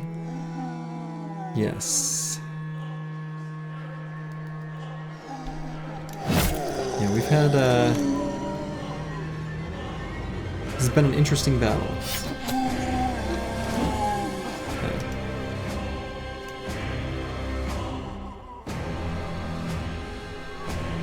Does he have a hound or a dog? A dog.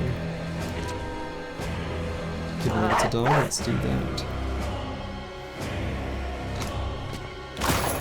Still not stopping Lone Wolf.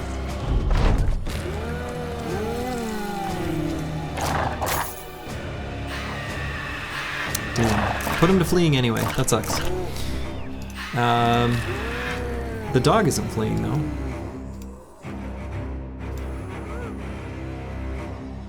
Crackalack. I think durable enough. Dang.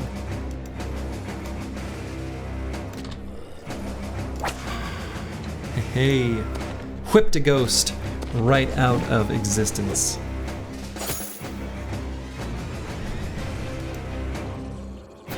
Probably just end turn on Onosama to be ready to rally next turn if we need to.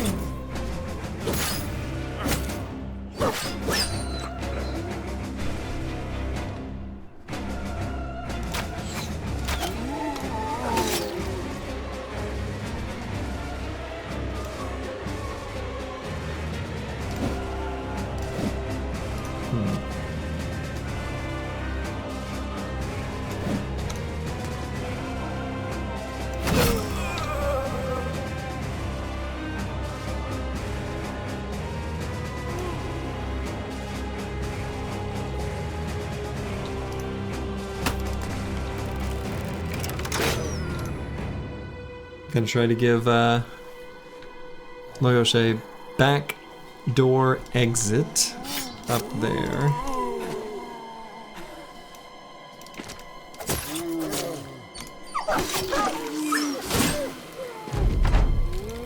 He's got Lone Wolf, so he's reasonably, you know, it still is active, right? So he still has pretty okay-ish melee defense. But obviously that's not going to last forever.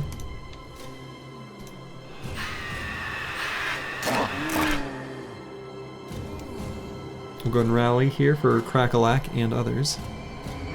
Cool. And end turn.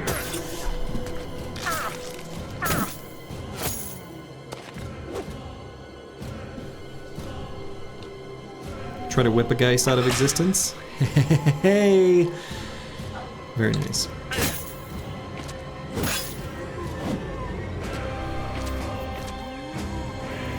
Another bro going to fleeing. You hate to see it.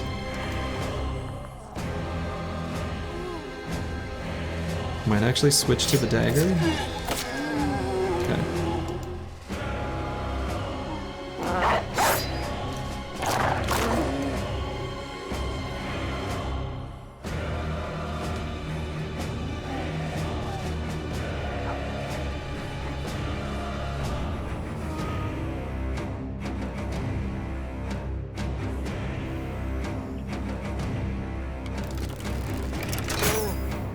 Oh, that's so unfortunate to miss that 95 there.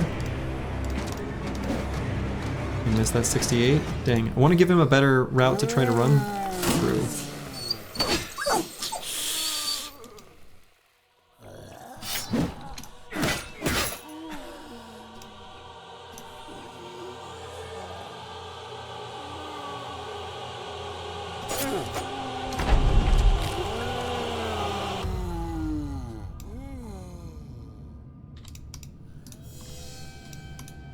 Whoa, what the hell?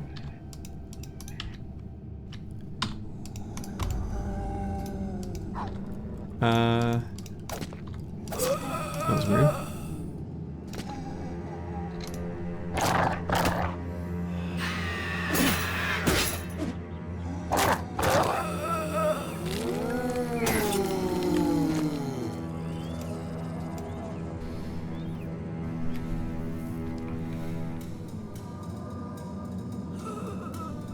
We're gonna have to help out Dr. Vishnevsky down there.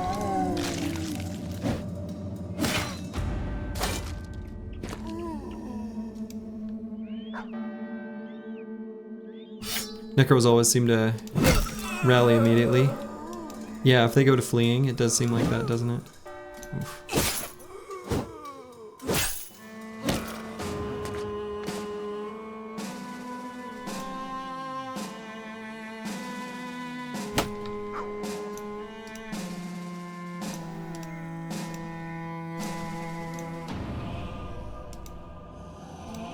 Let's get Giant Spruce up there.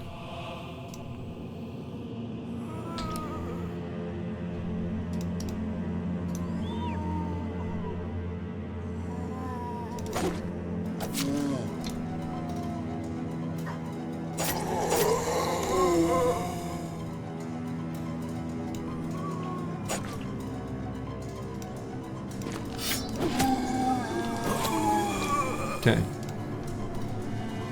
Should give Leonard a fighting chance at getting away successfully. Got him. Okay. Legit bow snipe Necro incoming. He's so far away. We did a legit bow snipe earlier this stream, actually. Now Leonard is fleeing. This has been a just clusterfuck of a fight. Like,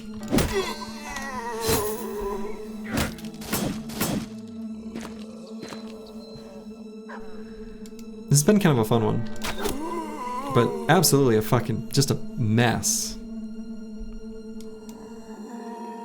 I think if you just let these fools come to you, you have none of these issues. I think your big brain hurt you.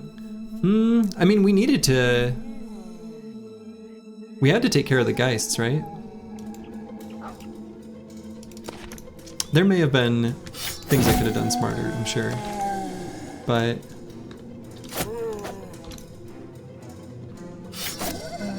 I don't feel like I did anything too tricky or fancy, did I?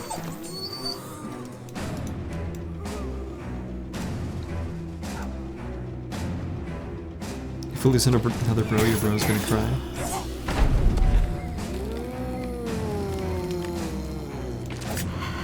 I don't think we are. I think we've stabilized pretty well, actually.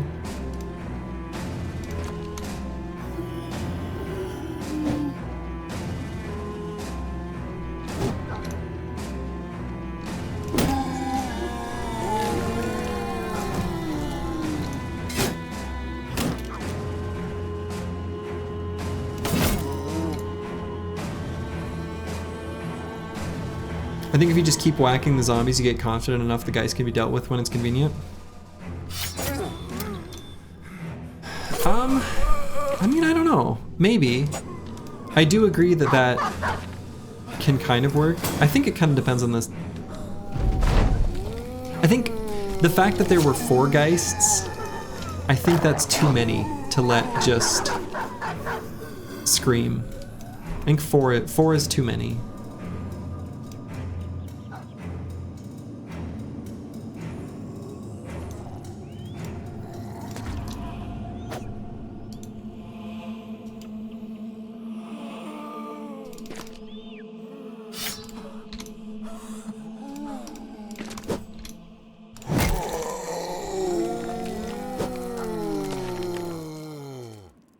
If you lose another bro, I will become drunk and you'll have to wait till I lose gear so you can whip me.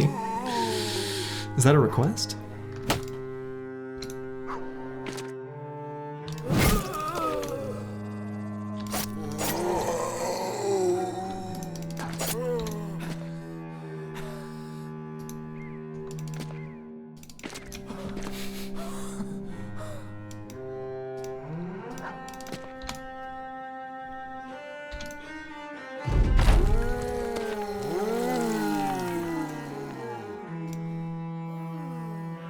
Alright. We'll slip a Kibio right in there. Oh! And the Necro's fleeing. Alright. No more Necro raising him again.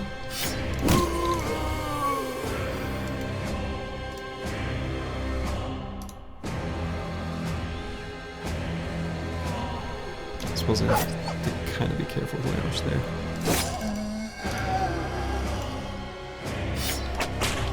Yeah, no kink shame in here. Some people will use Battle Brothers to get their jimmies rustled, and we're here to provide. It was a statement, not a judgment.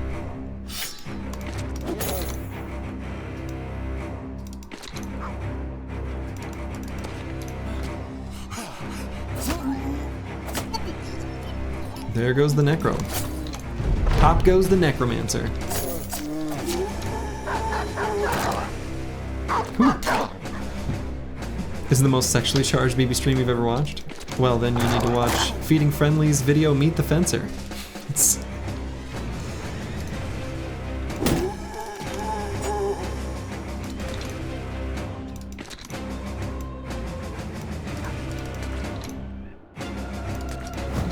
very good.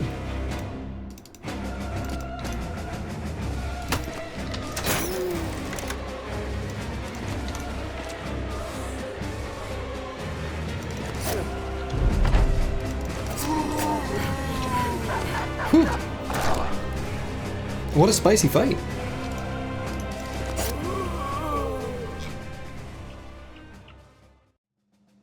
Akibio did over 1,000 damage that fight. Pretty good. And all we did that for was just some books. Just an ornate tome. That's all.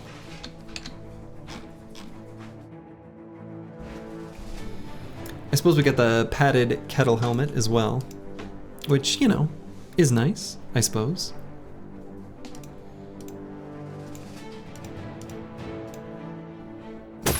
It's an option to wear alongside a padded leather. Useless books no one can read on the squad anyway, exactly.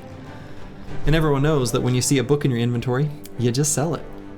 That's what I'm going to do to these ones. I don't see how any other book could be any different, you know? Alright, Akibio, final perk. Certainly going to be Pathfinder. Sell it so some stupid nerd can read it. That's what I'm thinking. And we'll go ahead and grab the last +5 in initiative. Akibio looking real good. His melee skill is a little low still for like perfect Catalbro, but otherwise his stats are pristine. Slurgy, would you ever co-stream to YouTube?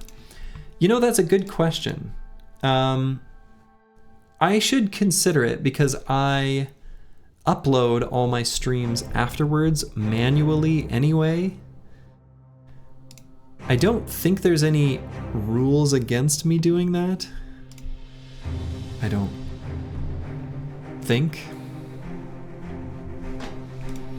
But I certainly could. There is a button that literally says go live on YouTube that I'm looking at right now. Maybe I should do that or look into it.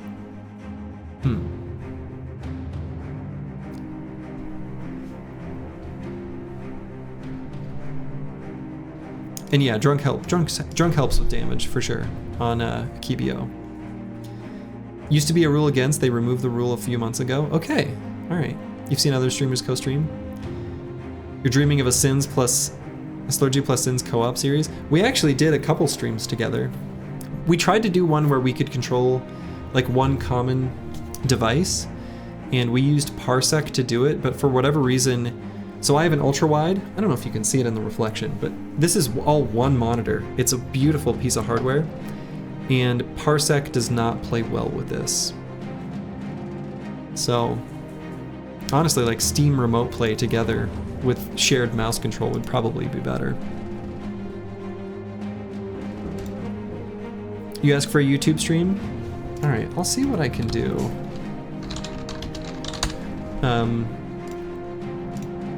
I wonder if I can, what I would like is if I can set up OBS to do the same, or like stream two multiples all through OBS. I think that would be ideal. I'll have to figure out the logistics, but I'll look into it.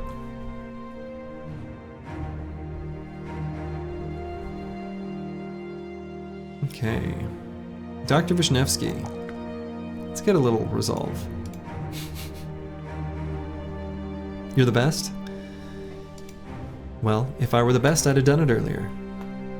But thank you. All right, and what should I get for him? Next perk. Maybe just stats. He may end up being a damage bro that maybe I greed out without 9. We'll see. Doubles viewers too if everyone uses it. No, I mean, don't do that. Just watch me the once. That's totally fine.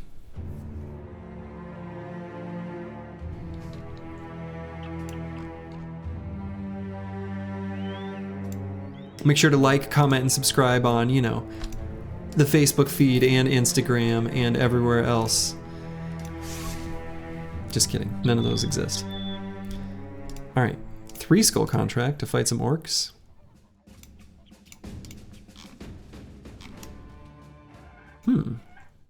Northeast of Grafenschacht?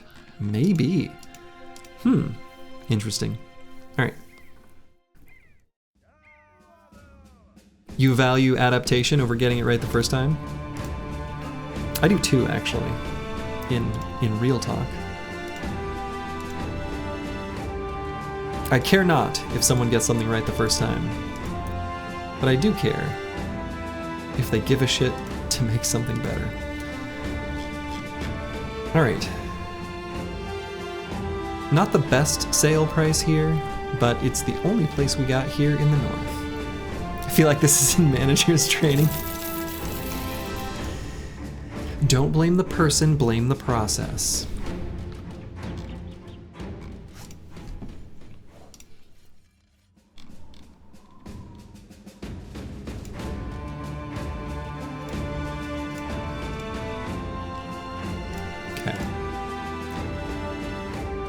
We got these heraldic shoulder plates we can throw on something.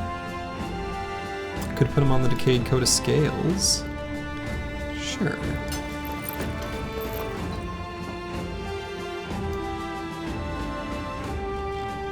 And are there any other things here I want to keep? Not really. Let's see how much money we have without selling the books. Just because the books are worth like a lot. And it would be nice to get a more favorable rate with those specifically, where I might hold off. We'll also take a look at our helmet situation with these flat top with males. I don't think I need any more nimble armors. I think I got enough good backups. We're gonna keep a little bit of shrooms, but not that many shrooms. Okay, so flat top with mail is 230. Like, comparing it to the decayed full helm, save 5 fatigue for 10 durability. I feel like I'd rather just have the 5 fatigue. That's probably true here as well. 7 fatigue for whatever.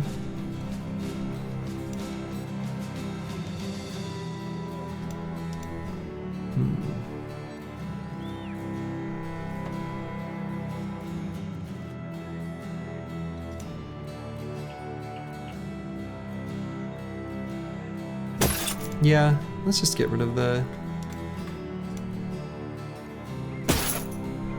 stanky helms. I think that's fine. And I'm gonna buy tools. We're gonna buy all of them and all the ammo and some of the food. Let's see, where's that gonna put us? 2332. 5 days of wages? Okay, I think that's fine. Destroy the Cavern of Lost Screams.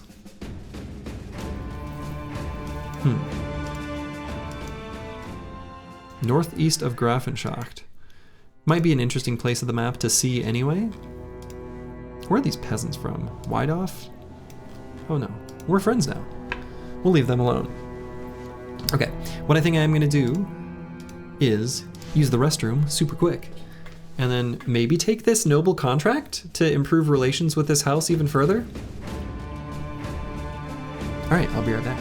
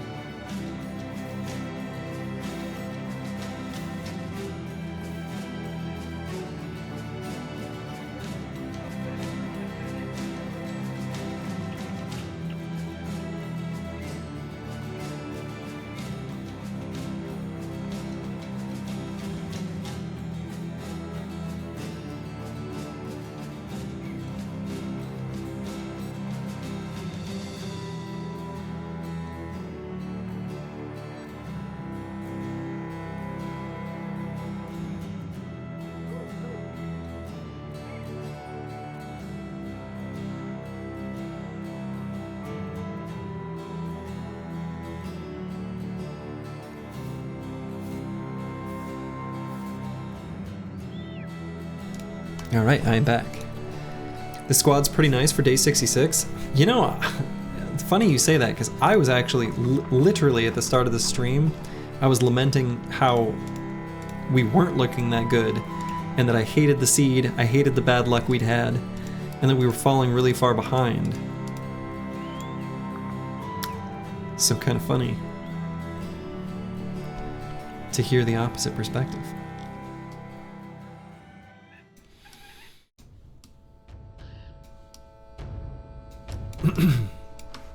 Okay, so I could do this contract, but actually 3 skull contracts to attack orc or goblin camps do have a few contract twists that could be crappy, and I think what I would actually rather do is try to find the icy cave. Jante says, I hate to see that things are getting better. Man, rough stuff. Good fatty, good Catal, plenty of usable gear. Yeah, I mean, we're doing all right. We're doing all right. Rando Dude lurking in chat, thank you for the sub. I appreciate it.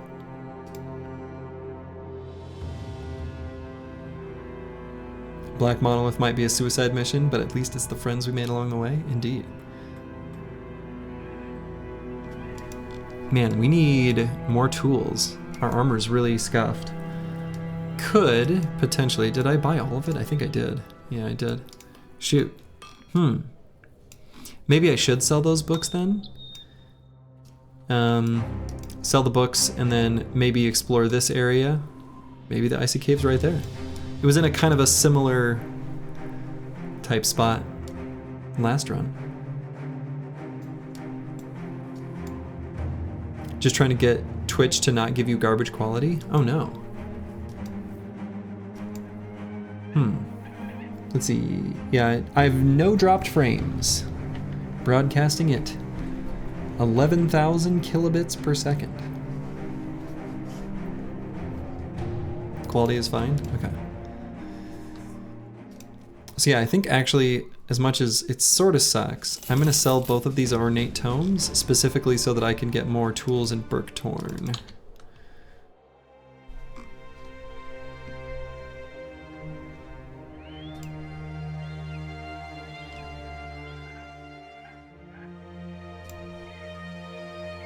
All other streams come in clean, and then when you load it in, it's HD and tunes down. I think you can force it. If you don't tell it to do auto quality, you may be able to tell it to manually do a higher quality.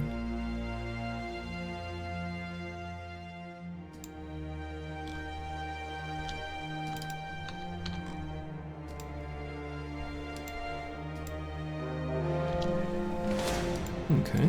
Necrocam. Not the icy cave, but...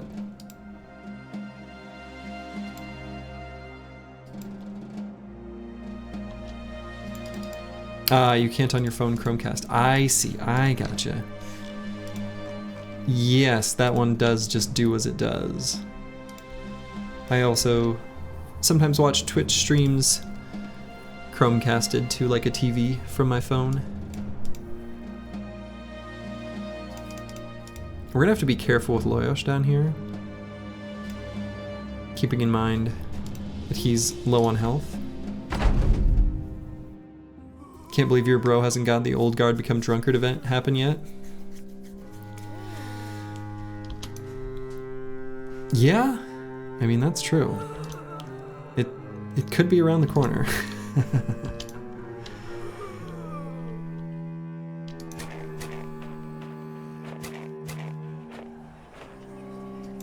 All right, another necro, and then another day, another necromancer, you know?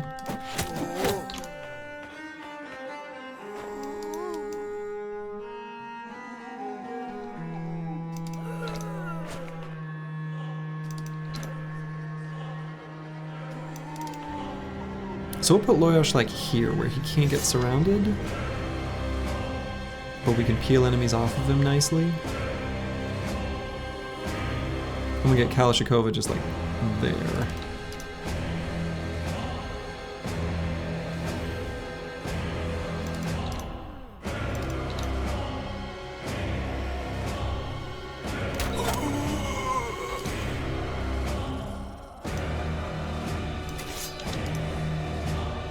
There's the Geists. Again. This battle again, you know?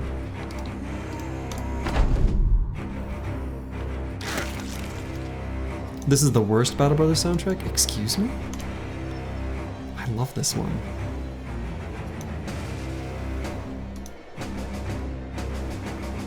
This is a good, this is a great one.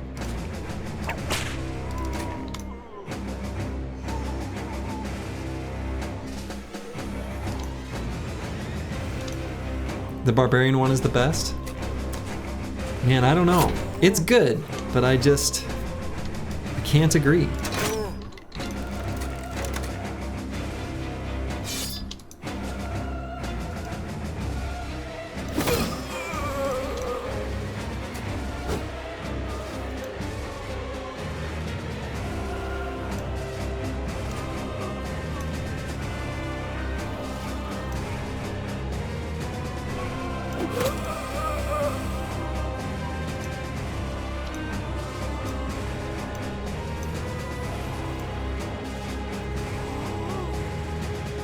Yeah, I actually think this choir sound sounds like it's probably sample libraries. I don't think this is live recorded.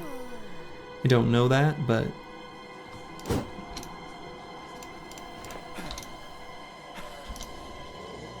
there's just a certain je ne sais quoi.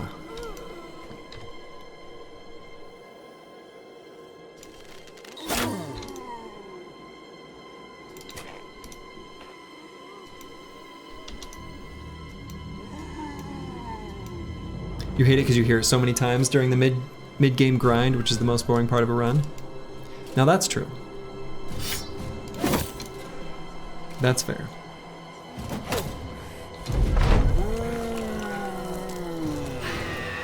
Oof. Running in one screen? Come on, Kalashnikova, you're better than that. You're better than that.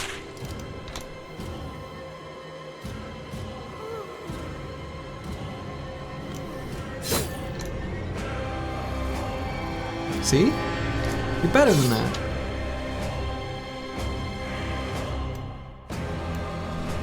Yeah, paying a full choir, like for professionally recorded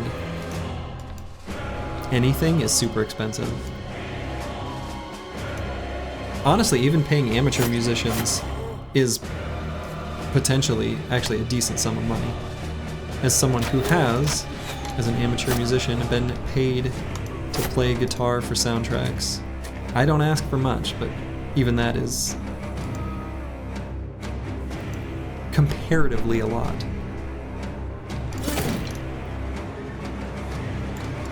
You rallied him IRL.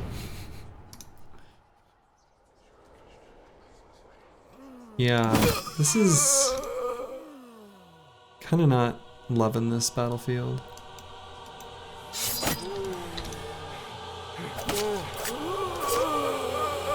That was nice. I wonder if I... because I'm wavering, I wonder if I don't even spear wall. They're gonna do 2 screams, let's just finish that one off. And do I back Loyosh up? Maybe. So he's not in range of the scream? I think that's better. I can't risk him going to fleeing. I think that's too bad.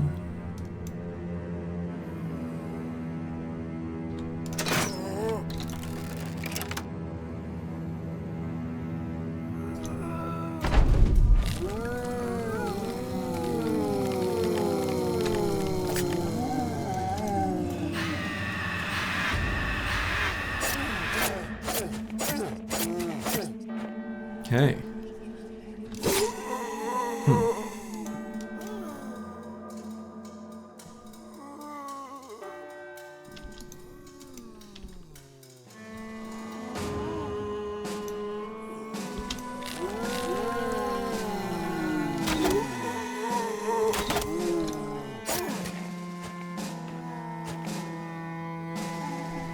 We're just gonna end turn here on Otosama. Again, same idea. Saving our precious resolve for rallies. Do I back Loyosh up? I kind of think I do. That way I'm not in range of this Geist's scream. He can still prevent surrounds over there.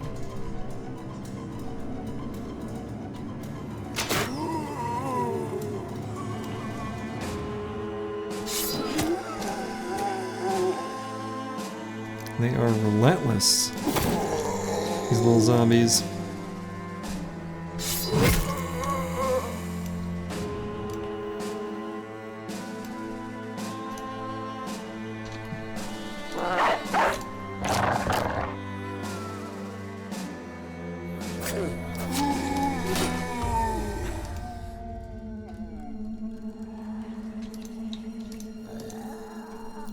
May you make a zombie reviving sound for the bros.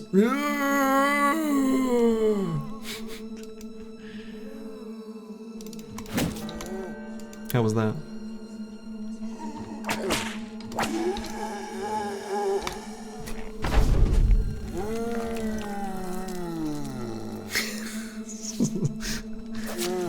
Some Weird Sins giving some more personal testimony.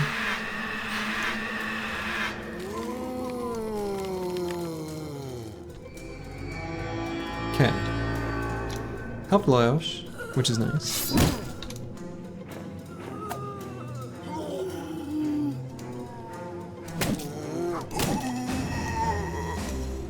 Is this a tactical retreat in progress? No, no. We're doing okay.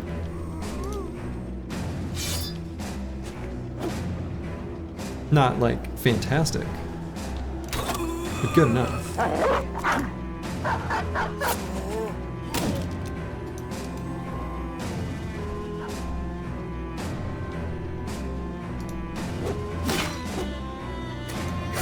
Oh, just you? Yeah. Yeah. Okay, right. Yeah, you're just doing a tactical retreat. Not afraid or anything. Just, you know, recognizing a new strategic option.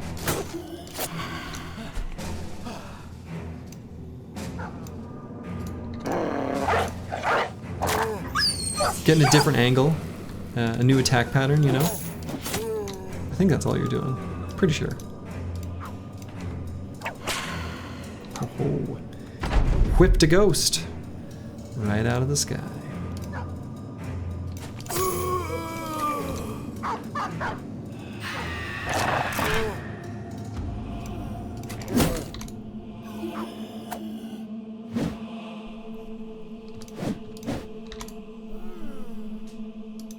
That's right, saving the team from the Necro Savant flank.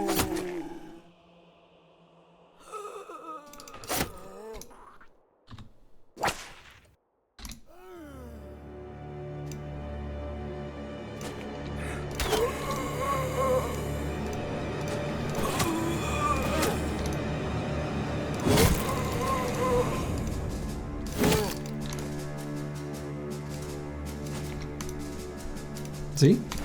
Tactical retreat. Staved off those Necro Savants. Now they won't be a threat to us. Excellent work.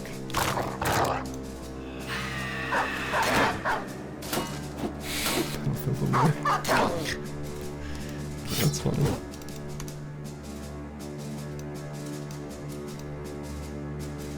Are you enjoying the Catal, bro? Yeah. It's not like I've never made these before.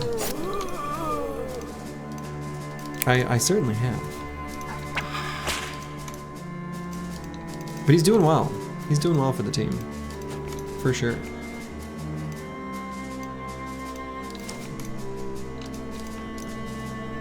But, you know, for what it's worth, it'd be the same thing. If I popped into your stream and I saw a couple spear bros holding off, you know, enemies in formation,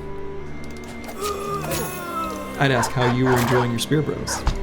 So, this is a sensible question to ask.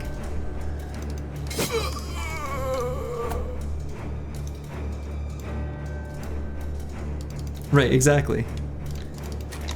We're kind of... I would suspect that the rate at which you make spear bros is probably not too dissimilar from the rate at which I make Catal bros.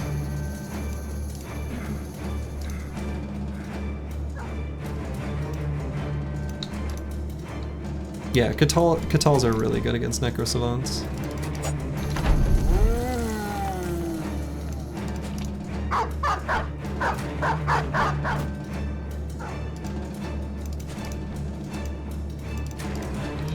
I feel like the only fight where they like really struggle being, well, I could probably pick a different word, but in Ancient Dead fights where there are no Necro Savants, and even then, they're not that bad. Like, especially if you do Death Blow, the pen is so good that even with the damage penalty, if an enemy is, you know, dazed, it's pretty easy to just finish them off with a single Death Blow attack. And yeah, they need an alternate weapon, but it's literally the exact same for Spear Bros. They are also similarly basically worthless against that exact same enemy in pretty much the exact same way.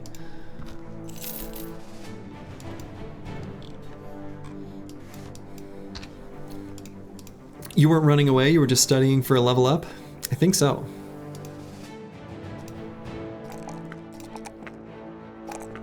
All right, the +4 in resolve, you love to see it. On regular Ancient Dead fights, you give them a two-hander. On library specifically, you get a little antsy about what to do. I mean, the nice thing is, there's these 2 slots you can just make use of, right? So for like library, you can leave the Catal out, have them fight the treasure hunters, and then once the treasure hunters are dead, just pull out a different weapon.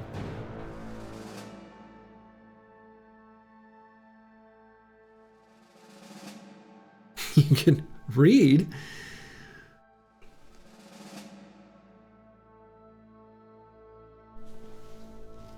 Yeah. Bros are not tied to their weapons, and weapons are not affixed to their bros. Yeah, no student, no study for you. So the original plan, my thought, in the way that I outlined this oh so originally, if I can actually, I can even pull it up, was in the event that the spear wall fails in this experiment,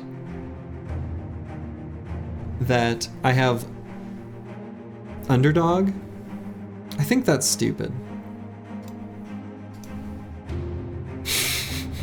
I think more important is actually Fort Mind for horror, for if let me back up. If an enemy gets through the spear wall, if enough get through the spear wall, underdog is not the problem. Or underdog isn't going to solve the problem, but Fort Mind might. So I think I'm already thinking about this build a little more critically now that I'm sitting staring this in the face with 51 resolve. Let's do this. Spearmen love the confident buff? Yeah. And, right, notably, Kalashkova is afraid of the undead. So, yeah, that's a huge factor as well, right?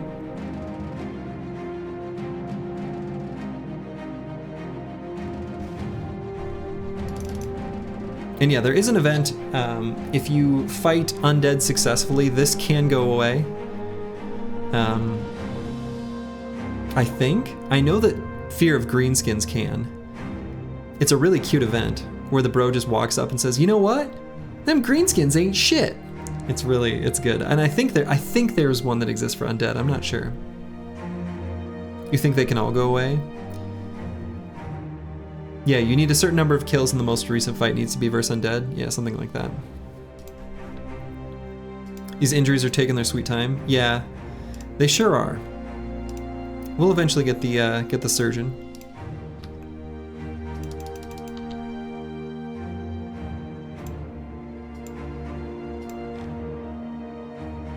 Come on, Icy Cave. No Icy Cave. All right, let's make our way to Birktorn and get ourselves some tools. And then we'll figure out where to go from there.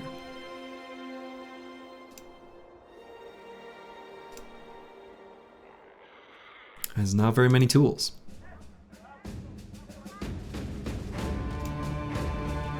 Dogs replenish though. Well, shoot.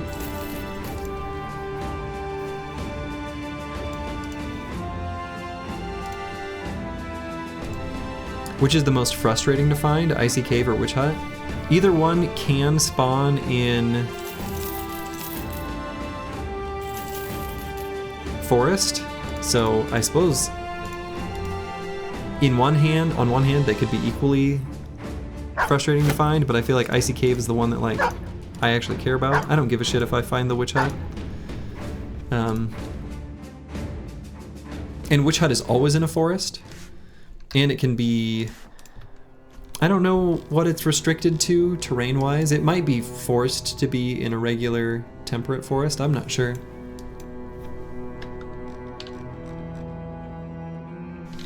What are the dogs' names? We've got Runner, Cassio, Seth, Rags, Drake, Duke, and that's it. And I suppose actually these two, Hayes and Varg. Pretty good names for dogs.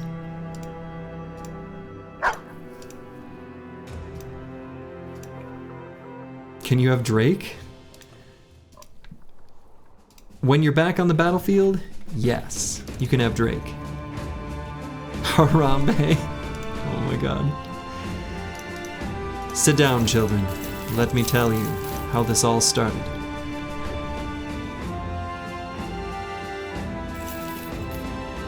How did we get to where we are today?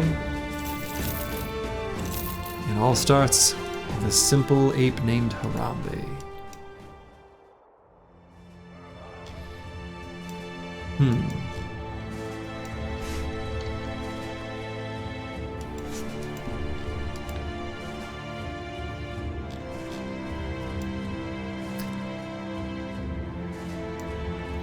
You needed to Google gorilla that died for that one.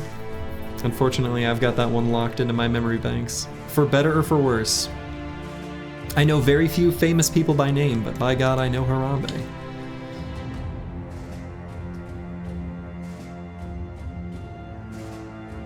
We're probably pretty close to cold on these cities up here. All right, because it would be, I wouldn't hate, I don't know, I guess I'm curious where this road goes. There's obviously something over there. Okay, so still looking for the icy cave. We've got like a great, like either Kalashkova or Loyosh could both do it really well. So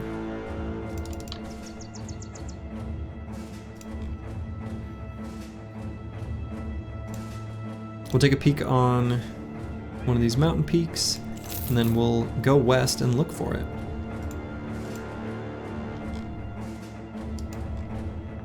Hirschmark. Hello. Got the first Hirschmark company here.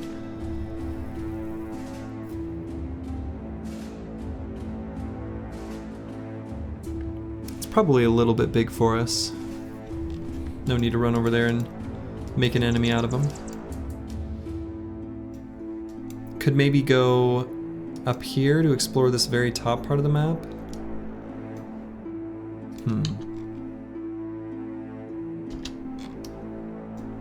Maybe don't have enough money.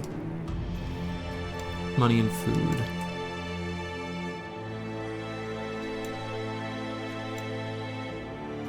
You want to see the Spearbow Icy Cave fight? Me too.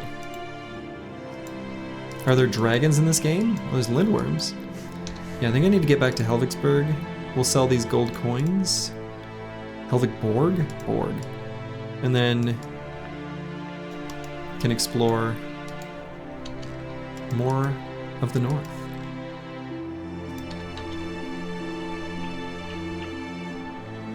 Butcher of Blaviken. What is that from? Must be from something if you recognize it.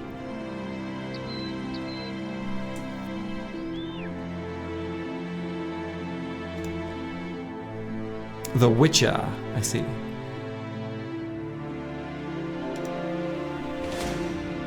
Peasants from Tiefenmark. Would you look at the time?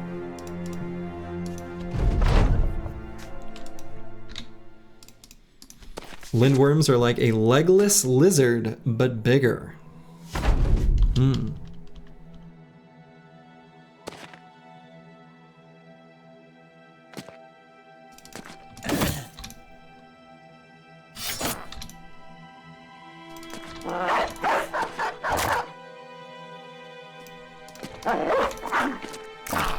Careful, this might be a tough battle. Might be.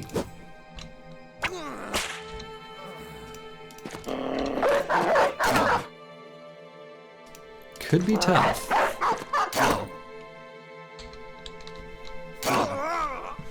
War crimes, straight up war crimes. They had it coming. You can't just walk on the King's Road like this without a permit.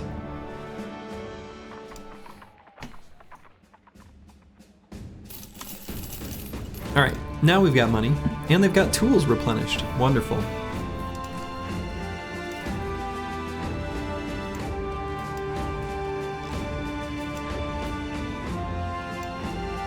Those pesky peasants, how dare they? Exactly. Alright, so let's replenish on tools.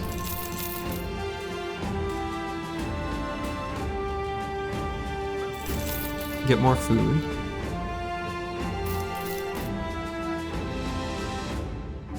Three days of wages. I feel like that's a number that kind of works for me. We should be able to get more money from, you know, foes that we meet along the way. We can do either a pass through here, or I can go up through here and do a ring this way. I feel like I might do that instead. Just because, I don't know, it's kind of a skinny little area, and then we kind of go back to right where we were. Someone bring down that plumed transgressor. Boom! Nice shot, Deep Space Cowboy. Took a bird right out of the air. Seeing the city markup things you just sold him? Yeah. Yeah, it's funny because like most games have a, you know, like a, maybe not most, a lot of games have like a buyback feature. No such thing in Battle Brothers. You take those prices and you like it. Kind of cruel. Alright, so we'll make a head straight up north here. Never mind. We'll head over here to this Vile Man's Retreat.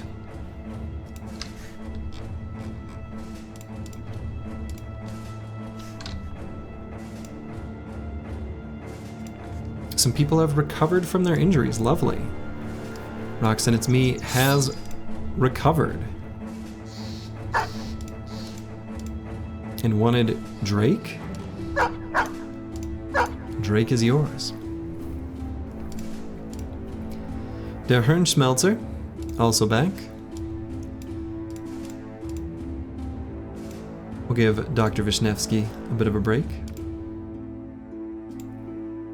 So recovers S tier. Something like that.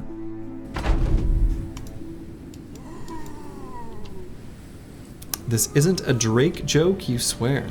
I don't know that I would recognize one if I heard one. I know he's the meme with the no and yes thing. I know that's Drake. And that's about all I know about Drake.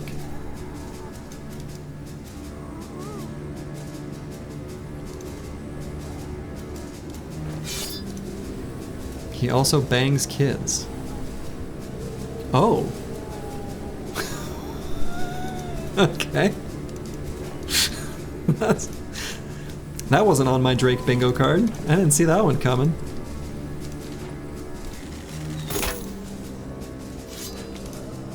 Well, okay then. Holy shit. Alright.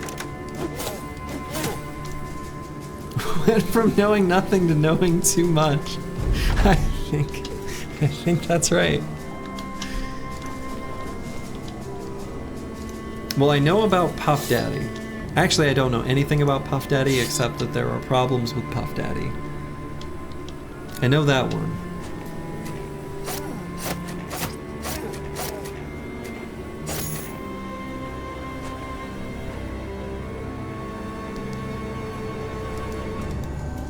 And I know that the proper name for a goblin commander dude, overseer, is a Briggy Small. I like that one. That's a good one.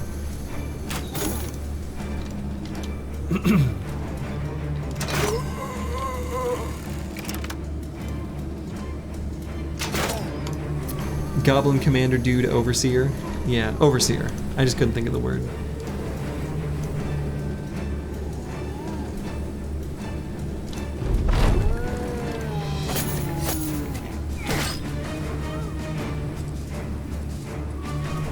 I have noticed an interesting like trend in myself.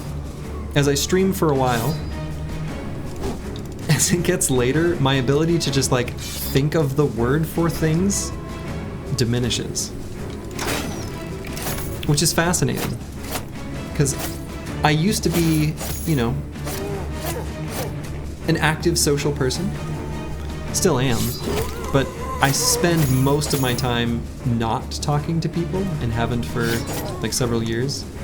Just like sort of the nature of, I don't know, life's transitions. Working a traditional job, etc., etc. So I think I got worse at like using words. It's a funny thing. I think it's called getting old. Apparently. Didn't realize that that could possibly happen to me.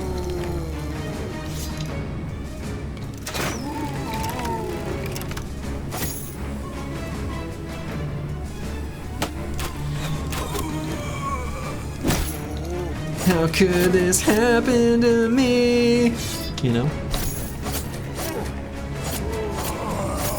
As one middle-aged man to another, I feel you. Yeah. It's just how it is, I suppose. Words are for book reading nerds anyway, no need for them here. It's probably true.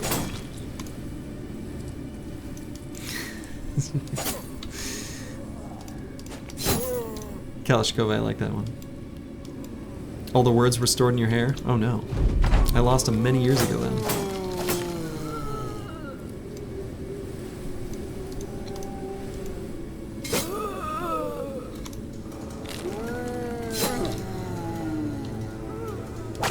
My words have been gone for quite some time. Many years now. Grow some more beards and you get more words. Blah, blah, blah. Yeah, I do tend to grow my hair out in my beard a little bit in the winter. Keeps me warm and all.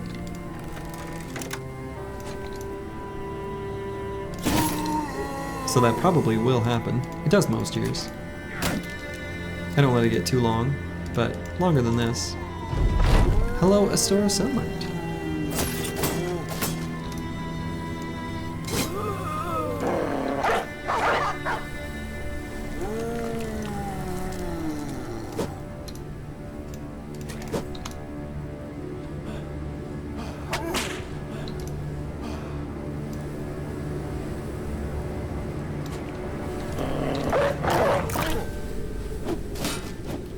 You intersect once you've got insomnia. It happens.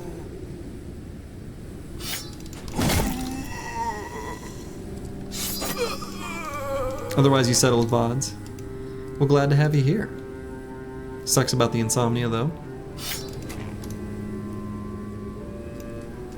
May as well make the most of it.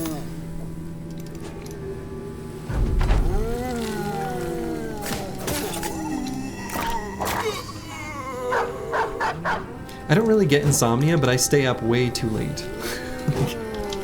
I fall asleep fine once I lay in bed, but I just get so ding-dang excited to play video games. I stay up too late.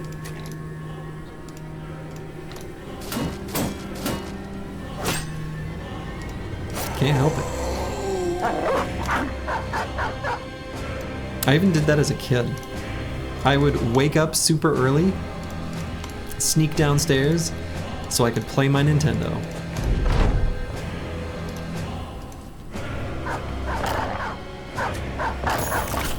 Excited to not be working? Hell yeah. So there's a lowest temperature of 0 Kelvin. What happens if it was 0 Kelvin and then there was a wind? Would the wind warm the air, or does it feel colder than 0 Kelvin? I mean, I think technically speaking, the wind would warm the air, because I think there must be absolute stillness.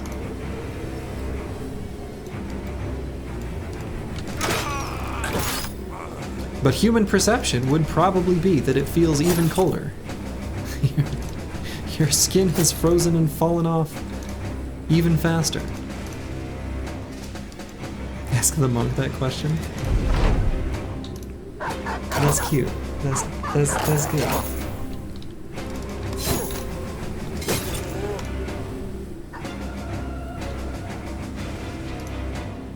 As a Midwesterner, 90% of the cold is up here. True. Tis cold. Tis cold up here. All right. Got ourselves a winged mace.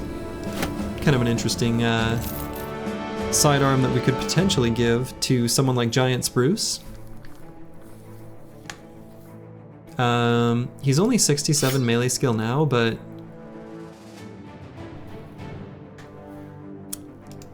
it'll improve here soon. I think the winged mace is still fine. So let's go ahead and just put it on him. Why not? Kelvin is the best temperature scale. Probably true. All right, Deep Space Cowboy. Another beautiful level up here.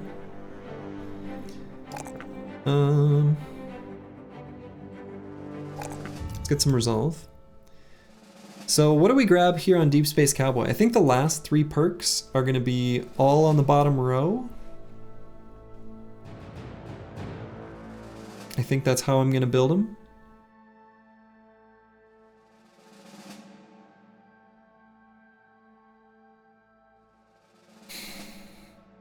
So I think it'll be Fearsome and Duelist and Killing Frenzy.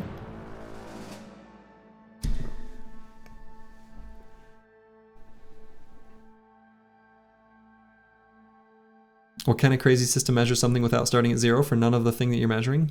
Very true.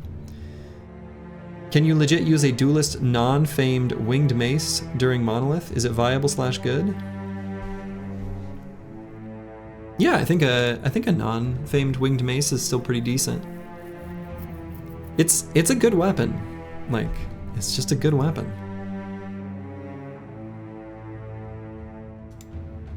You live in a society that measures everything in metrics except for people who still get measured in feet and inches somehow. So, isn't that just the UK? Or maybe, or is that like Ireland or something? Some specific part of the British Isles.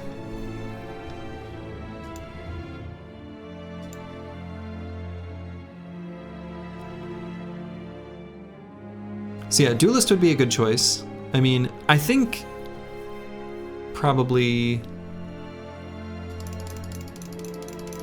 Yeah, I like Duelist. It's either Duelist or Fearsome. We'll grab Killing Frenzy last. I think these two are gonna be bigger impact. Australia? Oh, okay. Yeah, technically all part of the... Okay, that's true. I have heard of that being a thing in Australia. Still using feet and inches for people, which is so funny. 6 unholds. We fought 3 unholds very comfortably. 6 might not be as comfortable. I live where we measure everything in burgers. Burger's toe never changed the system we made. I measure everything in Big Macs, personally. Alright. I don't think I want to fight 6 Frosty unholds. I maybe can.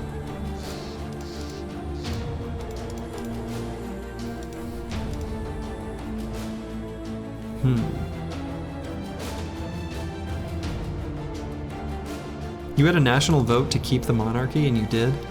Insane. I just find that so crazy. I know whenever anything happens with the British royalty, even people here in the US, like watch it, they can't get enough of it, and I don't understand.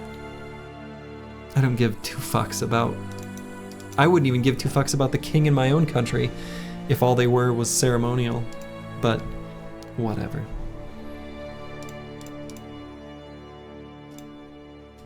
I don't make the rules. 6 Frosty unholds.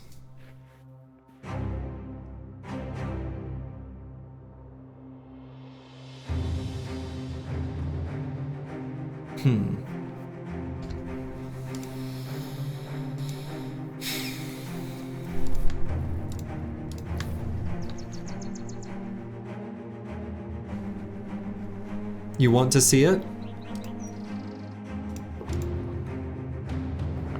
The fight against 3 went well a little while ago. We've leveled up since then. 3 and 6 is a pretty substantial difference though. It's not just multiplied by 2. There's more to it than that. They make the battlefield chaotic. I don't think I have quite enough. I think I've got too many like bro in training type thing. Like Lucid Tavi, for example. I have too many bros like this, and it's too easy for unholds to make the battlefield chaotic with all the throwing and slamming and pushing and things that they can do. Even if I'm able to sort of control them and move them over to the side and things like that, I don't think this is a smart fight. I would fight 6 regular unholds. I would fight fewer frosty unholds, but I think 6 of these presents enough risk. I'd rather just find myself an icy cave. Didn't someone take your old armor because it was damaged?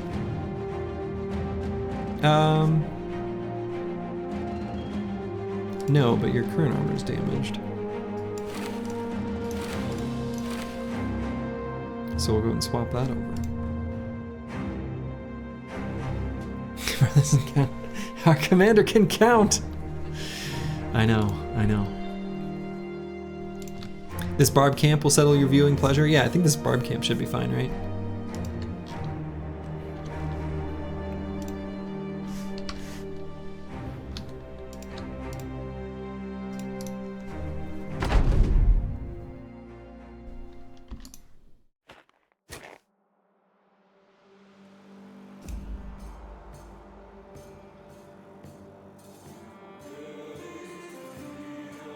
Yeah, that guy's got a big sharp pointy stick.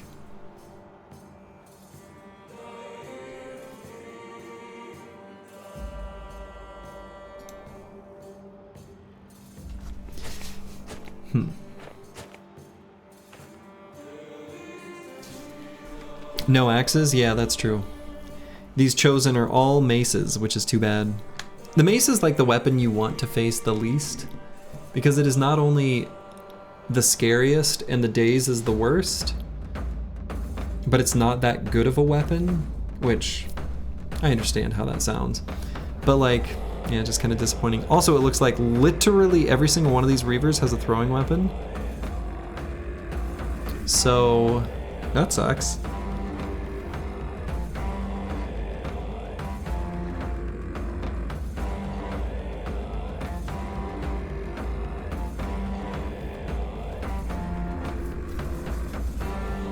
Like literally every single one of these little bastards has a throwing weapon.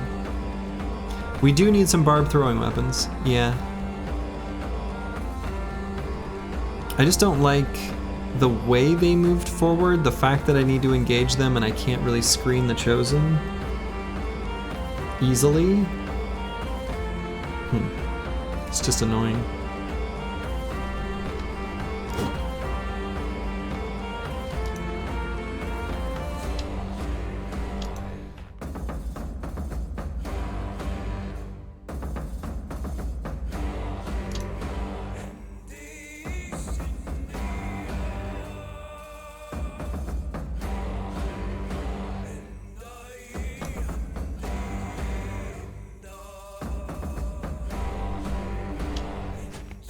Okay. Yeah, this is just sort of annoying. I'm just gonna take a bunch of throwing attacks, and I think that's just kind of how it is.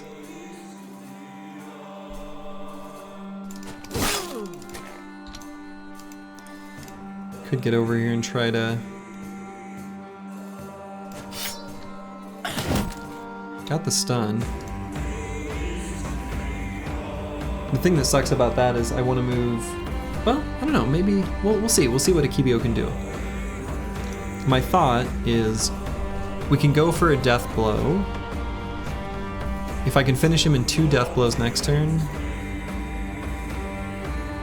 can move up 1. Kalashnikova can still screen.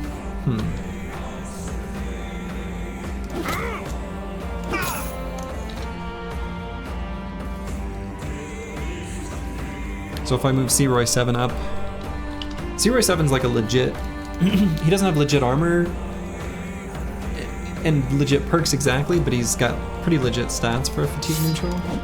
So it's okay, I think, to leave him there.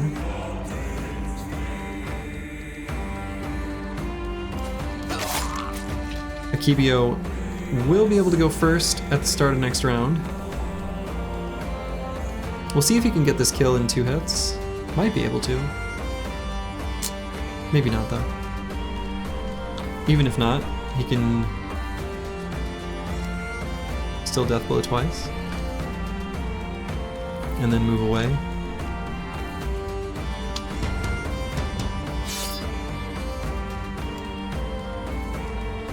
Let's see, Crackalack. I don't think he has Pathfinder. Fairly sure he doesn't. Where the hell is he? There he is. Yeah, no Pathfinder. So he's not going to be able to move forward and attack anyway. Der Hirnschmelzer does have Pathfinder. Okay.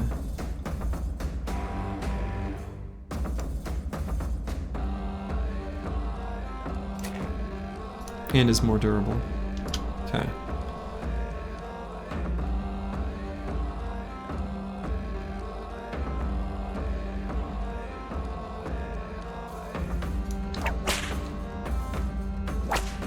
Take that, Mr. Chosen. No weapon for you.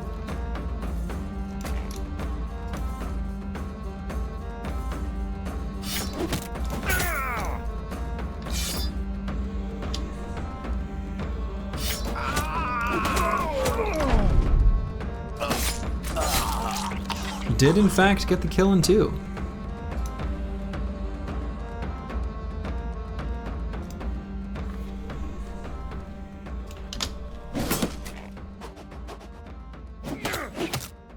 Katal's doing damage. Slurgy, do you like medium rare chicken? Huh. How's the throw tank performing so far? I don't think I've seen a bro like him before. I don't think I've made a bro like him before. But I would say he's performing really well, actually. Very happy with it. He does what I need him to. He draws the enemy's attention. And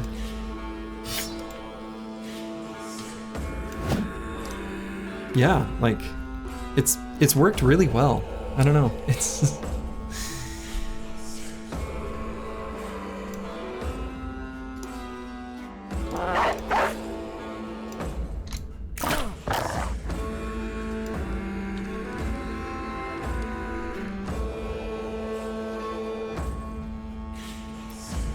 yeah, medium rare chicken doesn't sound like a very good idea to me.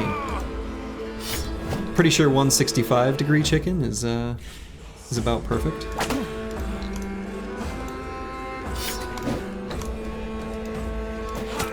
You can take it even further if it's legs and thighs.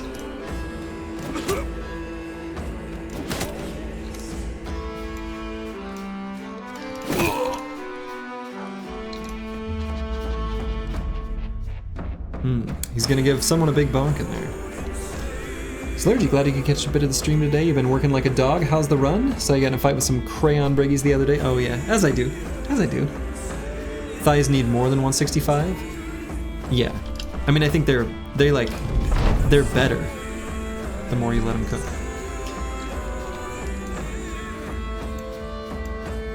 But yeah, the stream's going good. You're our first level 11, by the way, Akibio.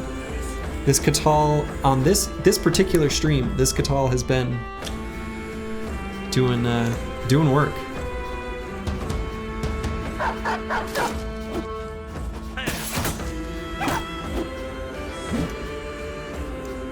Yeah, get the fat rendered on those thighs. I agree with that.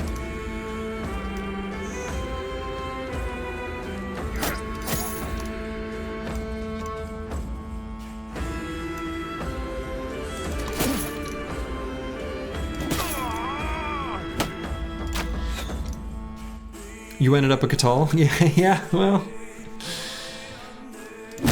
I also didn't see that coming at first, but it's just what the game gave us.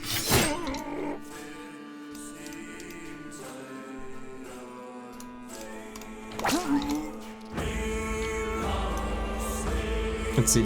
I am annoyed by the fact that the Barbarian Chosen, because he used Adrenaline, got to go with the first half of this round. I suppose what I can do then is go for the stun. Shoot. Because the stun would last more than one round. Then I could get more death blows. Didn't happen. It's too bad.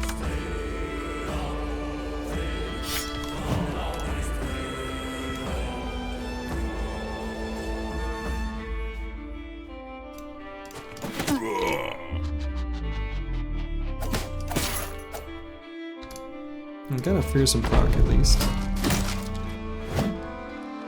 Okay.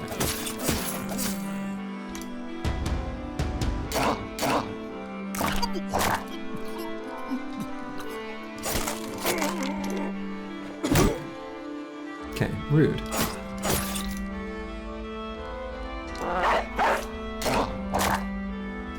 Mr. Reaver, you're being rude. Or chosen.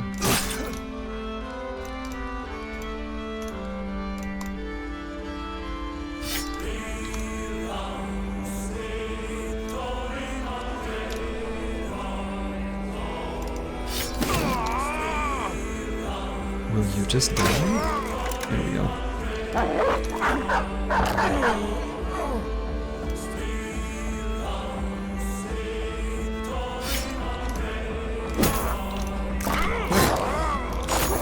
Got them all except for the drummer, who, of course, will just run away.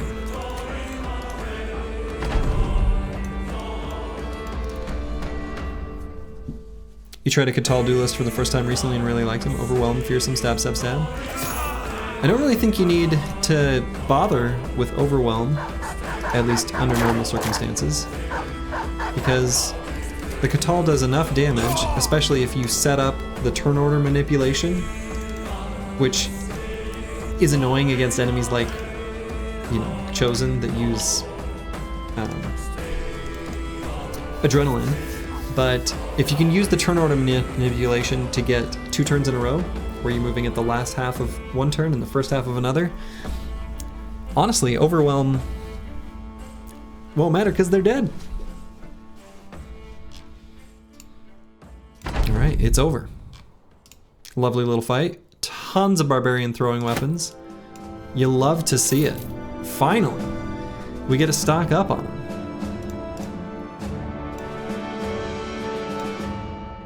We've been needing some of these, and we finally got them. Lovely, lovely. Yeah, nice loot for sure. For sure.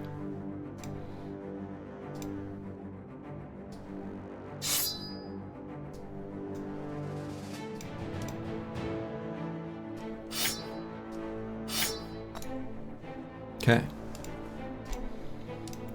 And in fact, Giant Spruce 2.0 is leveled up.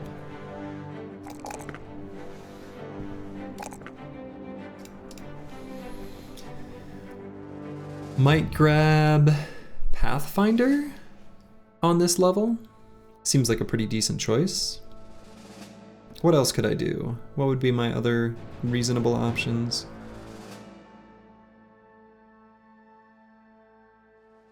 I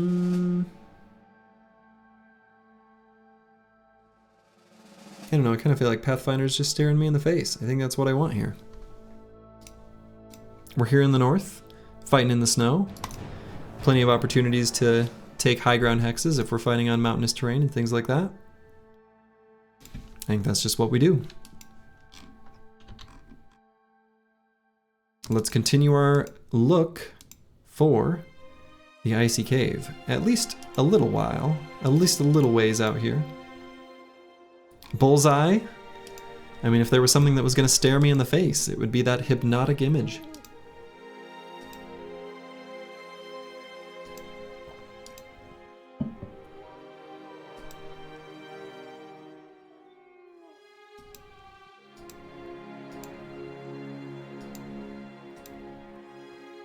Here, icy cave, icy cave, icy cave, icy cave. Ancient ruins. That's like an icy cave, only more ancient and less icy.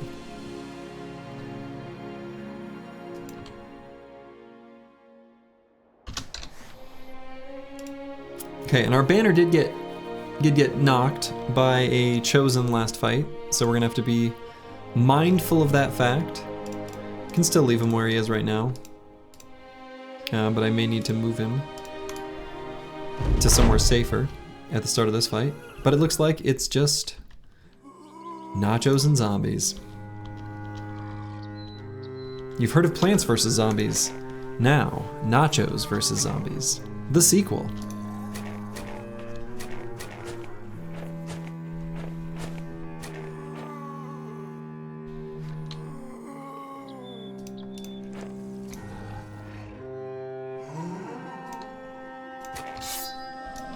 Alright, Loyos will hold off the bottom. We'll have Kalashkova at the top.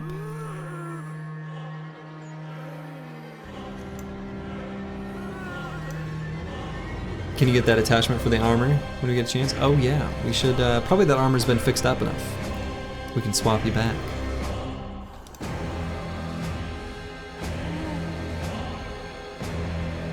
Should be able to anyway.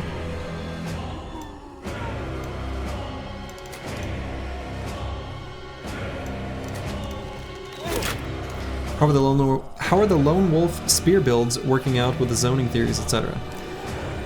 You know, I think what I kind of have figured out, which in retrospect is maybe really obvious, but unless they're super fast, if the enemy's gonna close the gap, they're just gonna sprint at me, and they get too close, where then if I run with everyone else, or like back up with everyone else, I can't take,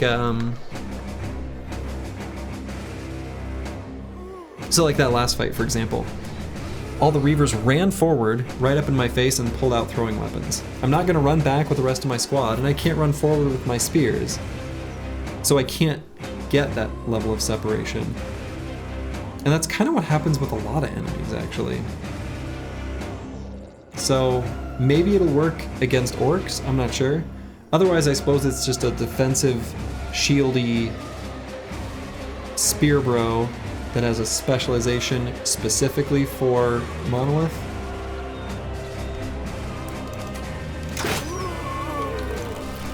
Which I guess is fine.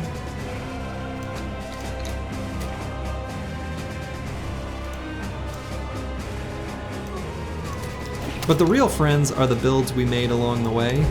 This thrower tank has been awesome. Oh, whoops. I just passed the turn on Loyosh. Whoops.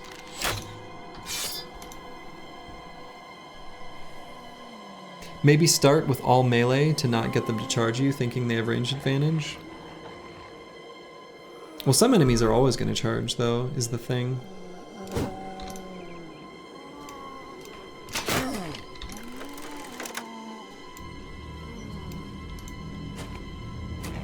All you need is a high-rolled mace and Undead will fear you.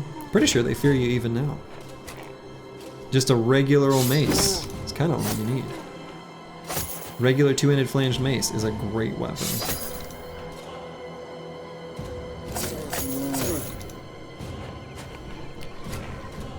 So are you finding that it's too scary / risky against ranged and throwing weapons to be practical, leaving your spear bows in front isolated? Yeah, I think so. I think that's kind of what I'm finding.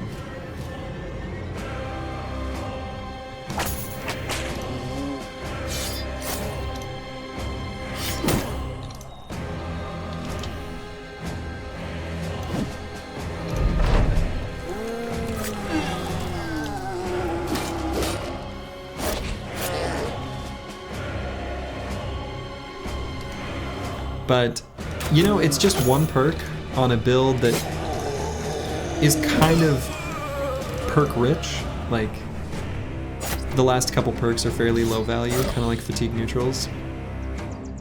So, seeing it that way, it's kind of like, even if it doesn't work, who cares, kind of thing.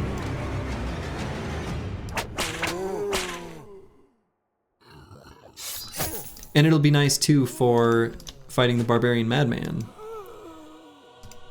which hopefully we'll do soon, question mark? Hopefully.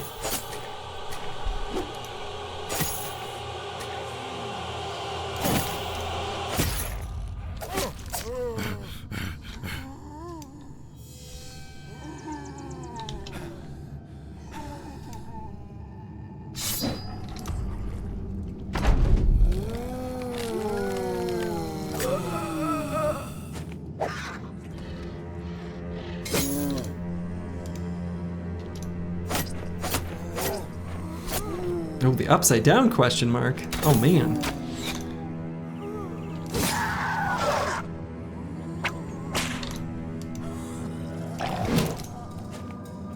You're asking me a question in Spanish? Or I suppose you're just asking from Australia. So it's upside down. That makes sense. All right, I get it, I get it. I know how this works. I've studied, like, you know, geology or whatever.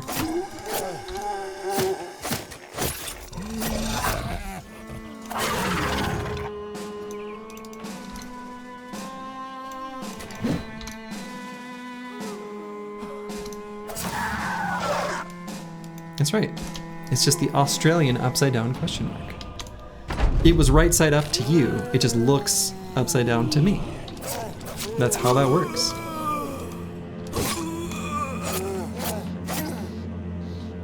Unless the Earth is actually flat. Then that would change everything. You were very something. Son of our president. I don't know. What is that word?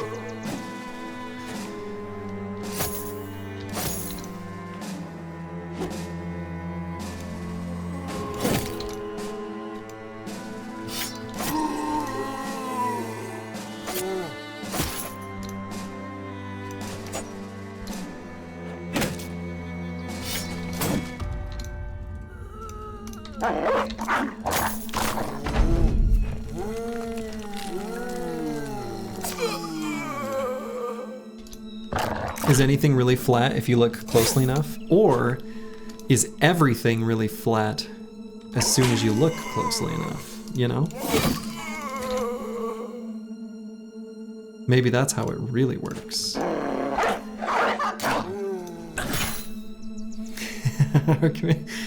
Brothers in arms, our commander has just admitted he used geology, which sounds evil. Our faith in this potential book reader wavers. That's right, I'm one of those knowledge book persons.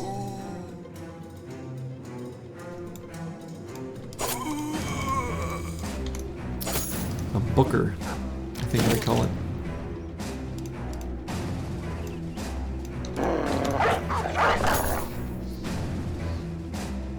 Pol Pot would beat Slurgy's ass. Who's Pol Pot? Wasn't that like the like really, really bad guy? Wait a minute.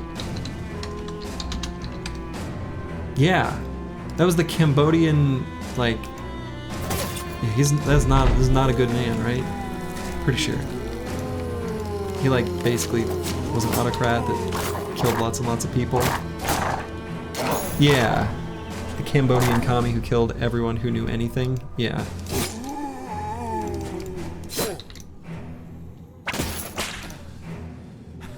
Yeah, he was not a good dude. That's about as not a good dude as you can get.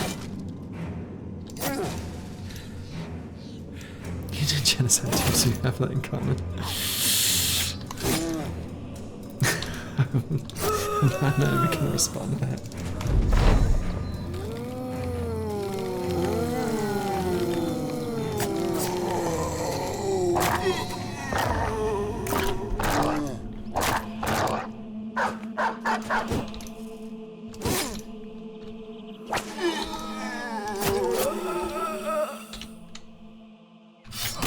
Alright, nice fight against the undead.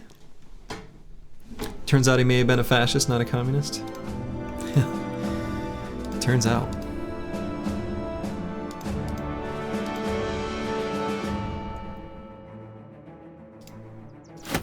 Alright.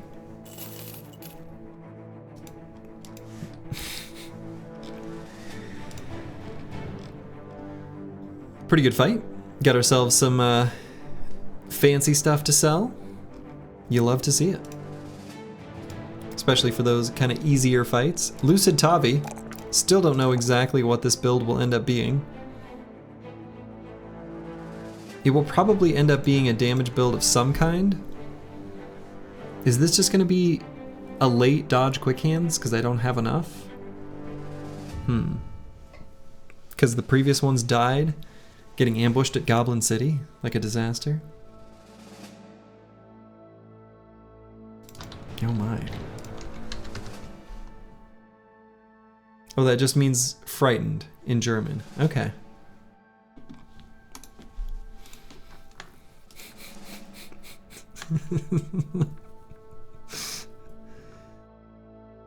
Do you have a bro set up for the 100% chance of a perfect roll on the Icy Cave Cleaver? No, but I suppose Lucid Tavi or Crackalack, either one could do it. I suppose Lucid Tavi would be the one. The Quick Hands is a slight miss in that case, but it's fine to have a perk with low value. He can still swap to use the whip if necessary.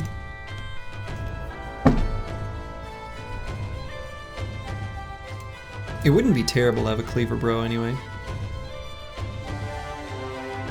Quick Hands and Whip isn't wasted, you say? Yeah, I agree. I think it's got enough use, for sure.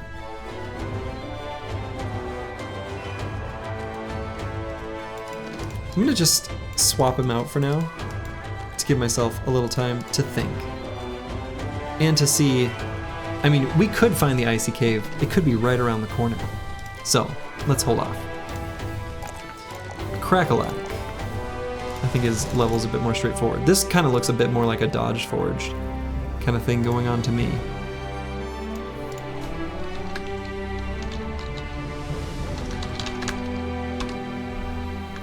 So I think that's what Crackalack's gonna be. You find it on one of these mountaintops? That's what I'm thinking. That's what I'm thinking. He's gonna have really low hit points, unfortunately, which just sort of sucks. Yeah, from the vision. So here's the deal. I'm gonna step on this mountain and boom, we're gonna find the Icy Cave.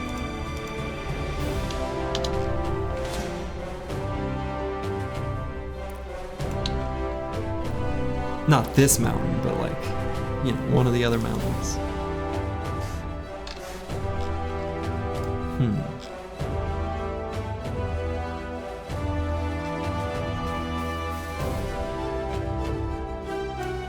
Trying to think if I even go over this mountain range. I might just stay on this side. I'm thinking I've got 3 days of wages, 3 days of food. I can just stay on this side of this mountain range and peek on some mountains over there.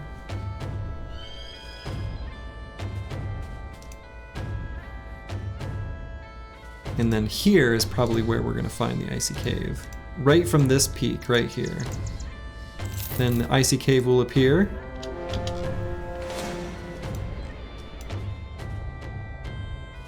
No, just the barbarian place of power. And the ruins of Kragenheim. Well.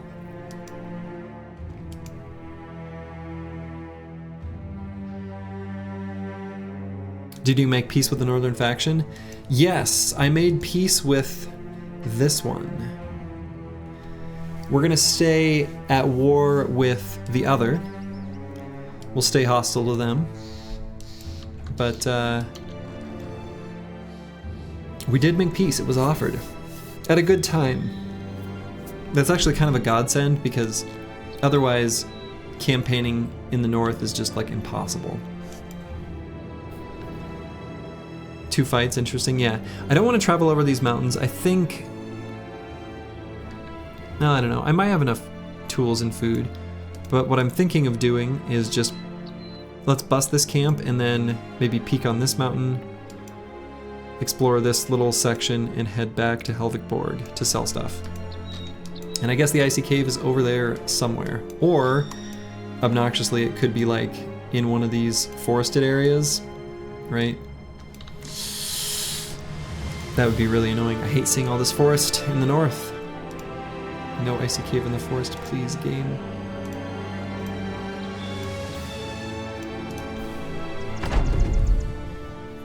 Yeah, it's not a T3 city, it's a military.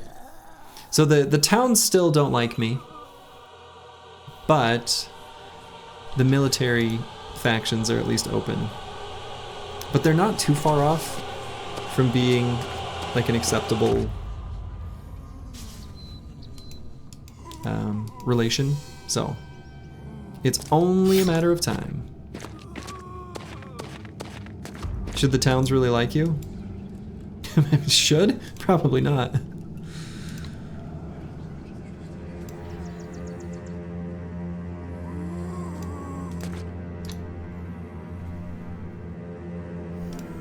Okay, so we got a decayed coat of plates here.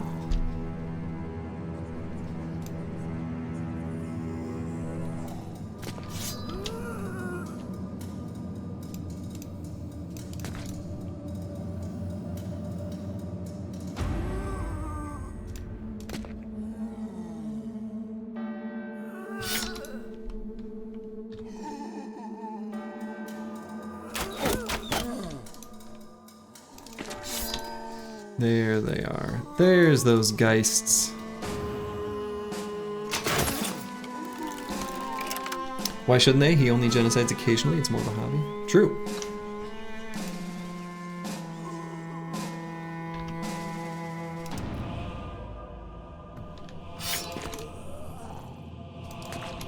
There's no reason they shouldn't like me. How could they dislike me? Seems impossible.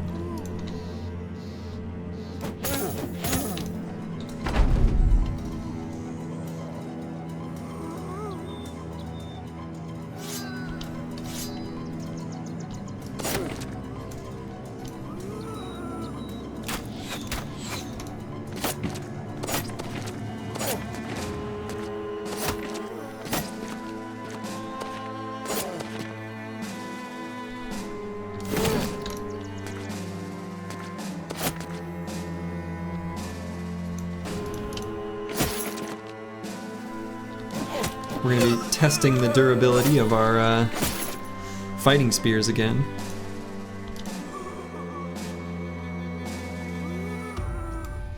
Okay.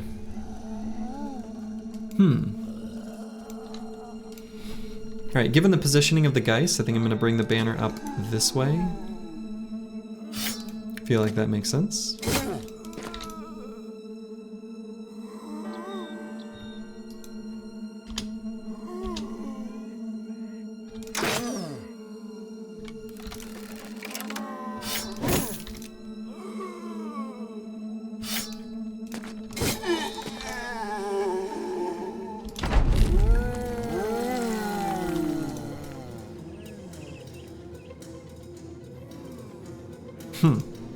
That was kind of fun.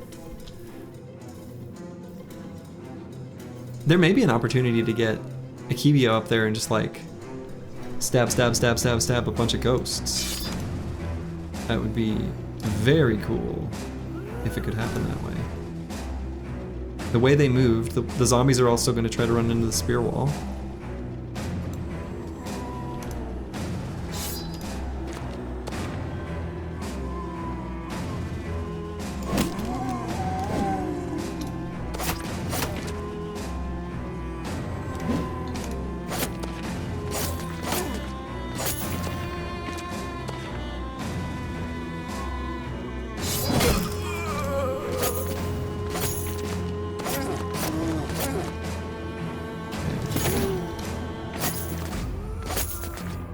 So far, Loyosh is holding them off really well down there.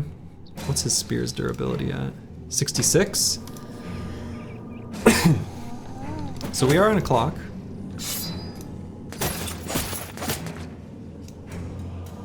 Akibio is faster than the ghosts, so there's one stab. Ooh, how dumb would it be to go here? It would be dumb. So I won't do it.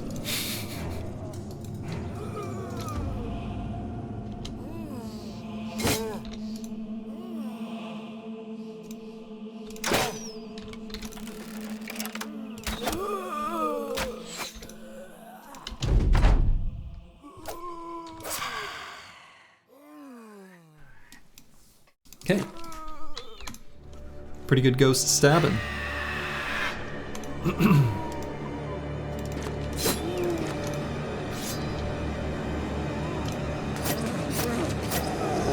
Nothing titillates you more than getting your Catal Bros right in the face of some Geists.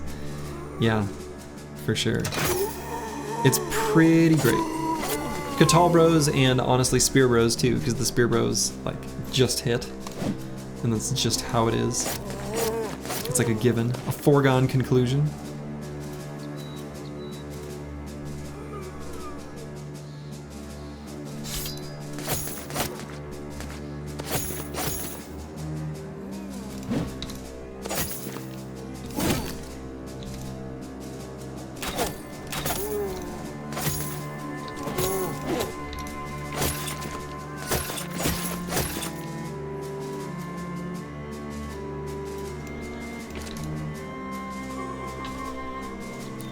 %.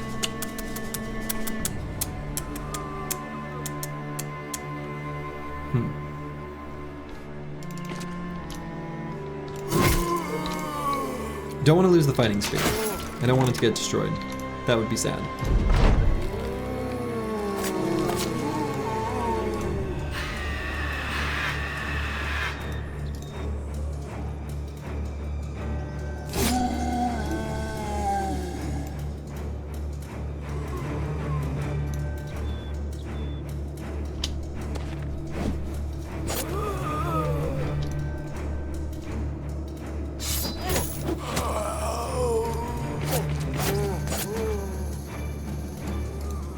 These spears are not letting in the 5% this fight. Indeed. Yeah, they're holding well. They're kind of insane.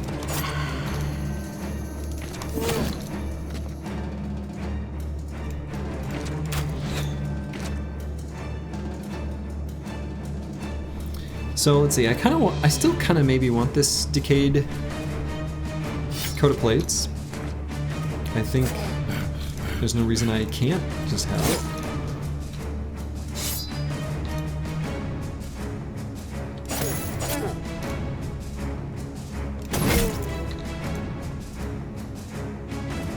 Yeah, and others 2 of the first 3 get through. Like the arena.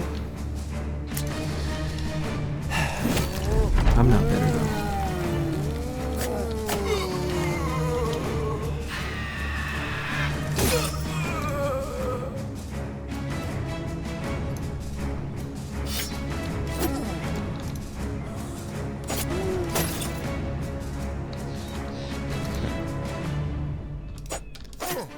I think that weapon is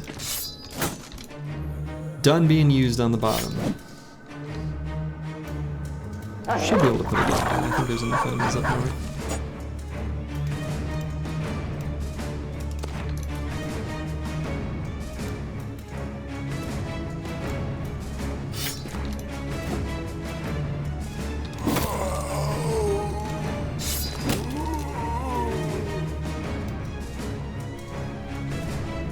I guess I don't have enough bros with daggers even do it.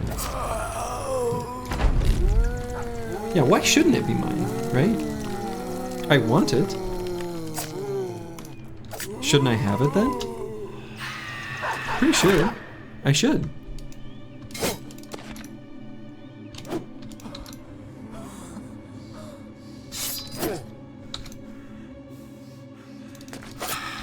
Like, they have a thing. I want the thing. So it should just be mine. Right? Right.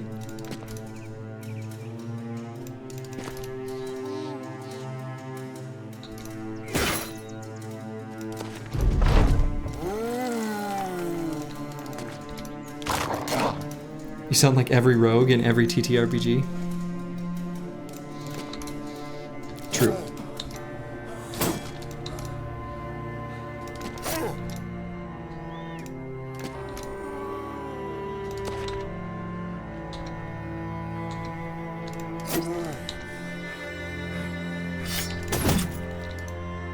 Gave him a courtesy stun.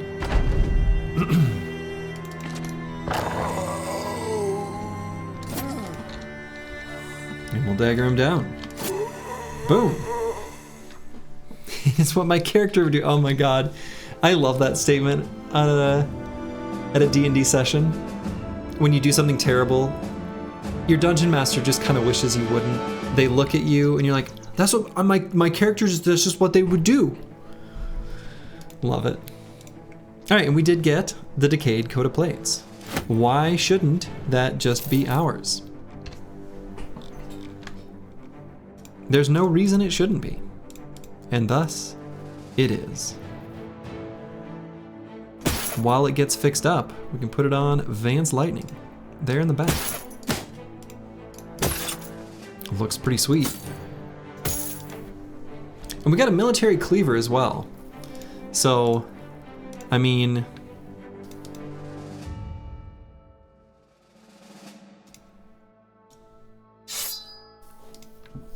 I could make a cleaver bro out of Lucid Tavi.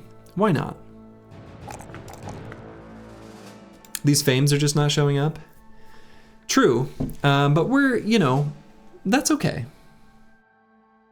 We're still close-ish to civilization. It's fine. I'm just gonna take Cleaver Mastery now on him. Screw it. We'll take a fresh peek on a mountain. Dang. The man is gonna need to pump some fat then. Yeah, so if he ends up getting the Barbarian Madman Cleaver, he's gonna need some, yeah.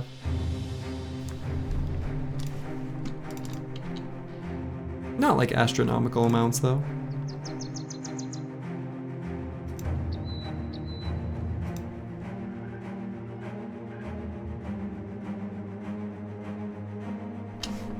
Alright, we'll take out this wandering group of undead, because we can. Oops. If I can click on them. Clicking on the enemies if you want to fight them. Necessary part of starting combat. Almost failed it. This is a small enough group. I think I'm gonna try to conserve some ammo. Not use the throwing weapons. We're kind of low. I don't remember the exact number, but kind of low. Actually, I don't need to spear wall on the first round. 3 Geists. We'll let them make their approach.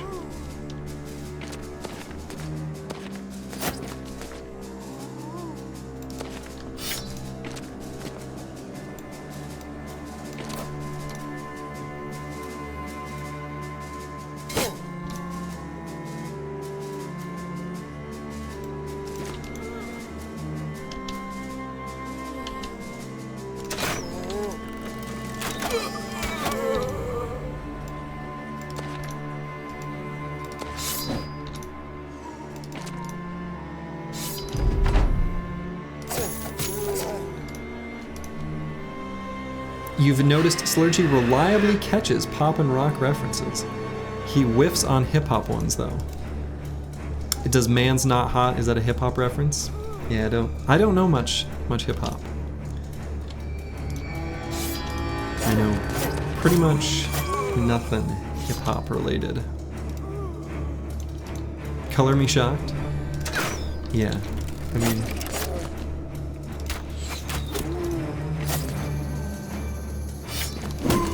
I've got nothing against hip-hop, actually. I don't mind it. It's just not my usual cup of tea. Are there any OG bros left? Yes. There is one OG bro, and that's Kalashnikova.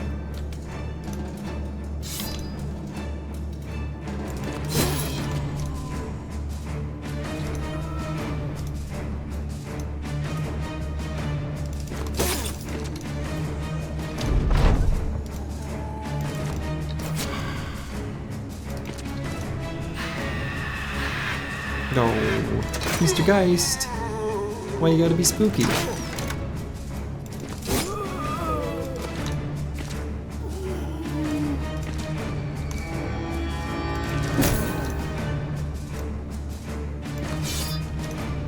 That dude's so afraid of the undead. I know, right?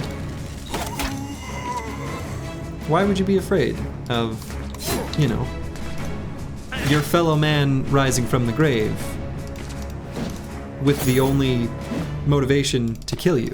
It doesn't seem that scary to me. You should just get over it. They're already dead.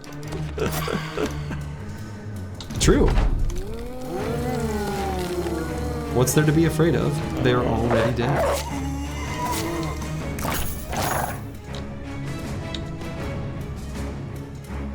Alright, Lawyer's spear in rough shape. Don't want that to take any more damage than it already has.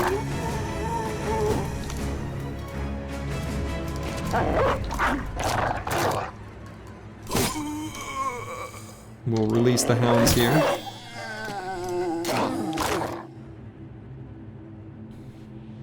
Lawyers takes that as a term of endearment. I suppose.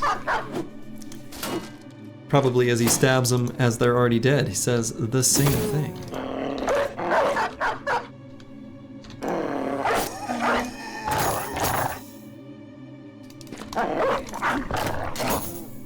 We got enough dogs out that they can just end the fight for us.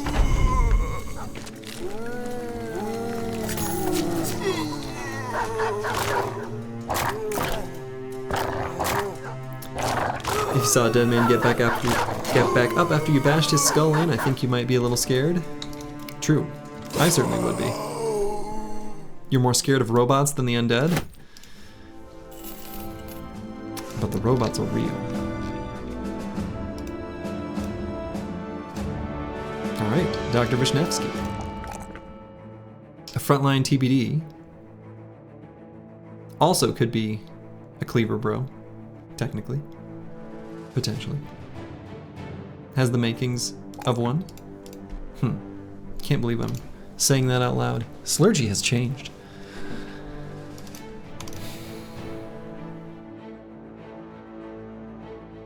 Given his heavy armor right now, let's just go path.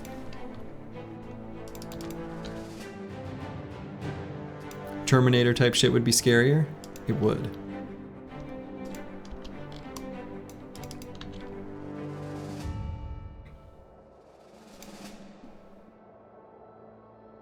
Holy shit, you're still going? I am. Like the Terminator here.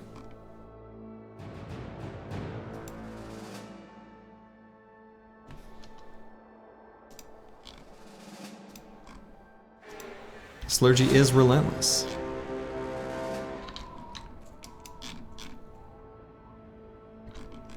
I suppose I can check out that area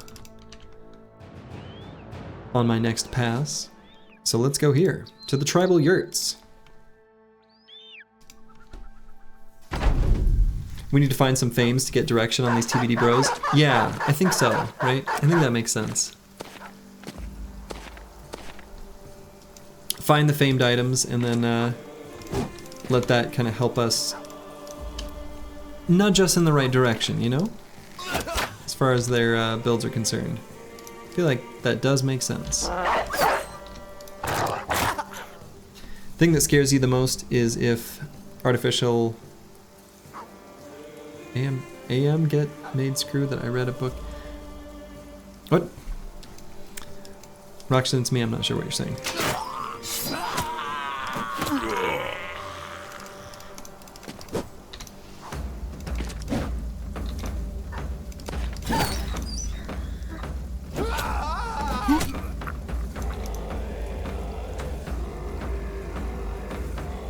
AM is the bad guy and I have no mouth and must scream. Is that the name of a movie?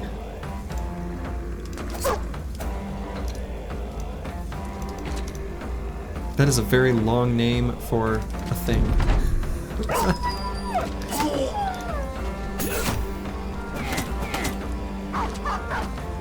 Also something I won't get too often. I'll get pop and rock references. What am I not gonna get? Movie and anime references. Those are just gonna go right over my head. Or television shows. Because I just play video games.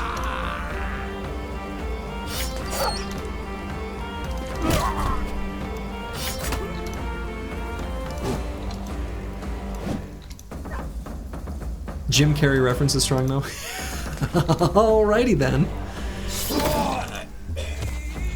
I mean, if it was on, basically, if it was on TNT around the year 1995, I probably know it.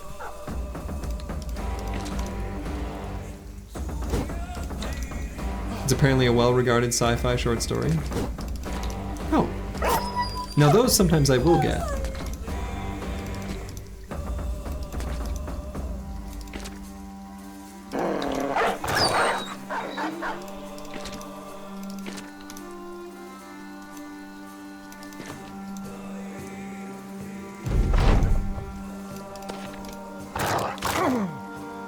Got radio play.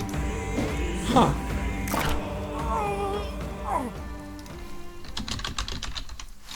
Oh yeah, I have no mouth and I must... I typed I have no and Google auto-completed it for me. Wow, first published in 1967? Huh. Alright, I'll have to read a bit about that.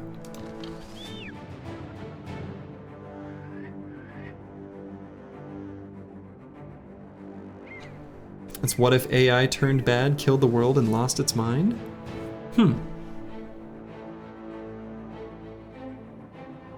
Winner of the Hugo and Nebula Awards. It was like the same ones that, like Asimov's books often received. Isaac Asimov, science fiction writer. I've read a bunch of his stuff. Yeah, and it looks like it's the same era and everything. Huh. I've never even heard of it though. I feel like an uncultured swine.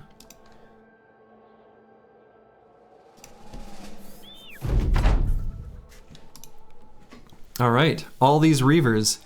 Look at all them big scary weapons. Okay. And the unhold. Right in front. Kind of interesting. Let's see what they got for throwing weapons. Not too many.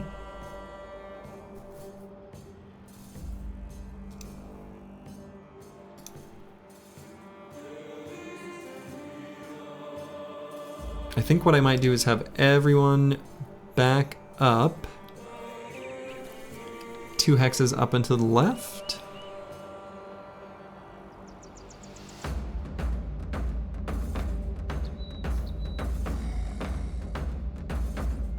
On the bottom, but on the top, I might have a Kibio and Roxanne It's Me just take 1 step forward. I think I like that. Master Maticus can stay right where he is.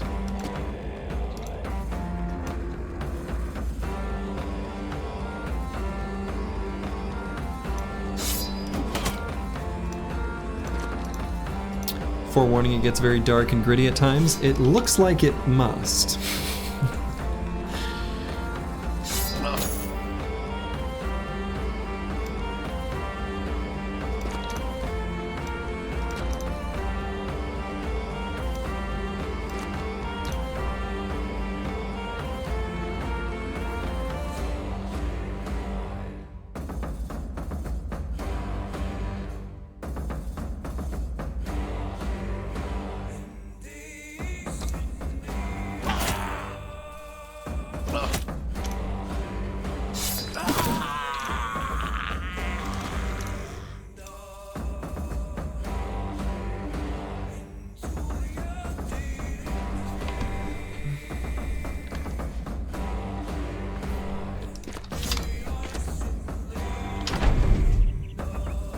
It's 11 pages? Oh, it's very short.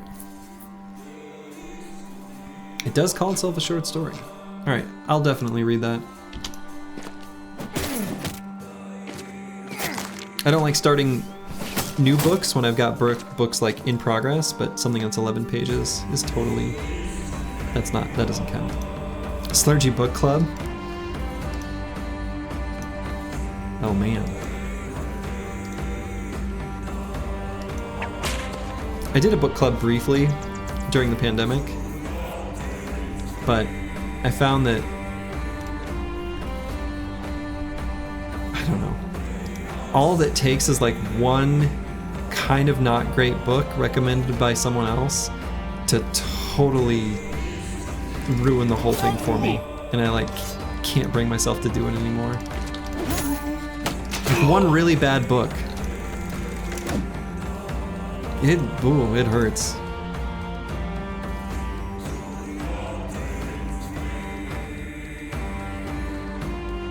The guy who wrote it had to voice it. Wow.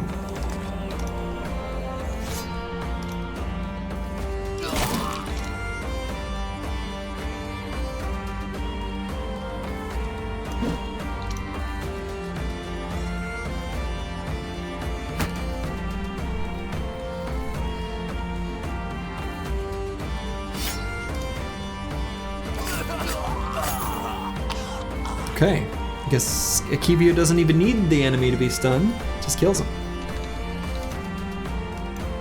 You can think of things much worse than needing to read a book you hated. You gave on that a degree or two ago. Yeah, I don't know. Well, I mean, that's fair, but when it's something you're doing, like, you know, for fun, then it's just like, ugh, I don't know. Alright, Giant Spruce 2.0 is just got absolutely smashed by those throwing weapons. Given that this unhold is about to go, we're gonna put Odo-sama in front of him, putting him at risk. Why didn't he charge? Why would he walk into the spear wall? What?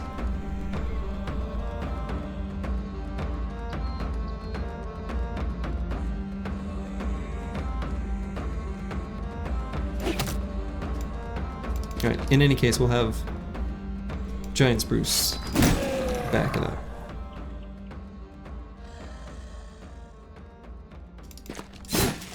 The unhold is kind of blind.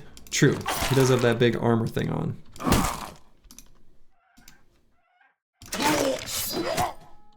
A blinder, I suppose.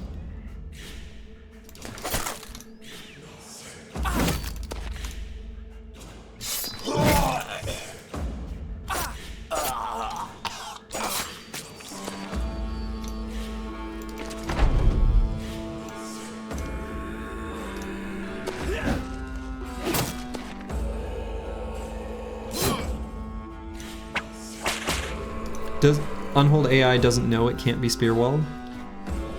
I mean, it does. I don't know. Him walking into the spear wall was really weird.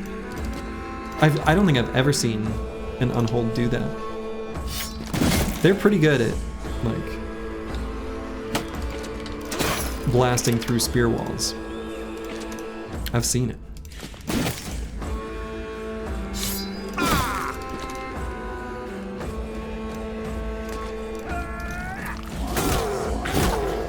I suppose, what's the shape of that shield? Like at 58%? That's alright.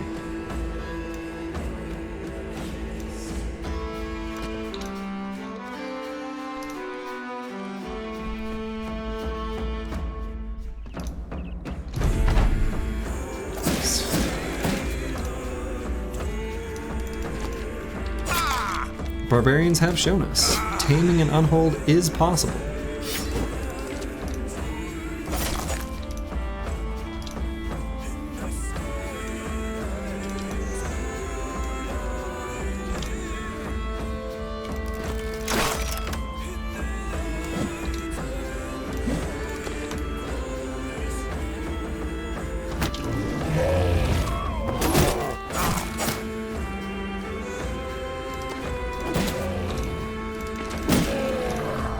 Go.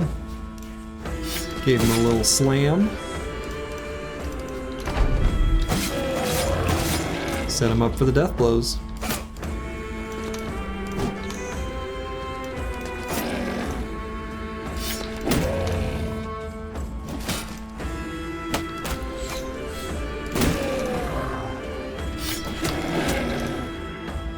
boy, are they tanky. Chonky boys. All right. Managed to get ourselves some thick white fur after all. All right, let's get rid of these 0 durability armors.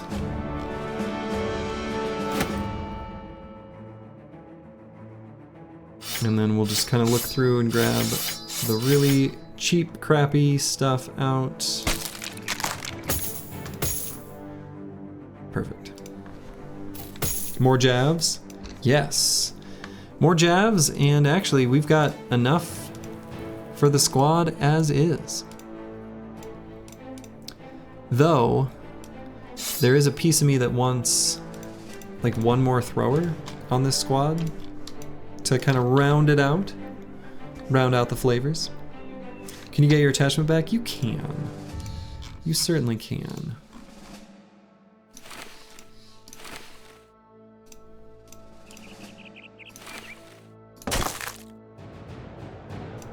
Let's get that gladiator harness back on.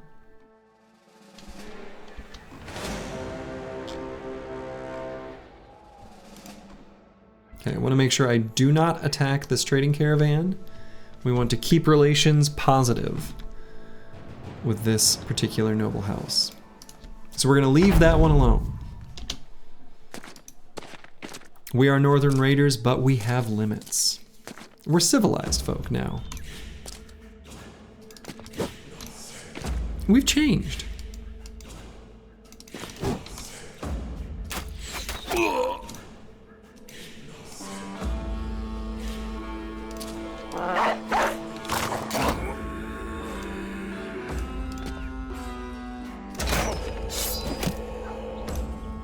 You just killed 3 peasants?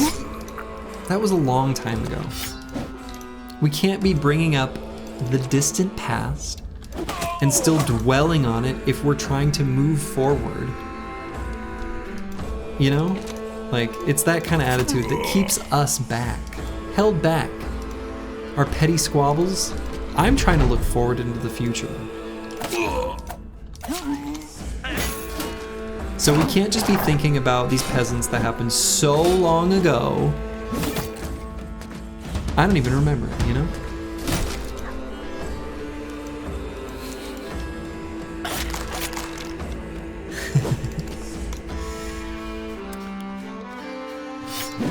I don't claim to have changed. I was always like this. The things that happened long ago were circumstantial, and it's just the times were different back then. You know? All right, this is getting a little too real. There are people who actually talk like that. I'll stop.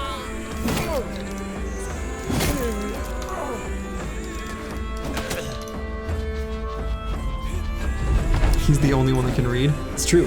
Who knows what I could be reading in them books?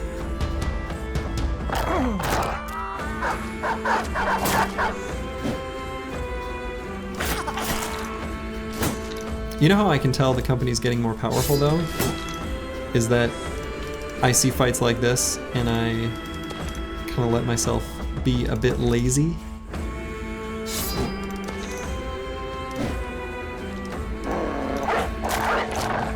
And I think, it's fine.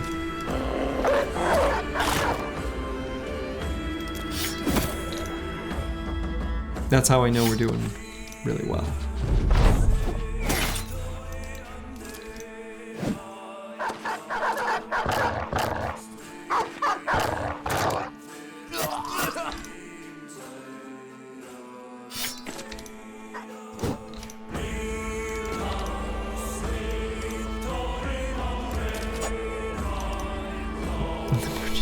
Are just bad donkeys. Yeah, that's really funny.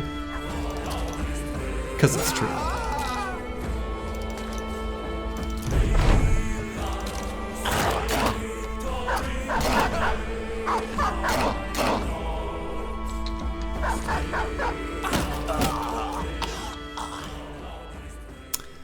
Alright, inventory swap game. 0% armors.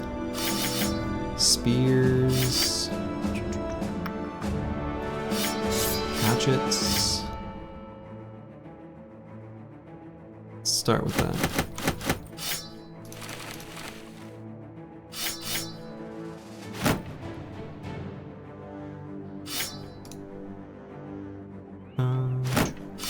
Okay, that should be pretty close. And I'm not going to click on that trading caravan. Just going to make the journey back to Helvigborg. Wonderful. All right. And I think that is a good place for me to call it. Someone said acid reflux. Is that what it is? I think this is a good place for me to stop. Been a pretty good stream, actually. As far as improving the quality of the squad, we actually made great progress. So, I'm gonna raid someone who I think is playing an entirely different game. I don't know if it'll be to your tastes, but it's someone who I enjoy watching on occasion. Pretty good Dota player by the name of Purge. And so, I'm gonna call it for the evening. To all of you, wherever you are in the world, make it a good one. Ta-ta.